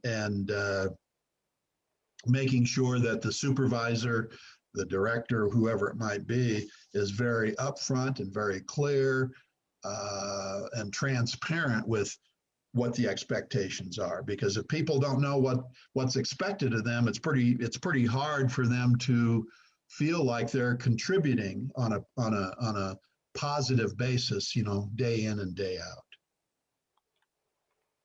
So again, I just wanted to give a brief summary, to comment on some of the questions and some of your comments. Yes, it's a baseline. So now we can move forward and hopefully we'll see improvement over time on a lot of these areas, or some of these areas anyway.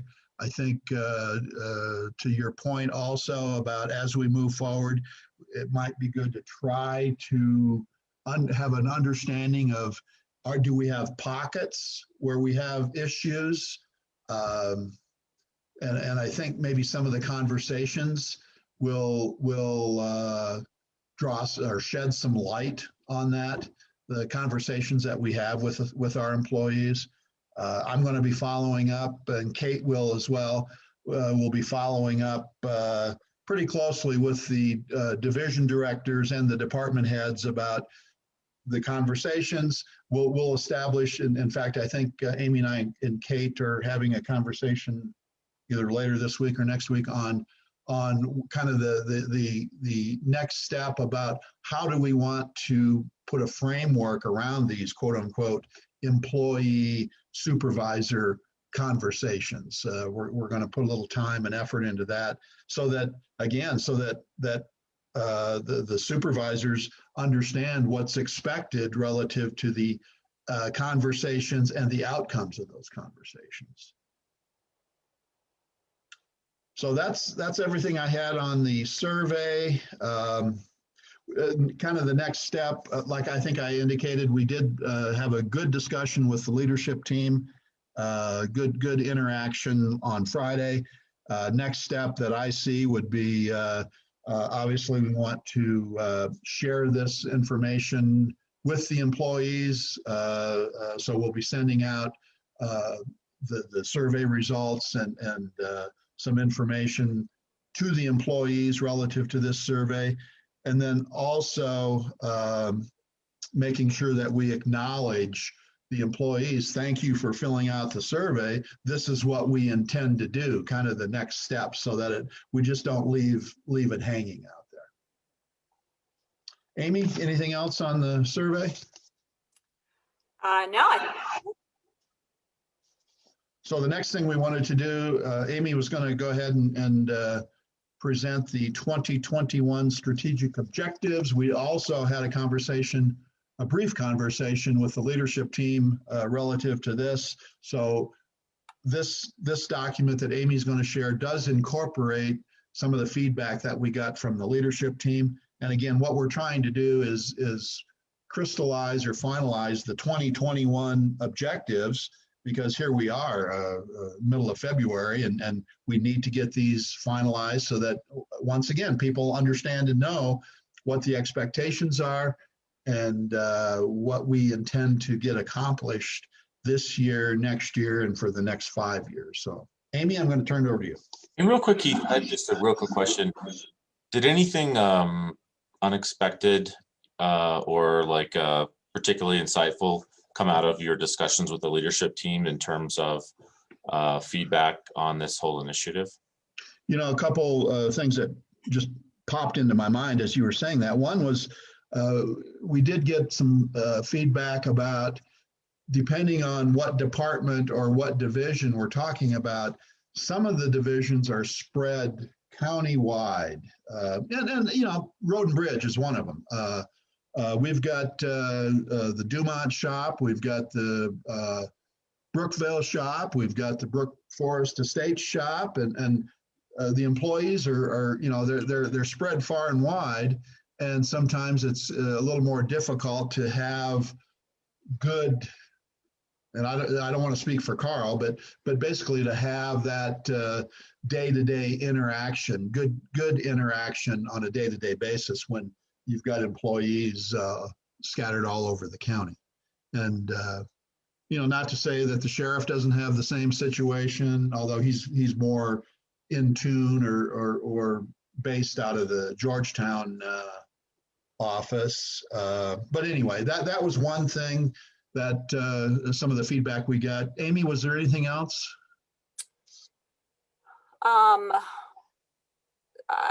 Nothing that I would, no, I mean, I think we had good discussion on how to use this in employee conversations, those were productive conversations, just how to talk with employees and dig into each one of these topics without being like, hey, do you feel resentful? Like to be artful about it and use this as it was intended, really to be a platform for opening conversation and creating a safe space for talking about topics that people might be experiencing.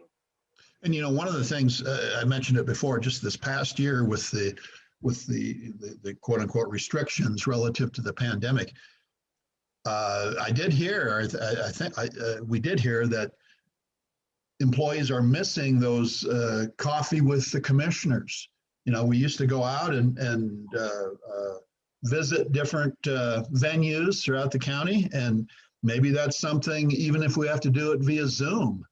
I think we need to reenact or re-engage, maybe I should say, re-engage the coffee with the commissioners, and employees seem to really appreciate that. The fact that we took the effort to do that we would sit down and listen to employees share their experiences. I think we need to re-engage with that. Maybe there's a way that we can tie that in with kind of our process of clarifying our goals to give them a chance to connect directly with us too. That's a good idea. Yeah. Yeah, and give us some feedback. The front line folks, you bet. I like that idea.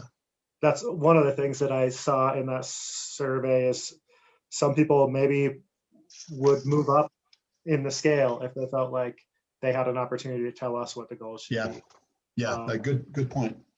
And to that end, I don't know, I know typically we used to do it right before a BOCC meeting. And maybe that was good when we were doing it physically, when we were physically in the same location. However, I'm happy to open up my calendar to, match the convenience of these departments and maybe try to run through these in the next quarter. Yeah. We'll work on that for sure. Thank you. Amy? Yeah. Take the floor. Great. Thank you. Okay, so I'm going to, we are just recap, we're talking about 2021 strategic objectives.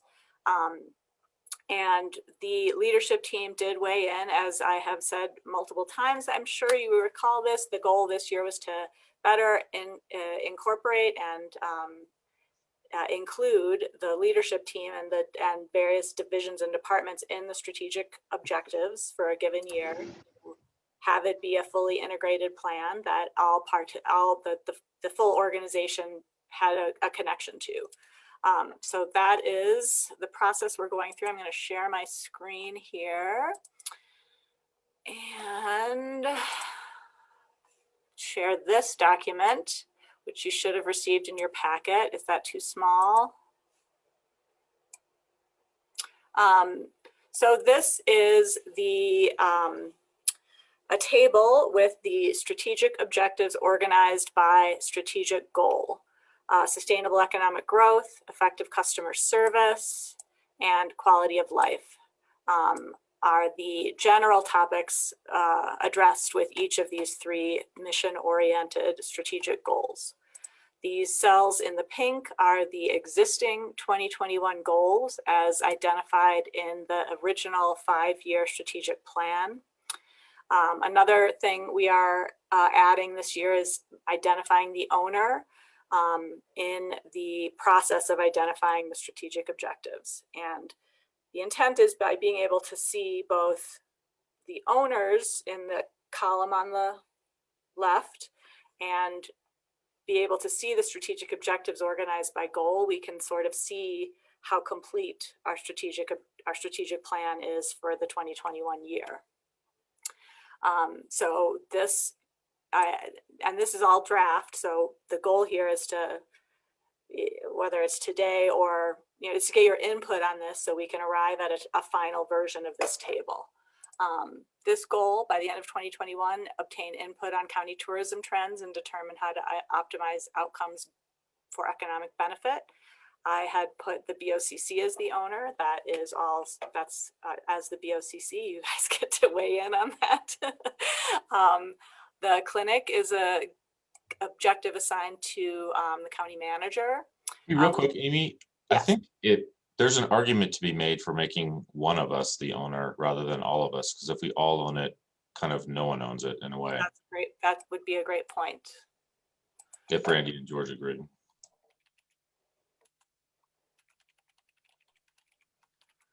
I agree with the point that you make, Sean. I'm not sure this one feels big and sticky enough that we might need to have a group conversation about how to approach it.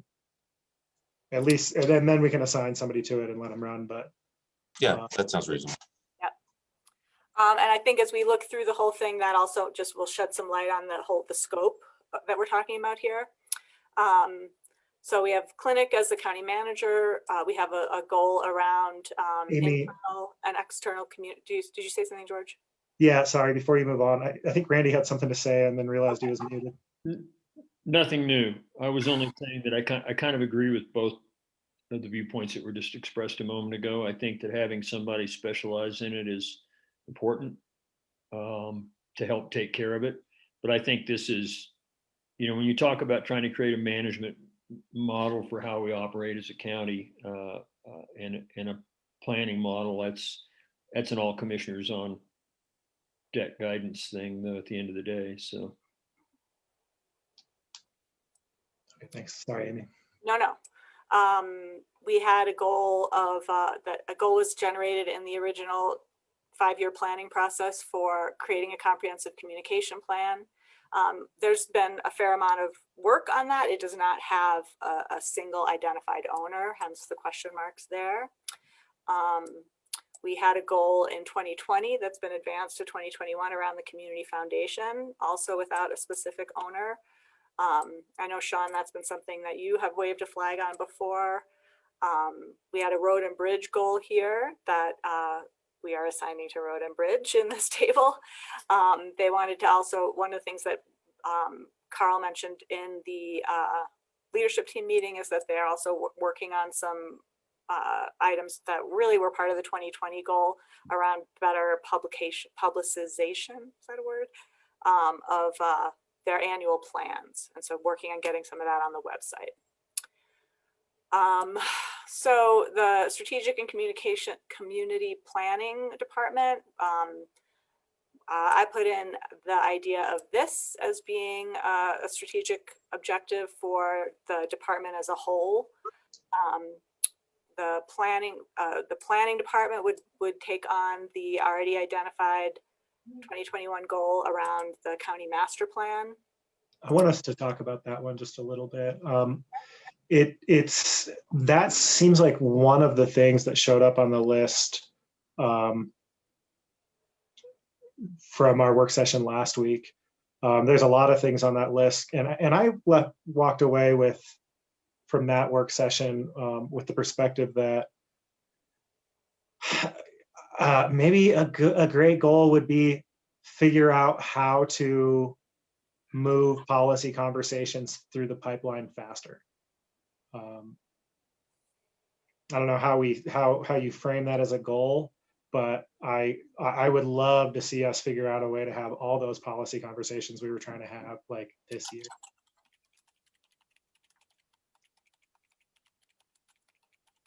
I think you're kind of speaking to efficiency in general, aren't you?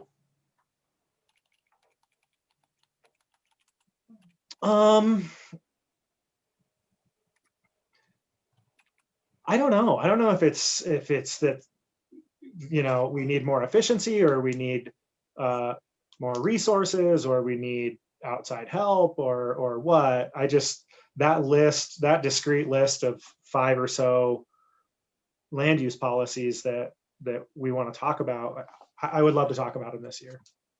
Yeah, maybe going, there's a bunch of things, the community foundation, a bunch of things that I don't know if I would say they fall through the cracks, but we don't really have a mechanism to keep them top of mind that works very well right now,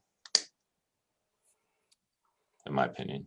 Yeah. So do you think it's an issue of not having an owner for the topic?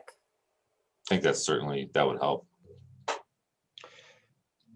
I don't know. I think that the planning department, I mean, I was specifically talking about those land use policy conversations in the planning department. And I don't have a lot of vision into the planning department to know what the obstacles are to us getting through those land use policy conversations this year. But I don't know if the goal is, okay, we're going to have all these conversations and have them all have outcomes this year, but maybe by the end of the year, we have a plan for moving land use policy conversations through the pipeline faster.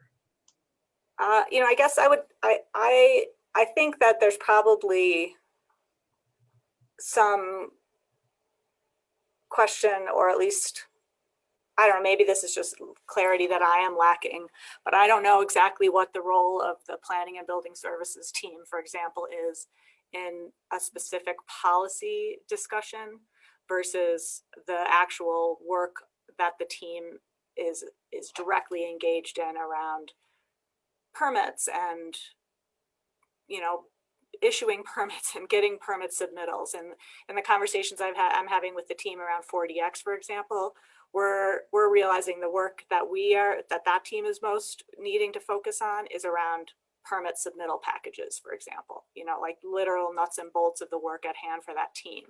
So what role that group is supposed to play or should play or can play in policy, I don't know if that's super clear. And so maybe that's part of the rub here, is that, you know, there's not exact clarity on where the responsibility for that lies on the staff side. And, you know, I'm not saying the planning and building services team doesn't have the expertise or the subject matter expertise kind of thing to be a good source on that. And they do manage the regulations. And so but I don't know that's how, I don't know. I haven't read every job description. I don't really know. Keith, do you have any thoughts on that? Yeah, I do. I do think that's, you know, the board is giving us some general policy topics and some general direction. And I think it's up to the professional staff then to pick up on that and then identify options, identify ways that we can move forward for the board to consider. So rather than staff just thinking that, well, the board's going to come up with the policy discussion, I think it's up to staff to do that. Yeah. I think it's up to, well, let me ask this question. Who are the trained planners that we have? I mean, it's not anybody I'm looking at on this screen except for Keith that's professionally trained in it.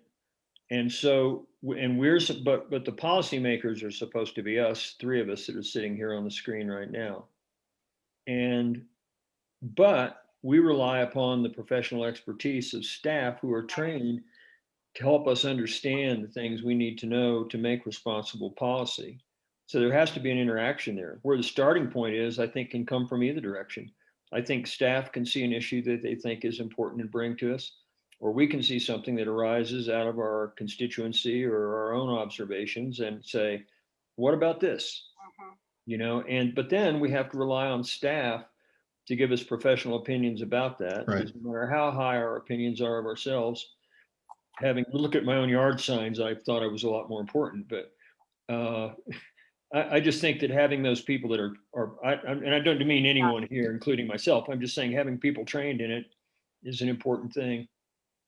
Being smart, being being proficient at one thing doesn't translate to being proficient at everything. So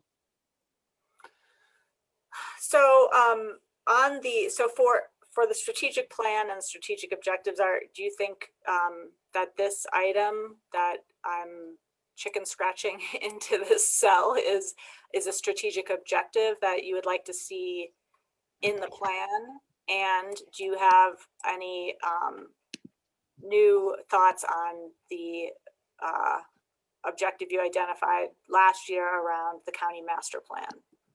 I think that we could make that a little bit more descriptive of at least what I was trying to say by making it clear this is land use policy conversations. And then as far as revisiting and identifying the priorities of the master plans, I mean, I would hope that we could get that done. I don't know if I want to remove it as a goal. So you're saying add something into this sentence to make it clear that we want to address land use policy? No, I was talking about the next cell over. Yeah. It says how to move policy conversation faster. I was just going to say land use policy to make it more, you know, we don't need the planning and building services to help us talk about transportation policy. Well, that's a bad example. No. Okay. I think that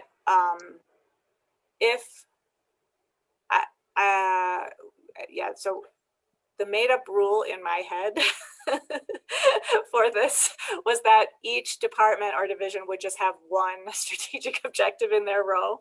So, and now that is literally just a made up rule in my head. And so I'm realizing that as I'm speaking, but I do feel like we want to be somewhat thoughtful, I guess, about what we end up with here. And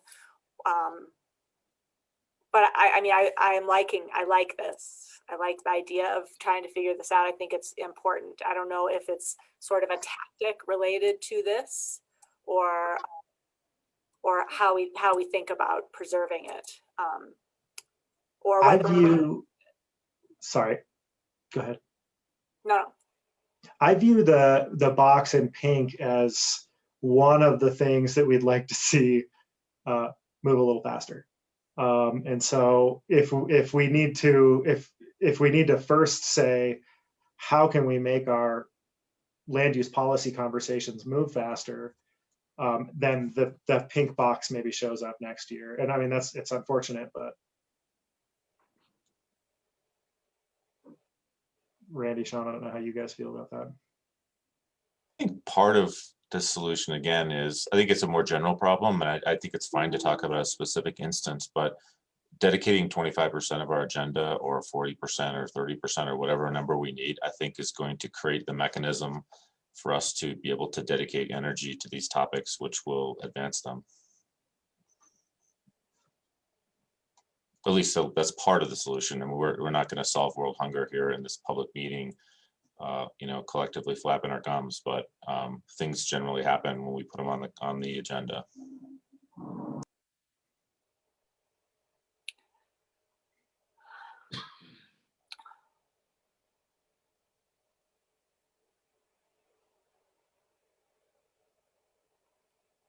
And one way to restate the goal that I'm trying to impose here is accomplish all the goals, which I want to acknowledge that. But whatever it is, you know, there's 5 or 6 discrete topics. My interaction with those topics would be attending a meeting and expressing my opinion, right? I realize there's a lot of other work behind that. And if our planning department,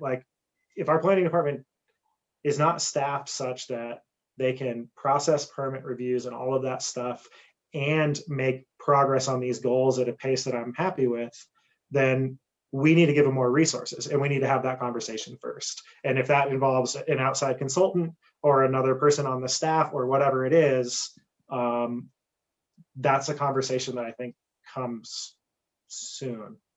Hopefully. I agree with you. I don't think that we've ever really, as a board, expressed a united front in terms of the fact that these are legitimate tasks and they're just as important as the whirlwind and other things. And if and when we do that, which I'm ready to do right this second, if you guys want to, then I think the resource question comes up. But I think that there's just kind of from a cultural or a historical perspective, I think that strategic conversations don't get the attention they deserve at probably many, many local governments, including this one. And it's our fault. It's this Board of County Commissioners' fault, just to be clear. I agree with you, Sean. And Amy, I see you working out a solution on paper here, which is that you take that on in strategic community development, and then we let planning and building continue to look at the master plan for insight into some of our stuff. Yeah, I mean, I think ultimately, this is, you know, and the questions you're asking, George, about resources, and you know, if the planning and building team needs, you know, can't do more than the whirlwind right now, then they need more resources. Well, and I think that's really what this work is aimed at, on figuring out, you know, the work that we do on tools for teams and a strategic plan that's integrated into the organization holistically, and you know, looking at morale and employee development. All of those things are all connected with how a team feels and what they do, right? And my experience is that, you know, that's the work to do. That's the low-hanging fruit before adding staff. And if you add staff without fixing this stuff, then you might, it's not gonna, it's just not the best, this is not the most responsible use of resources. And so that's why I think these things are related. And I think that for me too, just to what I learned today is that really it is the role of staff who are managing policy, like in the example of zoning policy or building policy or whatever. It is their responsibility to become experts and guide and advise you on policy, or respond to your questions, or bring policy assertions to you for your consideration. That's appropriate. And so that's good. I like that. And so yeah, I think this is a good addition to this, and that's maybe a way to approach the conversation here, is to take your feedback and observations about the items, the various objectives, and add bullets, for lack of a better word, or you know, notes in the various, with the objectives to add detail to them. I think that's right. I think just real quick, one other thing. I think it's very possible and even likely that, and for those of you on the call who haven't heard of the whirlwind, it's essentially your day-to-day activities, which are urgent, which you spend a lot of your time doing. I think it's very possible that we're in different areas doing things that have historical significance that we may no longer need to do. So I think taking a hard look at what we're actually spending our resources on and our money on and our time on probably fits into this conversation too. Mm-hmm. Mm-hmm. Yeah. The last thing I'll say on this, and thank you guys for indulging me spending so much time on this, is it's not entirely a foregone conclusion that it has to be our staff that advances those policy conversations. In Idaho Springs, they have a law firm that they hire. That law firm serves communities all over Colorado. And when they say something like, God, I want to know how affordable housing policy options, somebody on the staff of that law firm already knows it all. And within a week or two brings them a comprehensive approach to the policy tools that they have access to. And so, you know, it's not lost in my mind that that's an option we have as well. I agree. Yeah.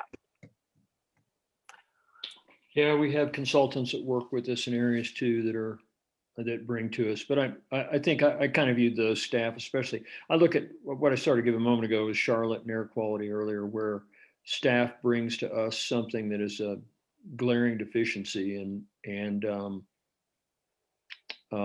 brings programs to us that we can wrap our head around. And that may not be a perfect example, but I think it flows both ways, and it should come out of the people that we work with, and also outside of county government, like you just said, George. I mean, folks out of Idaho Springs can bring up something that's very pertinent to the county. I mean, a lot of that, for example, a lot of public health needs fall within that area, and so for them to express to us what they see and is helpful. Okay, good. I think that was helpful and informative. Are we ready to keep on moving down the list here? Okay. So housing, we already had identified a housing goal for 2021 in the 5-year planning process. And I think we're on track with this goal right now to evaluate opportunities and resources. Maybe if we were writing this goal today, the language might not be exactly the same, but I think this is what we are engaged in right now by hiring a consultant and moving forward. Any disagreement on that? Okay. For the recreation department, the strategic goal would be what I put out was the idea of completing phase 1 of the Clear Creek Recreation and the Outdoors Management Plan. Does that seem like a reasonable strategic objective for the recreation department? Sorry, would you state that again? Complete phase 1 of the Clear Creek Recreation and the Outdoors Management Plan. How many phases are there? 3. Okay. Got to start somewhere. Starting with phase 1, right? Yeah, there's some conversation still among county commissioners about some large scale policy things that might drive that. So that's somewhere that's got to be, and I don't recall if that's embedded in phase 1. Phase 1 is about issue identification. So there's nothing specifically in phase 1 about policies, but we haven't started phase 1 yet. So we could certainly include it and should. I think I discussed with you guys once we heard that we were not being funded by CPW for phase 1, that sort of opened up a bigger conversation about how that related to another statewide grant for regional recreational planning. And maybe that's where it starts to, even just the grant process itself is where we start to tap into the policy type topics that you're talking about, Randy, which would be implied by complete phase 1, because we need to, that starts with a grant, right? We need to be able to engage in phase 1, we need to secure a grant. I mean, unless we are rejected again, and then, faced with a decision about whether to self-fund it or what to do,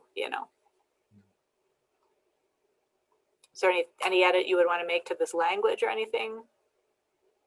No, I just think that somewhere in there I just know that we have blanks before that, and when I look at it, I see it as we've had some conversations that are almost, I think, incomplete conversations a number of times about what we see we want to be when we grow up with regard to recreation. And we've gone down some paths in the past where we've started to work on things and then backed up and unworked on them. And so I don't know if there are serious conversations that we need to have about that would help inform that, or we should wait and let that start to develop and come through us and then comment on what we see. I'm not sure what the right sequence should be. It could be either one. But it isn't I don't see it as a place where staff goes out and says, here's what we need to do and here's what our policy should be for this area and this area, and here's how we use these areas for these things. I think it gets pretty deeper. It gets deeper than that pretty fast. Yeah. I think I would yeah, I wouldn't say we should just rest on something like assumption, but I definitely am assuming that phase one is not just happening in a bubble, but with staff busily, constructing a little recreation plan and then being like, here, I mean, it is an inclusive process that, not only has to include yourselves and people in our community, but is connected to many other stakeholders like NOCO and the U.S. Forest Service and Right. you And know. I wasn't even referring to NOCO at the time. I was thinking more encapsulated within Clear Creek County, our community, and Yeah. the county commissioners and some of the things we see in different voices. Okay. Okay. In the admin operations division, if we're ready to move on, the existing goal here of getting feedback on processes in customer-facing departments and ensure they are inclusive, adaptive, and utilizing appropriate technology for customer service was an objective that is where we would put in the admin and operations area.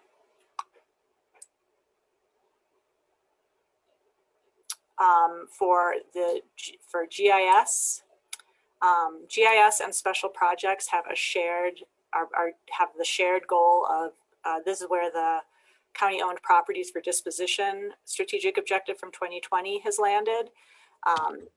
Shared between those two goals, I'm also helping with that, as is Martha Tableman. The four of us are the team that's working on that. And we presented to you, or we talked to you guys about that, or I did, or somebody did, not too long ago, and we'll be presenting a more thorough inventory of our land, of the county-owned lands in early April. GIS also identified an objective around acquiring and reviewing 2020 population data for each BOCC district, and if necessary, provide redistricting options. And the water resources part of Lisa's work is continuing to develop a water policy plan.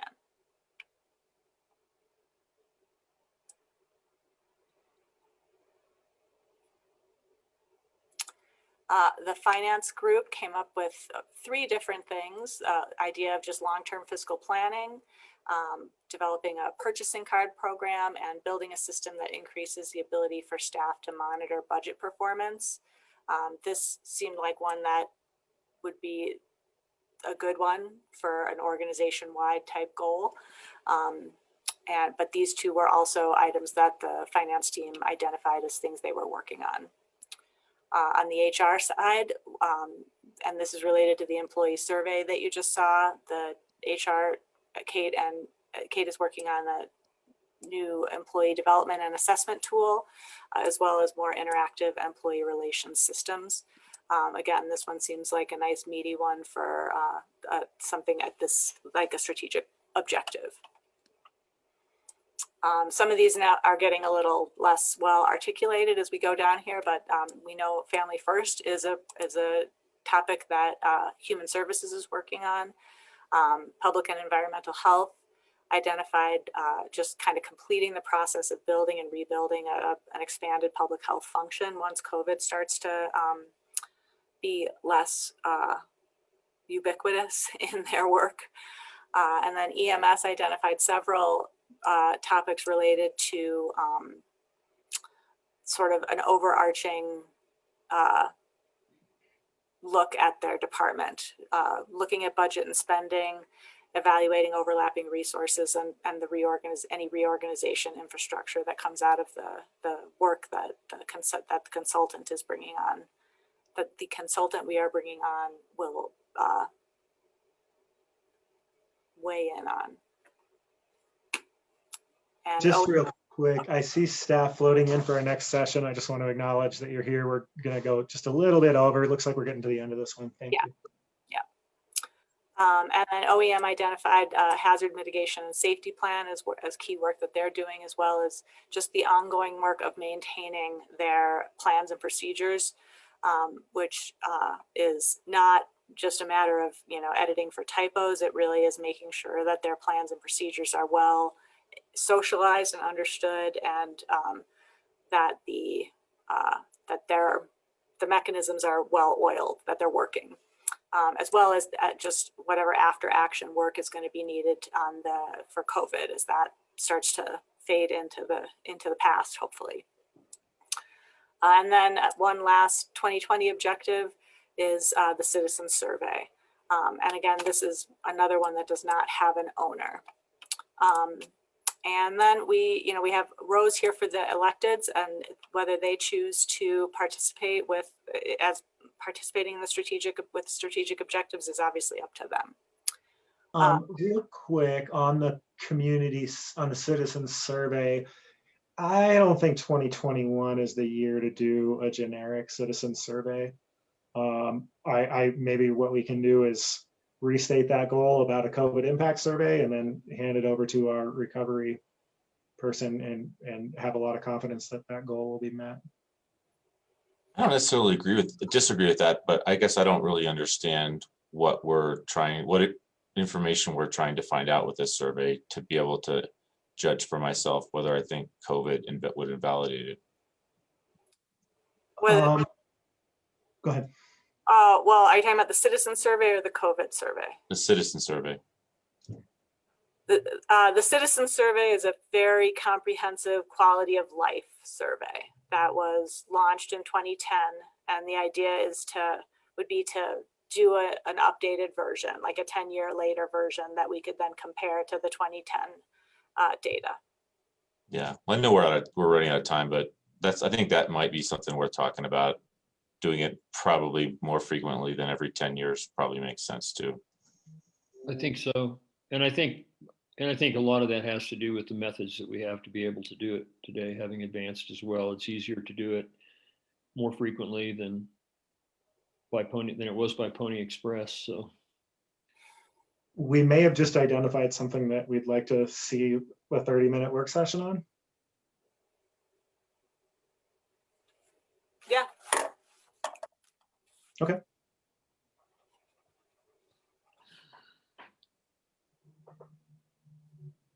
Heath, does that sound good? Yeah, that all sounds good. Great feedback, guys. Thank you very much. We'll continue to massage this, crystallize it. We want to get to a point where we feel pretty confident and comfortable with the 2021 objectives. Keeping in mind, I think, as Amy said, it's a working document. It's always going to be modified to some degree as we continue to move forward. And then the other thing, I just wanted to maybe clarify a comment that I made early on, as far as professional staff and staff taking the initiative to come up with some different policy options. But I want to make it clear that, and I think we talked about this, we don't want to get too far out in front. We don't want to get out in front of the board at all. So as we identify these potential policy options, we need to make dang sure that we continually circle back with the board so that it doesn't feel to the board that, well, where the heck did this come from? So we want to keep you in the loop all the way through.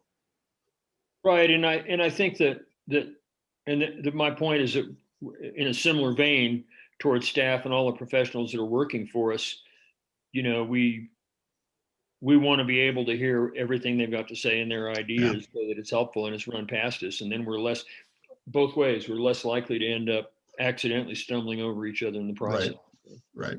I think the strategic plan too, in theory, would also just help make sure that, there's something pre-sorted, like there was that we kind of have general direction on what the big picture is of what you as the Board of County Commissioners are looking for, and over in a general area. So we would have some things that we could assume, not that we would do them without your input, but we would at least know what things we would be more likely to bring to you that you would feel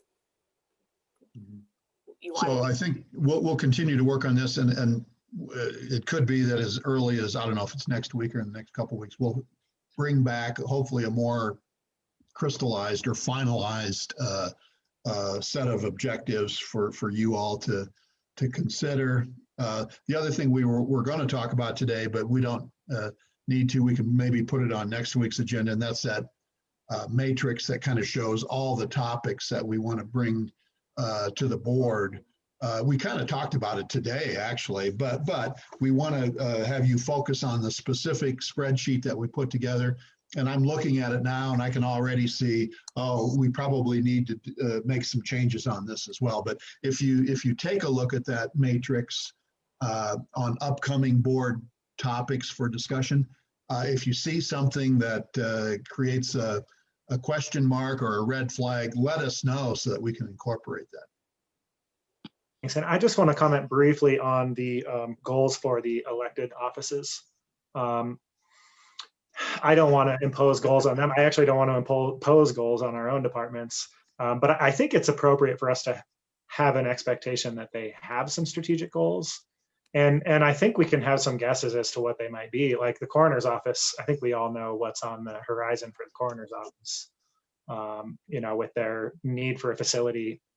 And I know also with the clerk, assessor, and treasurer's office, we've talked about how can they bring technology in to streamline their processes. And so I just wanted to throw that out there, that there might be room for us to have a little bit more conversation about the goals of the elected offices. Yeah, and George, to let you know, Amy and I had that conversation, I think yesterday or a couple days ago. I will reach out to the electeds just to plant the seed and encourage them to come up with some goals. And I can even give them some examples, just as you said. But if you'd like, if the board would like, I can certainly reach out to the electeds and just see if they would entertain being a part of this 5-year strategic plan. I think they probably would, but I'll reach out to them. The one other thing I wanted to point out was that by organizing our strategic objectives by our strategic goals, it does sort of reveal a little bit of a deficit in the area of economic growth and development, which I think is underscored by the employee survey results. And in general, I would just say one thing that is emerging that might be worth the attention of you all as commissioners is that I think we might be a little weak on that aspect of our mission around economic growth and development. And it just, it's not necessarily something that I would have said was the case before having seen things organized this way or having seen how people feel about their work. Just something to think about. Good observation. Okay, so I think that we've gotten to the end of that. Thank you for giving us something to think about in the interim. Next on our agenda is a work session regarding the road and bridge pavement maintenance plan with Carl Schell, Soy Streepy, and I see Julie Wiseman on here as well. Thank you guys for your patience. And I'll apologize in advance that we do have a hard stop because we've got a non-county person on our agenda at 2:30. Understood. All right, thank you, board. Good to see you again. I'm just going to go through, as you said, we want to talk today a little bit about our long-term pavement maintenance plan and the funding associated with this ongoing maintenance. And I'm just going to go through the report here a little bit and kind of summarize where we're at and what we found here over the past year. We've conducted a couple studies in 2020. One study was just a pavement surface evaluation where we hired a company to come in and they shot video and pictures of all of the county road paved surfaces and ran that through a computer program and did an evaluation on that and gave us a report that gave us an index number of the pavement condition for individual segments or roads around Clear Creek County here. We completed that study in 2020, as well as a geotechnical study to evaluate some of the subsurface conditions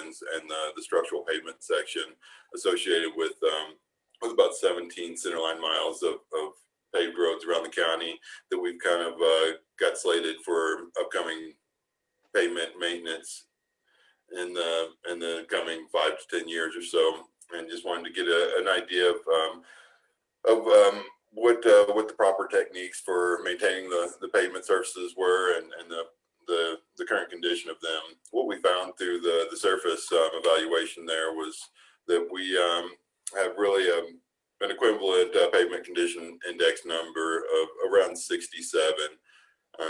Some reports that are produced by paving organizations around Colorado here consolidate and collect and consolidate information from local municipalities and counties, and put it together a report every year about the condition and budget status of these individual municipalities and counties. We found that we were right in line with most of the Colorado counties as far as the condition of our paved surfaces there.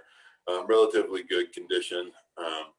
And then through the geotechnical evaluation, we found that the roads we studied, which were mostly local access roads, fairly highly traveled local access roads that are coming to the point where they need some form of maintenance. And when we did the geotechnical study on these various roads, the recommendations we got through that study and report were that these roads, with a few exceptions of some areas that had some more significant distress, the majority of these roads could be maintained and their lifespan extended for the next 20 years with just a conventional overlay of a 2 inches of pavement or a mill and overlay type of process, which is good news for us. It's a lot cheaper than rebuilding the roads, and more typical of what we want to see as we do long-term maintenance on our roads.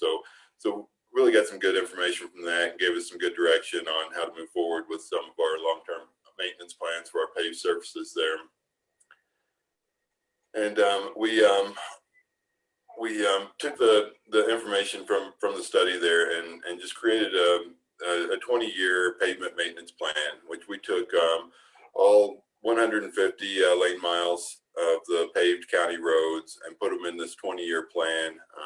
We used some cost estimating and information we received through that geotechnical evaluation to help estimate the cost of these individual roads. We put them all into our plan, and over the next 20 years, the goal of that really is we selected just a 20-year period because that's the type of treatment we want to do is for long-term treatments, is to extend the life of these pavements for approximately 20 years.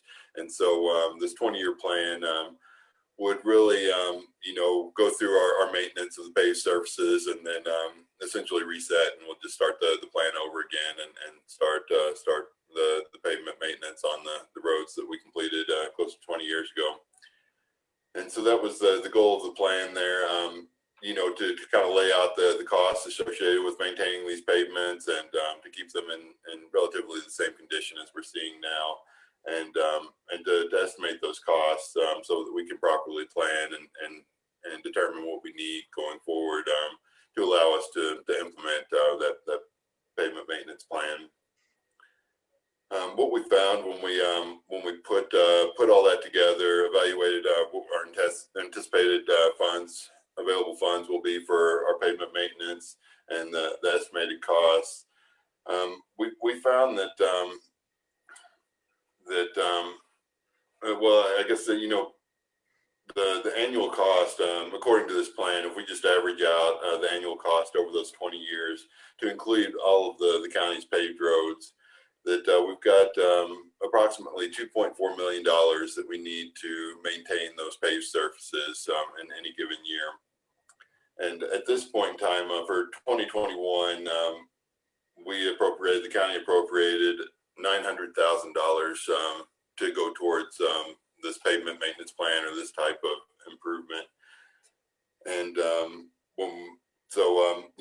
the quick math on that, if we need $2.4 million per year and we're looking at $900,000 per year, and we just assume that we'll have somewhere around that $900,000 going forward for the next 20 years, that may not be an accurate assumption, but that's the information, the best information we have at this time anyway. And when we plug all that together, we're about $1.5 million short per year. And over the 20-year period there would equate to $30 million that we would need an additional funding to implement this plan. I had a few notes on here that, the cost estimating that we did does cover typical improvements that we would do when we resurface the road through conventional type maintenance. As far as culvert replacements, whenever we do a project like that, we'll go through and evaluate any cross culverts that go under that paved surface so that we can replace them before putting new pavement down and hopefully avoid doing cuts into newer pavements to replace culverts after that. So that cost is built into the cost estimating, just typical costs for replacing culverts and profiling drainage ditches and minor improvements like that. It does not include any improvements such as road widening or adding a bike lane or anything like that. It's really just keeping the pavement surfaces and the drainage conditions similar to what they are existing.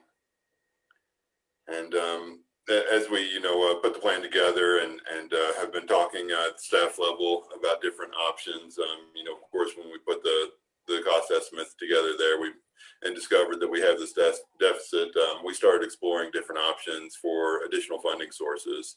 And that's one thing that we'd like to talk to the board about today and get any thoughts or direction that the board has for us in pursuing additional funding sources.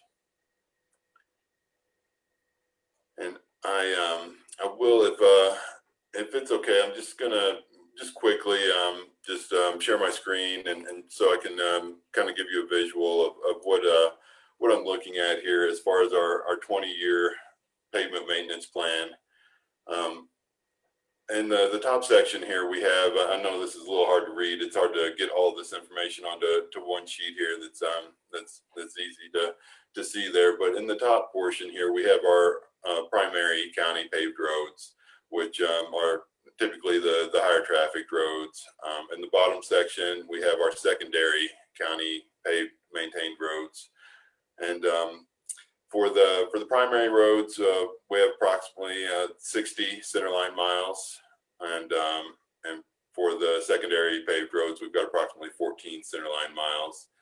And the individual links for the road segments and the roads that we have are listed on the sheet here. We used those links and just used the cost estimating information we got through that geotech report, as well as just past experience, and kind of came up with a factor to apply per length of these roads to carry this forward through the 20-year plan. These numbers will certainly be adjusted as we collect more information and get closer and identify the specific maintenance technique that is preferable or recommended on any of these given roads.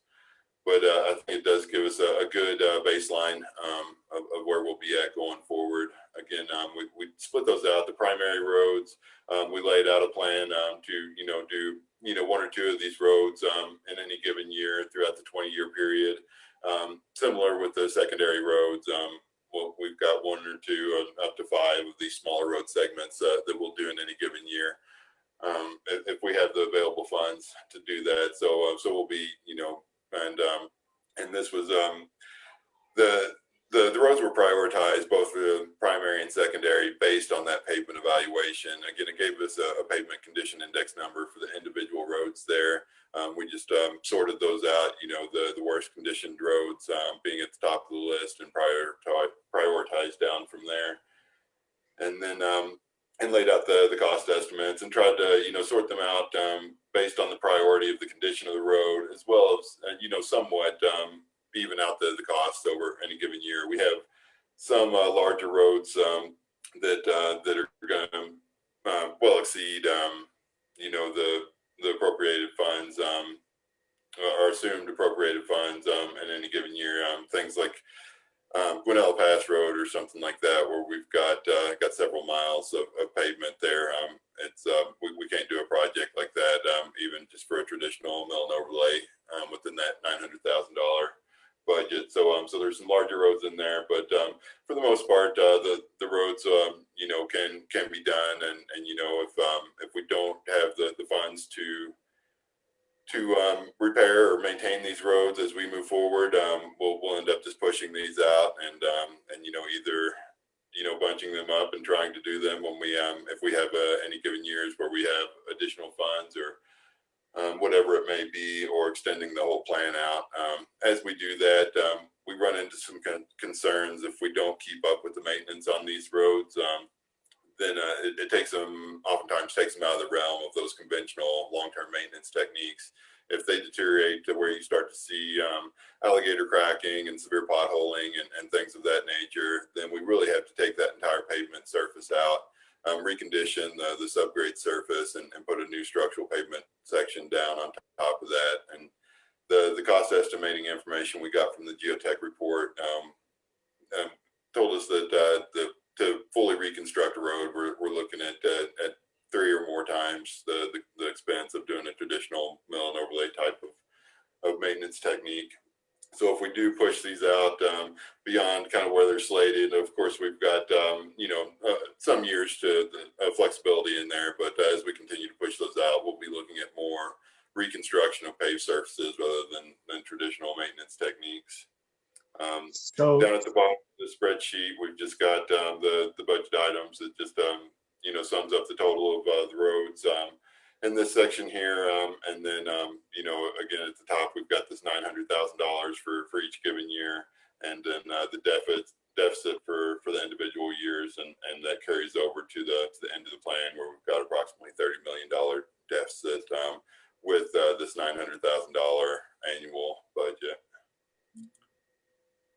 And before I go on, I think, as I said, the one thing that I'd like to talk to the board about going forward is funding. But before we move on to that, just like to open it up for questions about the plan, the information we've gathered, and how we'd like to move forward. I have a couple questions related to this table. First, if we manage to do the maintenance in the timelines on this plan, we completely avoid having to do the 3 times more expensive version, or and a specific way to ask that question is first 6 miles of Fall River Road. If we get to it in, is that 2040? I see it won't have deteriorated by 2040 to the point that we have to completely redo it. That is correct. For the first 6 miles of Fall River Road, that has been repaved and fully reconstructed at that higher cost in the past few years. And so we've gone up to mile marker 6 now on Fall River Road, and from the connection there at the I-70 interchange up to mile marker 6, the road has been fully reconstructed with a brand new pavement section. It is in really good shape up to mile marker 6 there now, and with ongoing annual maintenance such as crack sealing and that sort of thing, then we anticipate that will last till 2040, and we can do at that time a more conventional mill and overlay. Going above mile marker 6, we found we had 2 different companies, I think, do a couple different evaluations on that lower 6 miles, and both of the reports that we got recommended a full reconstruction on that.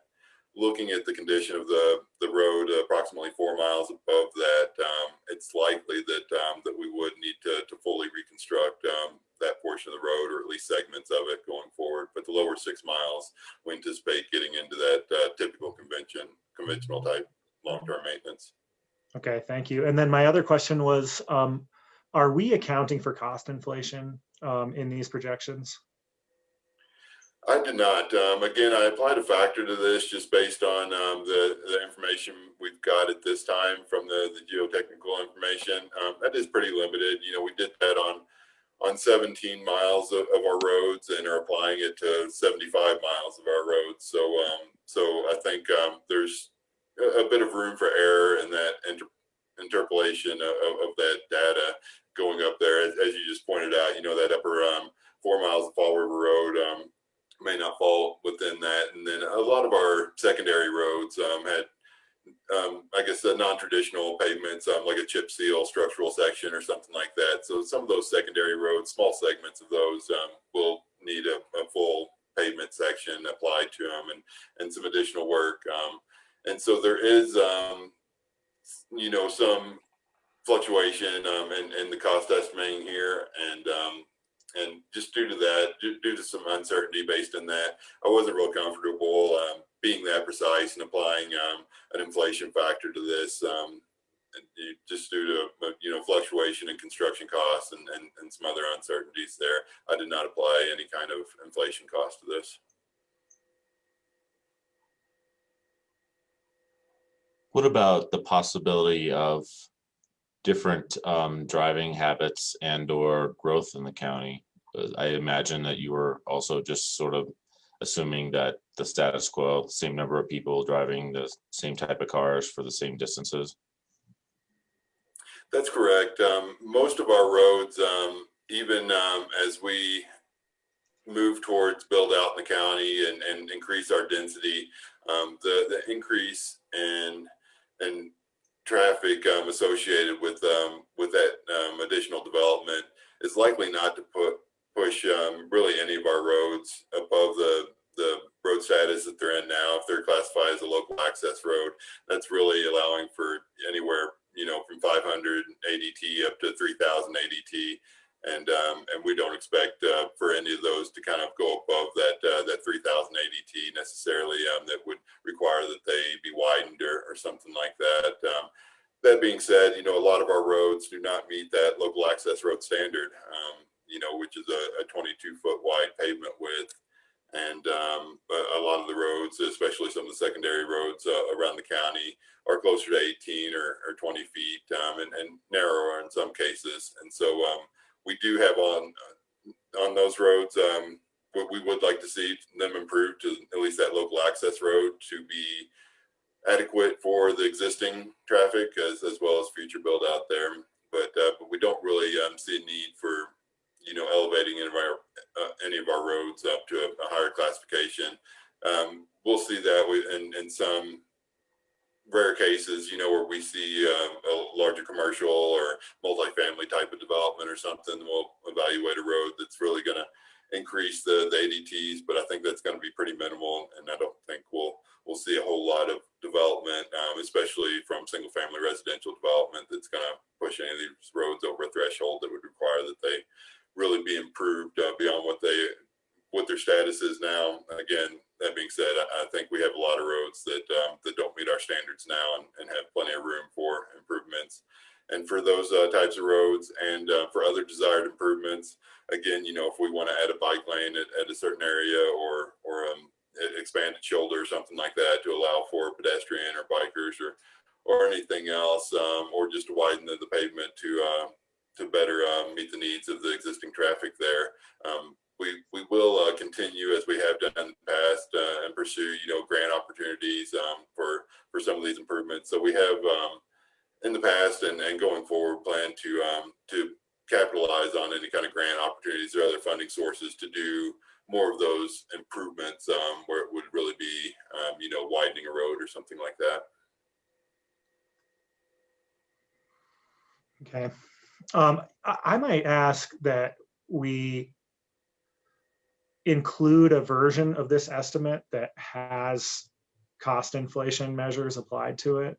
I accept your arguments for why you don't want to have those as like just in here, but maybe we could have another table that shows this is what it looks like if cost inflation proceeds as it has historically.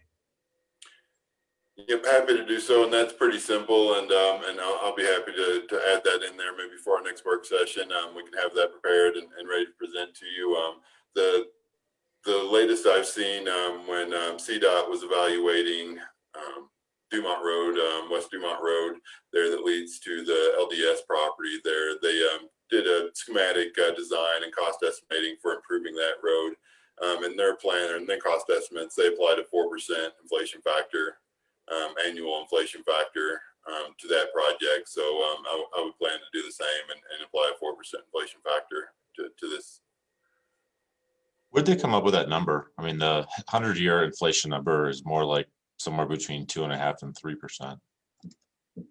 Yeah, I'm not sure what CDOT's using there, and it's pretty difficult on a lot of these road construction projects just because of the uncertainty in what material costs and construction costs are going forward.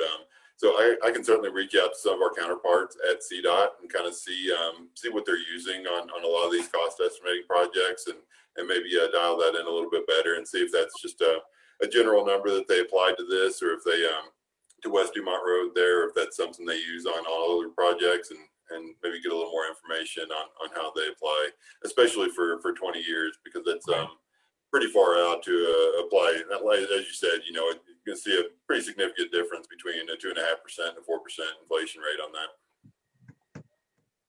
Thanks. And I note that we lost Randy. I hope he comes back soon. Don't see him on the attendee side yet.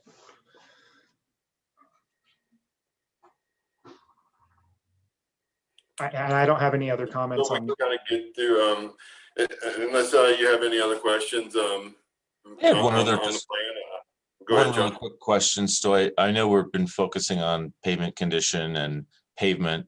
What about other related infrastructure such as drainage? Is that considered, or is that yet another line item that's somewhere else to be considered at another time? It is one of the factors I used was some, I did estimate more precisely estimate some costs for some near future projects we've got coming up. One is Soda Creek Road, and for Soda Creek Road, we've had several culverts there that need to be replaced, and that's really most often the times for drainage improvements we see. We have seen some in the past of some more urban type drainage improvements where we put in concrete sub drains there to allow and then that would feed into culverts, and sometimes a series of those. In my opinion, a lot of those concrete and subsurface drainage urban type of drainage improvements are not the best solution for a lot of our rural county roads. In some cases, I think they would be good, but those concrete infrastructure drainage projects tend to be fairly expensive, and I think are not the best suited for a lot of our roads. And so hopefully for drainage improvements, it's really looking at profiling the ditches, and a lot of times expanding our drainage ditches, but still keeping them as just open, vegetated swale type drainage ditches, and then replacing those road cross culverts. And then for driveway culverts, that's something that's outside the scope of what the County Road and Bridge Department maintains. For driveway culverts, that is on the individual property owners to maintain those culverts. So for Soda Creek Road, we have those silver culverts, and I applied, the factors from Soda Creek Road and some other near future projects there to this, that anticipating that we'll likely see those older culvert and similar type drainage improvements on these projects. So that is built into the cost estimate for what we really see of maintaining the existing and with slight improvements, like again, widening drainage ditches. Oftentimes what we see as more of a problem with drainage ditches is oftentimes the area we have to work with in the public right of way, as well as in a lot of areas we run into some hard rock areas that don't really have existing drainage ditches. So we'll pick away at those through those. If it's something where we can chip away some bedrock and expand a ditch or something, we'll put those into these costs, but nothing that would be a real change or redoing the drainage conditions for these roads. Okay, Thanks for that very complete answer. The other thing I was kind of wondering about, I mean, you sort of hinted around at it, Stoy, but as a homeowner, you don't paint your house for a good long time. You don't fix your deck, paint your deck. You eventually have to make very expensive repairs down the road, and you're probably worse off than you would have been if you had just done a better scheduled maintenance program. So this whole $1.5 million deficit every year for 20 years, adding up to 30 million. Is 30 million really, putting aside inflation for a second, is that really the right number?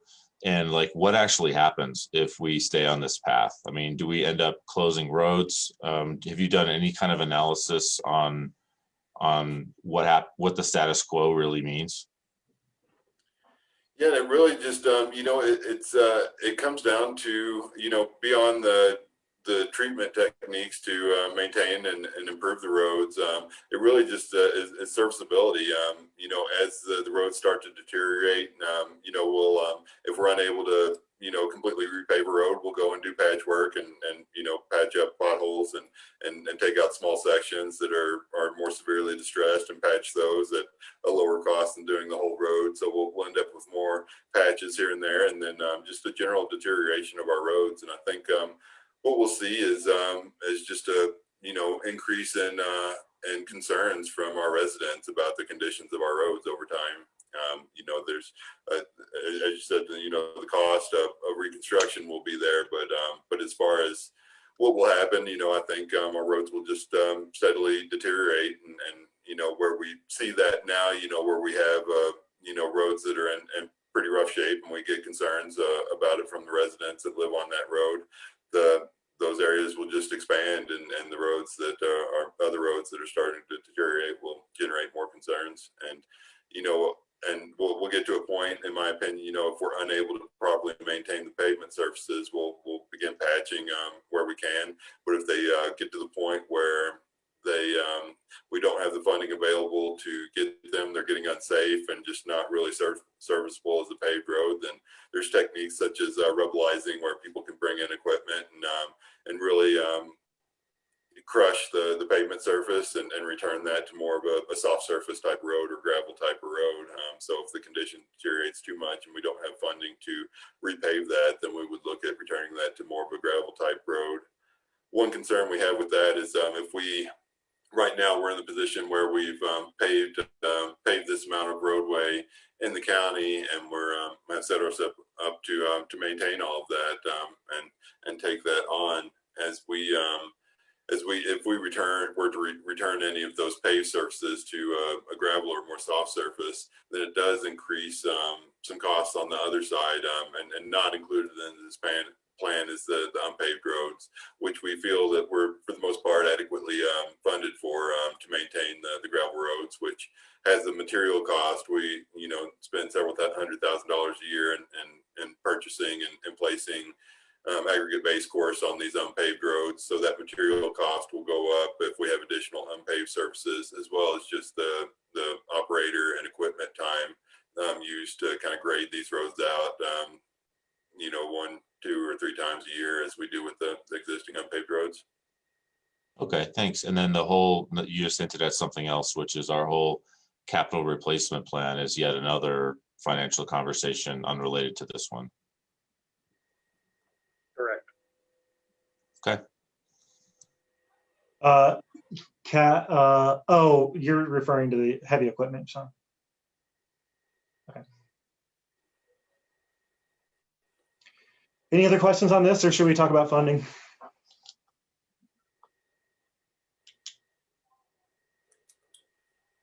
Well, I'll go ahead and move down. I'm just going to scroll down, and I think we provided this to you too. We went through with staff and got some information through CCI and Larimer County, where they had identified potential funding sources and existing funding sources. And we took that information and just modified it for Clear Creek County and tried to identify all of our existing funding sources and any potential funding sources that we could identify that may be an option to help supplement the road and bridge budget. I'm happy to go through here. I'll note some of the really standout items. The majority of our funding for this pavement maintenance is in this first line, this real property or mill levy funding source that right now is at 5.75 mils, which equates at this point in time to about $1.9 million. And so that's a major revenue source for the Road and Bridge Department. Of course, as you can see, we've only got $900,000 appropriated for the pavement maintenance plan, but the rest of this other $1 million and other funding that we have is applied to equipment and staff and other expenses associated with the Road and Bridge Department. So that's our major existing revenue that we have right now, is just through the existing 5.75 mill levy. And then beyond that, we do get other funding sources of note. We get approximately $115,000 from the Forest Reserve Act that's applied to road and bridge. So that's a fairly significant funding source there. This PILT or payment in lieu of taxes, that's going to the general fund. So I think, those are, and Brent has been through some of this with us too, so he may be able to speak to some of this too if he sees any other major funding sources that we want to make note of. But really, the existing mill levy here is our biggest funding source, and then we've went through and kind of identified these other funding sources. And Brent, if you want to jump in and make any comments on this, you're more than welcome to. No, I'm fine. Just a couple of notes about funding levels. Where we're currently at is our 5.75% or 5.75 mil levy brings in about $1.9 million per year. So if we discuss increases to that, then it would be increments of what we have coming in right now. So. And that's one option that we identified is both either or a temporary or permanent mill levy increase. We've most recently done that, what they call sunset mill levy in the past that funded several large improvement projects that we went to the voters and asked them for a sunset mill levy or a temporary mill levy to do several projects, and the voters granted us a certain amount of money to do these improvement projects, and for the most part those improvement projects were done. There was at least one exception in there, but we took that money and did more improvement projects, and those were in general more road widening projects and safety improvements and that sort of thing. And at this point, if we were to go in and ask, we haven't identified any really of these widening or improvement projects that would be real appealing to all of our residents or subset of our residents to say, okay, your road is too narrow. We're going to take this money and widen your road. This is really, if we were to ask for an increase, whether it's temporary or permanent, it's really, unless we were to come up with some projects and add to that, then it would really just be maintaining the pavement surfaces that we have. But that is, again, our biggest revenue now, and there's the potential to increase on that if that's something that the board and the community desire. But we've gone through and looked at other things. Traffic fines right now. 100% of the traffic fines go back into the general fund and help fund the sheriff's department and other general fund items. Other communities have applied that to the transportation fund, but it's for Clear Creek County, it's around $80,000, and so I don't know how much benefit we would really get from that at the detriment to the general fund if we were to do something like that. Bonding on here is something that is really good for if we have an improvement project that we wanted to do immediately, then we could do a bonding type fund for it. But that's really to for a short-term project to allow us to do a large project that we don't have the initial funding for, and then we would have to pay back those bonds over time. So it's not a real good long-term solution for just maintaining our existing pavement, in our opinion anyway. And so again, the increase to the existing mill levy, and then I think one additional mill will generate approximately $330,000, and so I think we to make up that deficit, we'd really be looking at close to doubling the existing mill levy. And then an increase to sales tax was something that we identified that may have some potential. approximately, a 1% increase to the countywide sales tax would approximately equal 1.6 to 1.7 million dollars. And so something like that, just the 1% increase to countywide sales tax would certainly make up that deficit and then some. So I don't know how would want to look at that if that was the approach, if we were to reduce that to below 1%, or I think there's other options to look at that to dial that in a little bit better if that's something that was of interest. We've certainly looked at forming a regional transportation authority.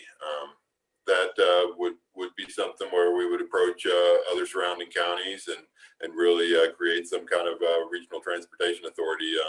I think it's been the idea has been tossed about here and there, but not really very actively pursued in or around Clear Creek County, but something that could potentially have be an option if we wanted to include other surrounding counties and municipalities to form some sort of transportation authority and fund that. Then there may be some metropolitan district. There's not a real big chance to increase revenues directly to the Road and Bridge Department through any kind of metropolitan district. We do have several around the county, most notably in Floyd Hill. There's a fairly large metro district there, and then I think our largest would be in the St. Mary's area, where the St. Mary's Metropolitan District there was formed and maintains a lot of the local roads there. If the residents of any given area wanted to form some kind of metropolitan district and take over maintenance of the road, then certainly that would take the burden off Road and Bridge. But that's would be difficult for the county to dictate that anybody would form any kind of metropolitan district. But that may be something that we would see, if our roads begin to deteriorate in a certain area or something, and we're unable to keep them up to the condition that the residents there desire, then they may choose to go ahead and form something in some kind of metropolitan district to maintain their own roads and keep them in a condition better than what the county is able to. Local improvement districts, that's really for road improvements.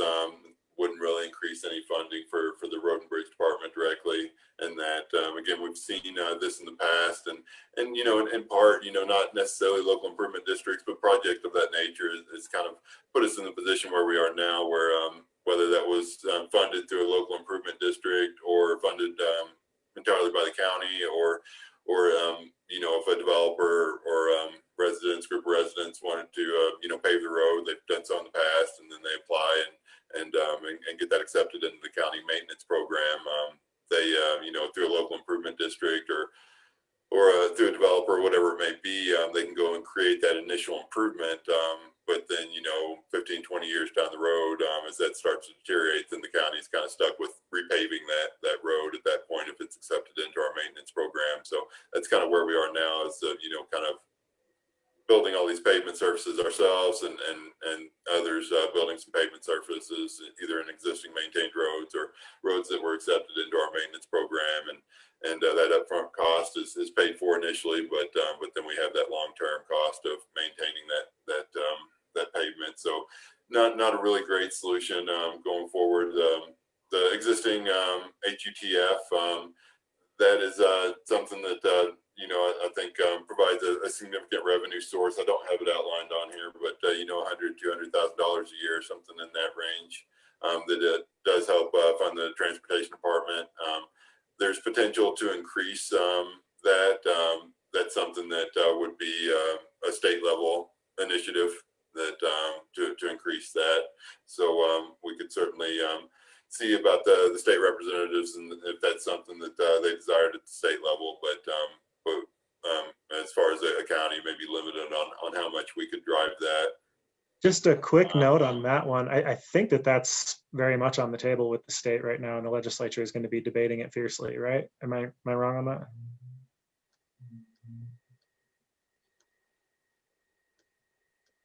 Well, that's good to know, George. I'll make a note of that, and we'll. I don't know for sure. we'll certainly look into that and see, if there's potential for that, if that's something that that's already ongoing and that that we can get on board and express our desire and need that for transportation funding here in Clear Creek County. That certainly could help. So we'll take a look at that a little more in depth and see what's ongoing now anyway at the state level. I know they're working on the allocation formula and arguing back and forth about that right now with regard to, where and it has to do with how they raise it. They haven't, the last I'd seen, they were talking about a mix, kind of a menu of a few things that includes some gas fees and electric vehicle charges and things. And then, so they're trying to figure out what that revenue side is and then negotiate an allocation formula. And in the past, they've usually tried to go by some kind of an HUTF, the Highway User Tax Fund, which a portion of which goes to, local communities. And then, so part of the debate is also around, how strictly local communities will be held to what they can spend the money on, what kinds of things, and at what formula they're, multimodal solutions to transit versus, road fixes. And of course, a lot of rural counties like our own are stating that their preference would be to try to fix the roads they've got before they initiate new programs. And so it depends on where you are in the state, your viewpoint.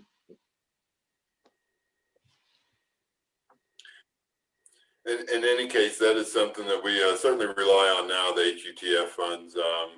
There is certainly help supplement our budget to help maintain our roads. So we rely on that existing and would certainly welcome any increase to that. Would certainly be a benefit to the Road and Bridge Department. And then similar, the increase in statewide sales tax, that would be a statewide effort on something like that, as well as specific ownership tax. And I guess this is, the existing specific ownership tax. And Brent, maybe you can comment on that. I've got $1 million in that. I'm not sure if that's, if I put that in there, that's going to Road and Bridge or to the county in general. No, that's correct. It goes to Road and Bridge. Yes. Yep. So that's a significant portion of our budget there. The $1 million that goes into the annual budget there. The below it here is just an increase to that specific ownership tax. So we've got existing $1 million. An increase to that would be another statewide initiative there. Yeah, HUTF funds as well, Stoy, equate to about $1 million right now.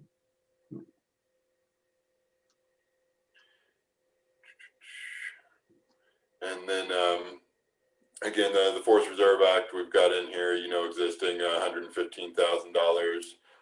This one, is one that the county, the Board of County Commissioners, I think has the ability to adjust how we distribute those funds. And right now, we've got that it's split. It's mandated that 50% of that go to the school district, and the remaining 50% is split equally between Road and Bridge and the school district. So I think that would say that 75% of that is going to the school district, 25% is going to the Road and Bridge Department. And I believe that Clear Creek County has done it that way to maximize the funds that we're getting through that program. By doing the split that way, it allows us to maximize the funds there. And if we were to take that entire 50% and apply it to Road and Bridge Department, then we may not get as much overall. And so I think that's why we are splitting it up that way at this time, is to maximize the funds we get through the program, even if it's going to the school district and not a direct county department. Just a quick time check. We're at 2:27. And I'm kind of satisfied. I've read through the rest of this list. Maybe we can spend the next 3 minutes to talk about what we need to do moving forward.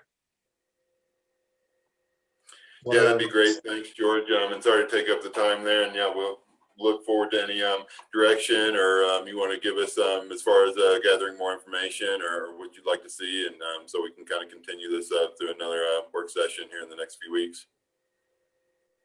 Yeah, absolutely, guys. Again, Stoy, I really appreciate you taking the reins and putting the time in for the information that you put together for the packet. again, not just to paint the picture of the deficit, but to put some numbers and, the pavement assessment to it. I guess, with the funding sources that we've put in front of you on the table, and knowing that we've got a series of work sessions scheduled with you moving forward, we invite all the board members, to look deeper into this, and kind of the thought process today was to look at the deficit, look at the numbers, look at the options moving forward for funding sources, and to, as a collaborative group, really see what direction the county wants to go and what our best options are for road funds moving forward. And not to take up all the time, I'll leave it at that and let anybody else jump in here, but appreciate again Brent's input, Keith's input. We've had a lot of people involved just in talking about where we are moving forward, but we're looking for direction from the board as well.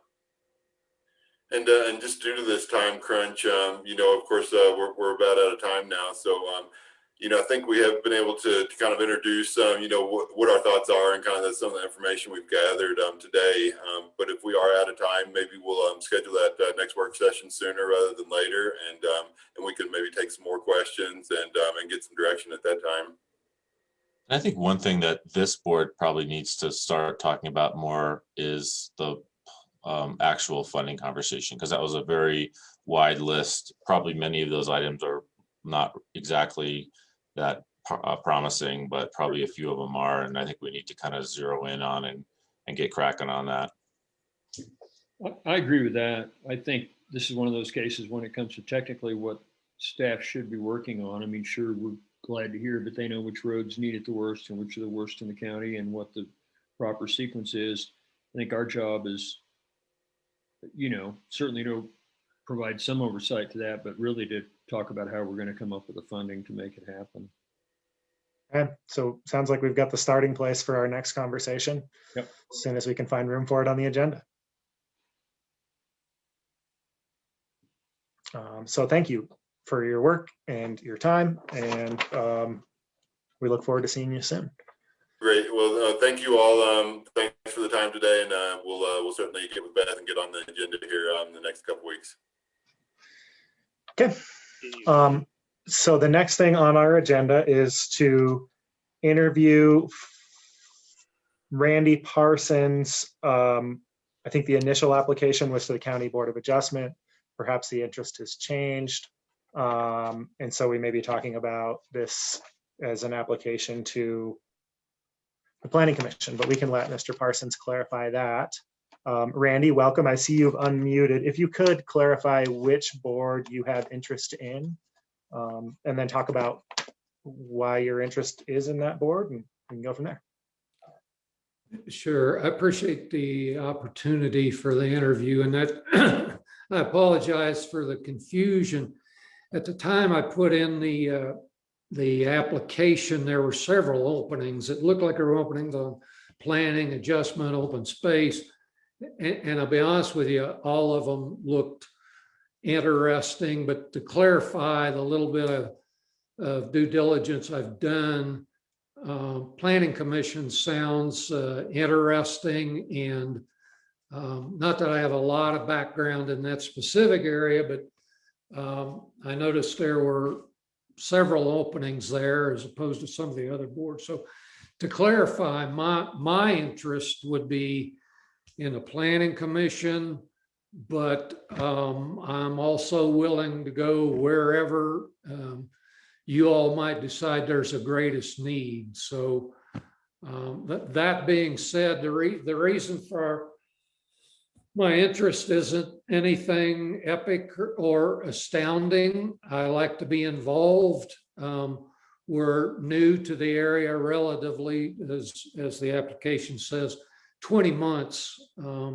We've been in Clear Creek County, and they've not been great months in terms of getting to know the county because of being sequestered like everybody else. But I've always had an interest in this sort of thing. I've been on a number of boards. I've been in a number of different organizations, and I think this is an opportunity to get to know the county better And if I've got anything to contribute, this seems to be a good place to be.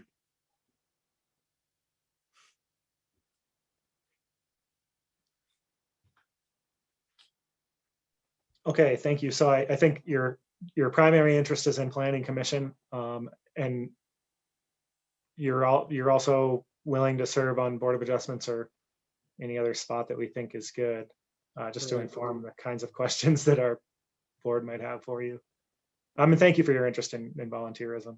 I'm going to stop talking. Randy, Sean, got any questions?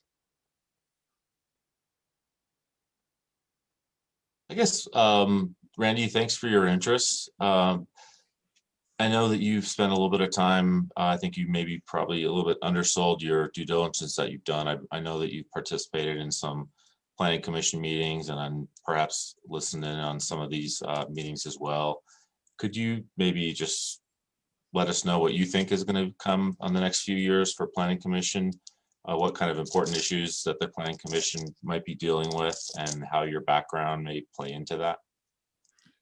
Well, you stole my thunder because if somebody asked me if I had any questions, that was going to be it.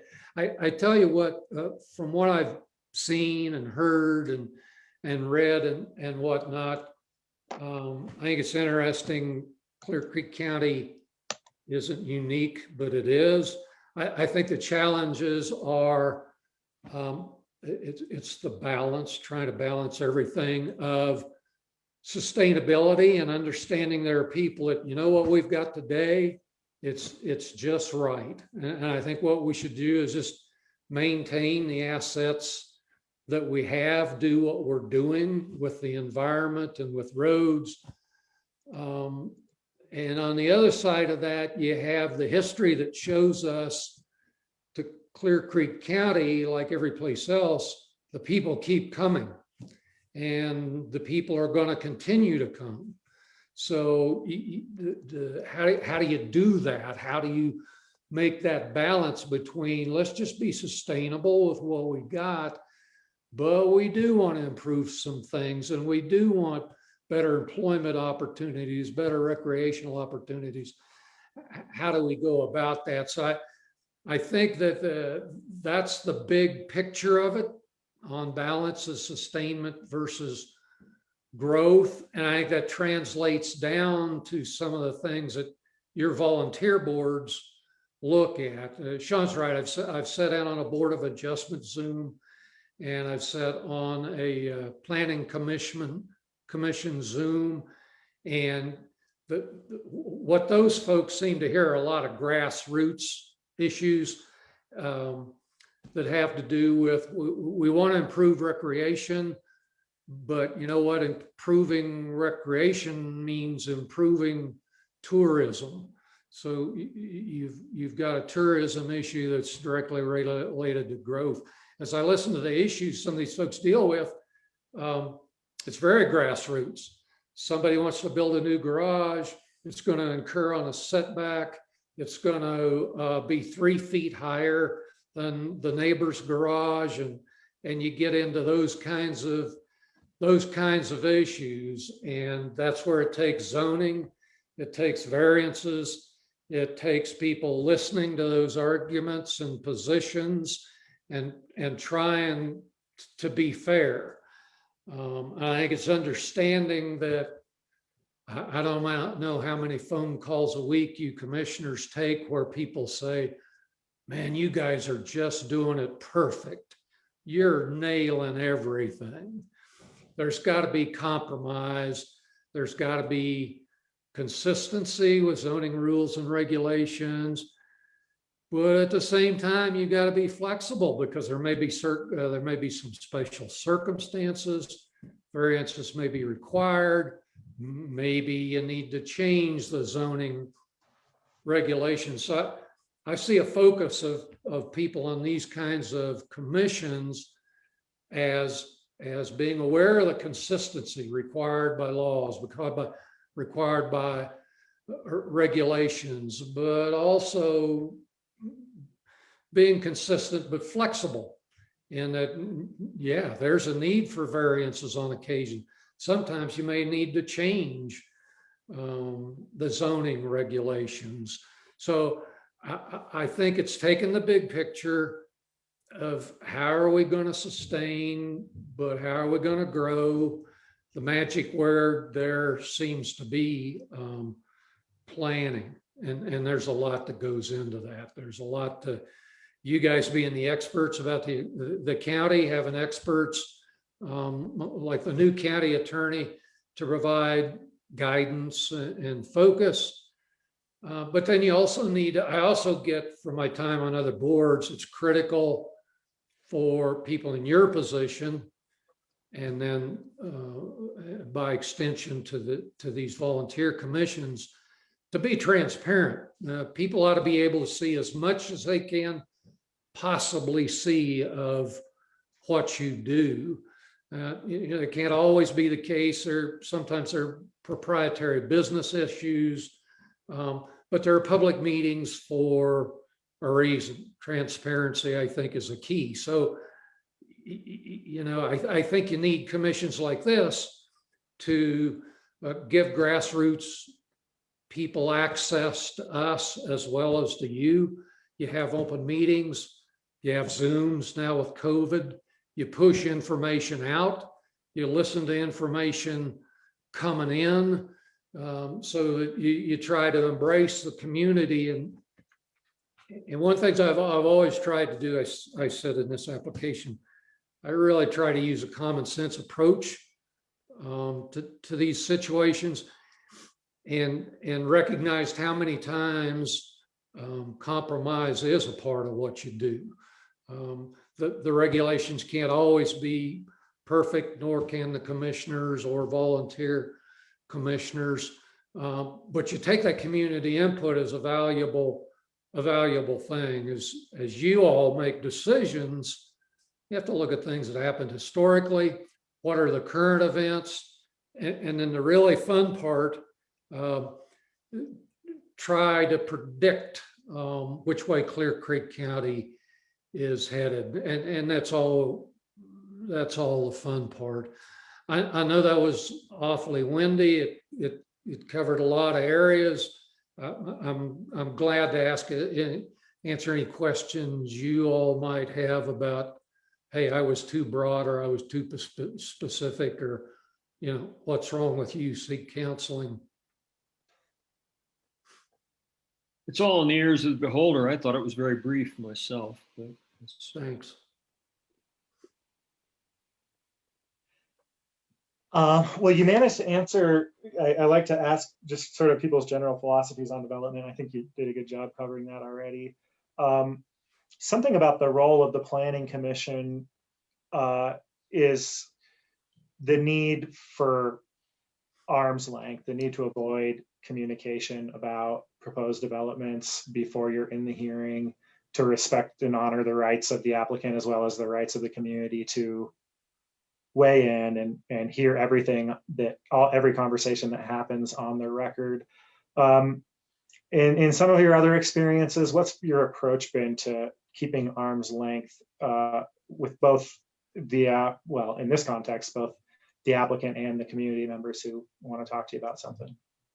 Well, I think the answer to that is thinking about it, getting the information that's in the packets, looking at what the issues are, and thinking. I was impressed by the two commissions I saw, that they almost had a checklist that you could follow them going down with some of the issues, such as, well, is this going to affect a neighbor? Is this going to affect their property values, the traffic pattern, even other businesses in the area? Somebody wants to put up a garage at their residence, but they're going to park business trucks there. Everything you're doing, there's ripple effects to everything. So I think thinking about it beforehand, what's the issue that's coming before us, and do we need to talk about that? Making a bigger garage, does that mean a bigger driveway? Does that mean this is a problem because this is on a blind curve? Think through where the ripple effects are.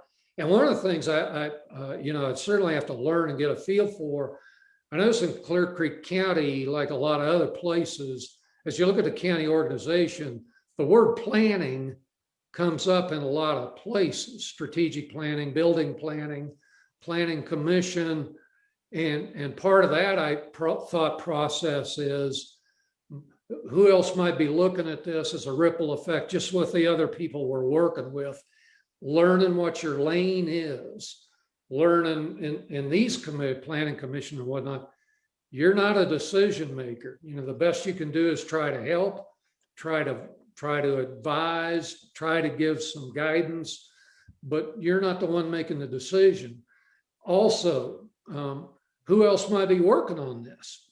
So I'm a big collaborator. I really am. I don't know if any of you had a chance to look at my resume. I wouldn't recommend it unless you had insomnia, but it does point to partnerships and finding out, can I help somebody else with what I'm doing? And can I stay out of their lane?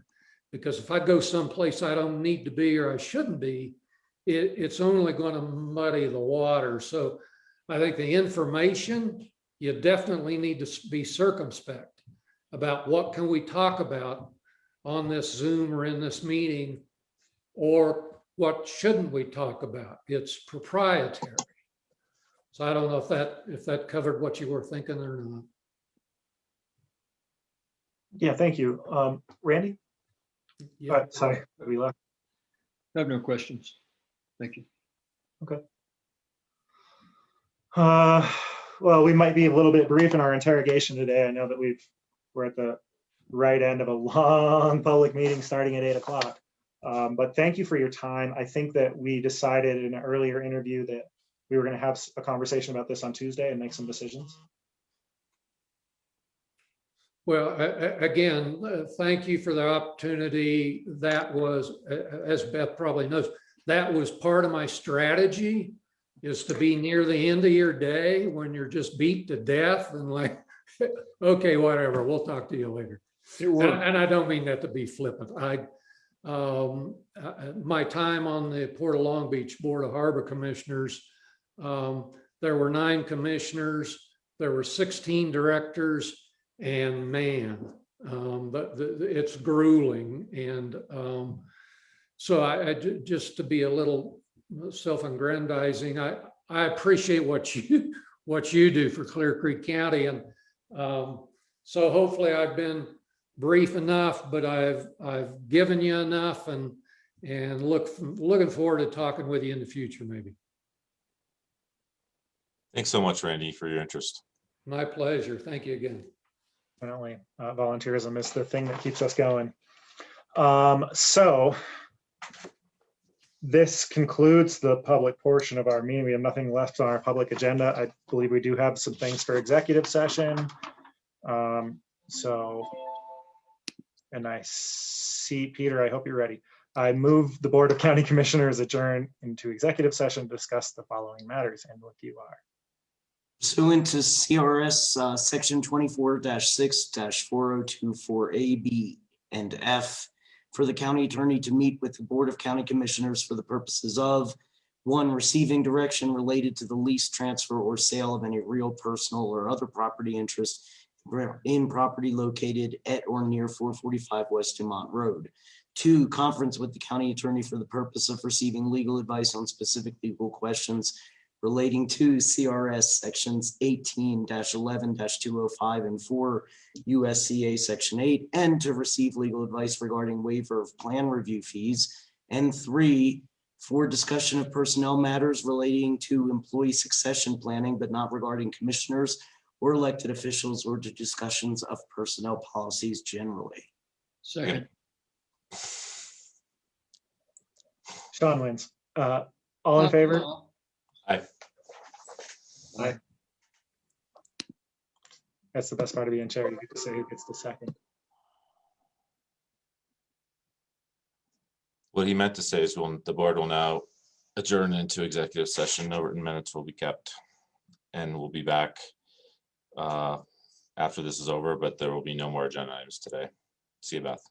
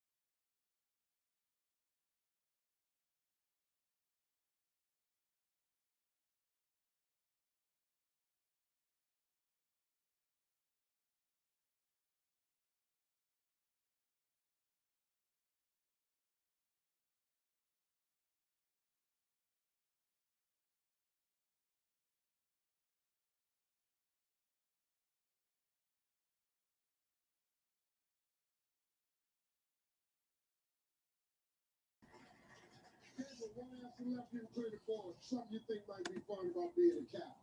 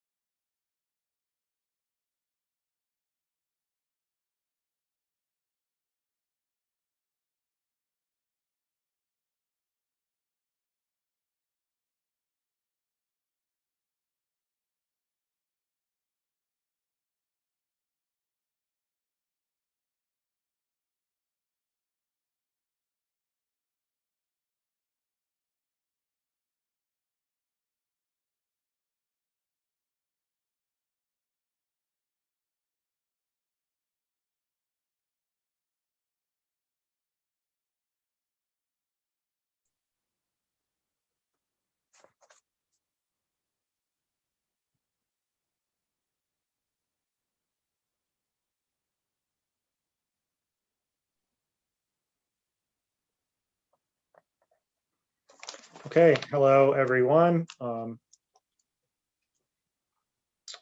We have nothing further on the public agenda. The board has concluded its executive session.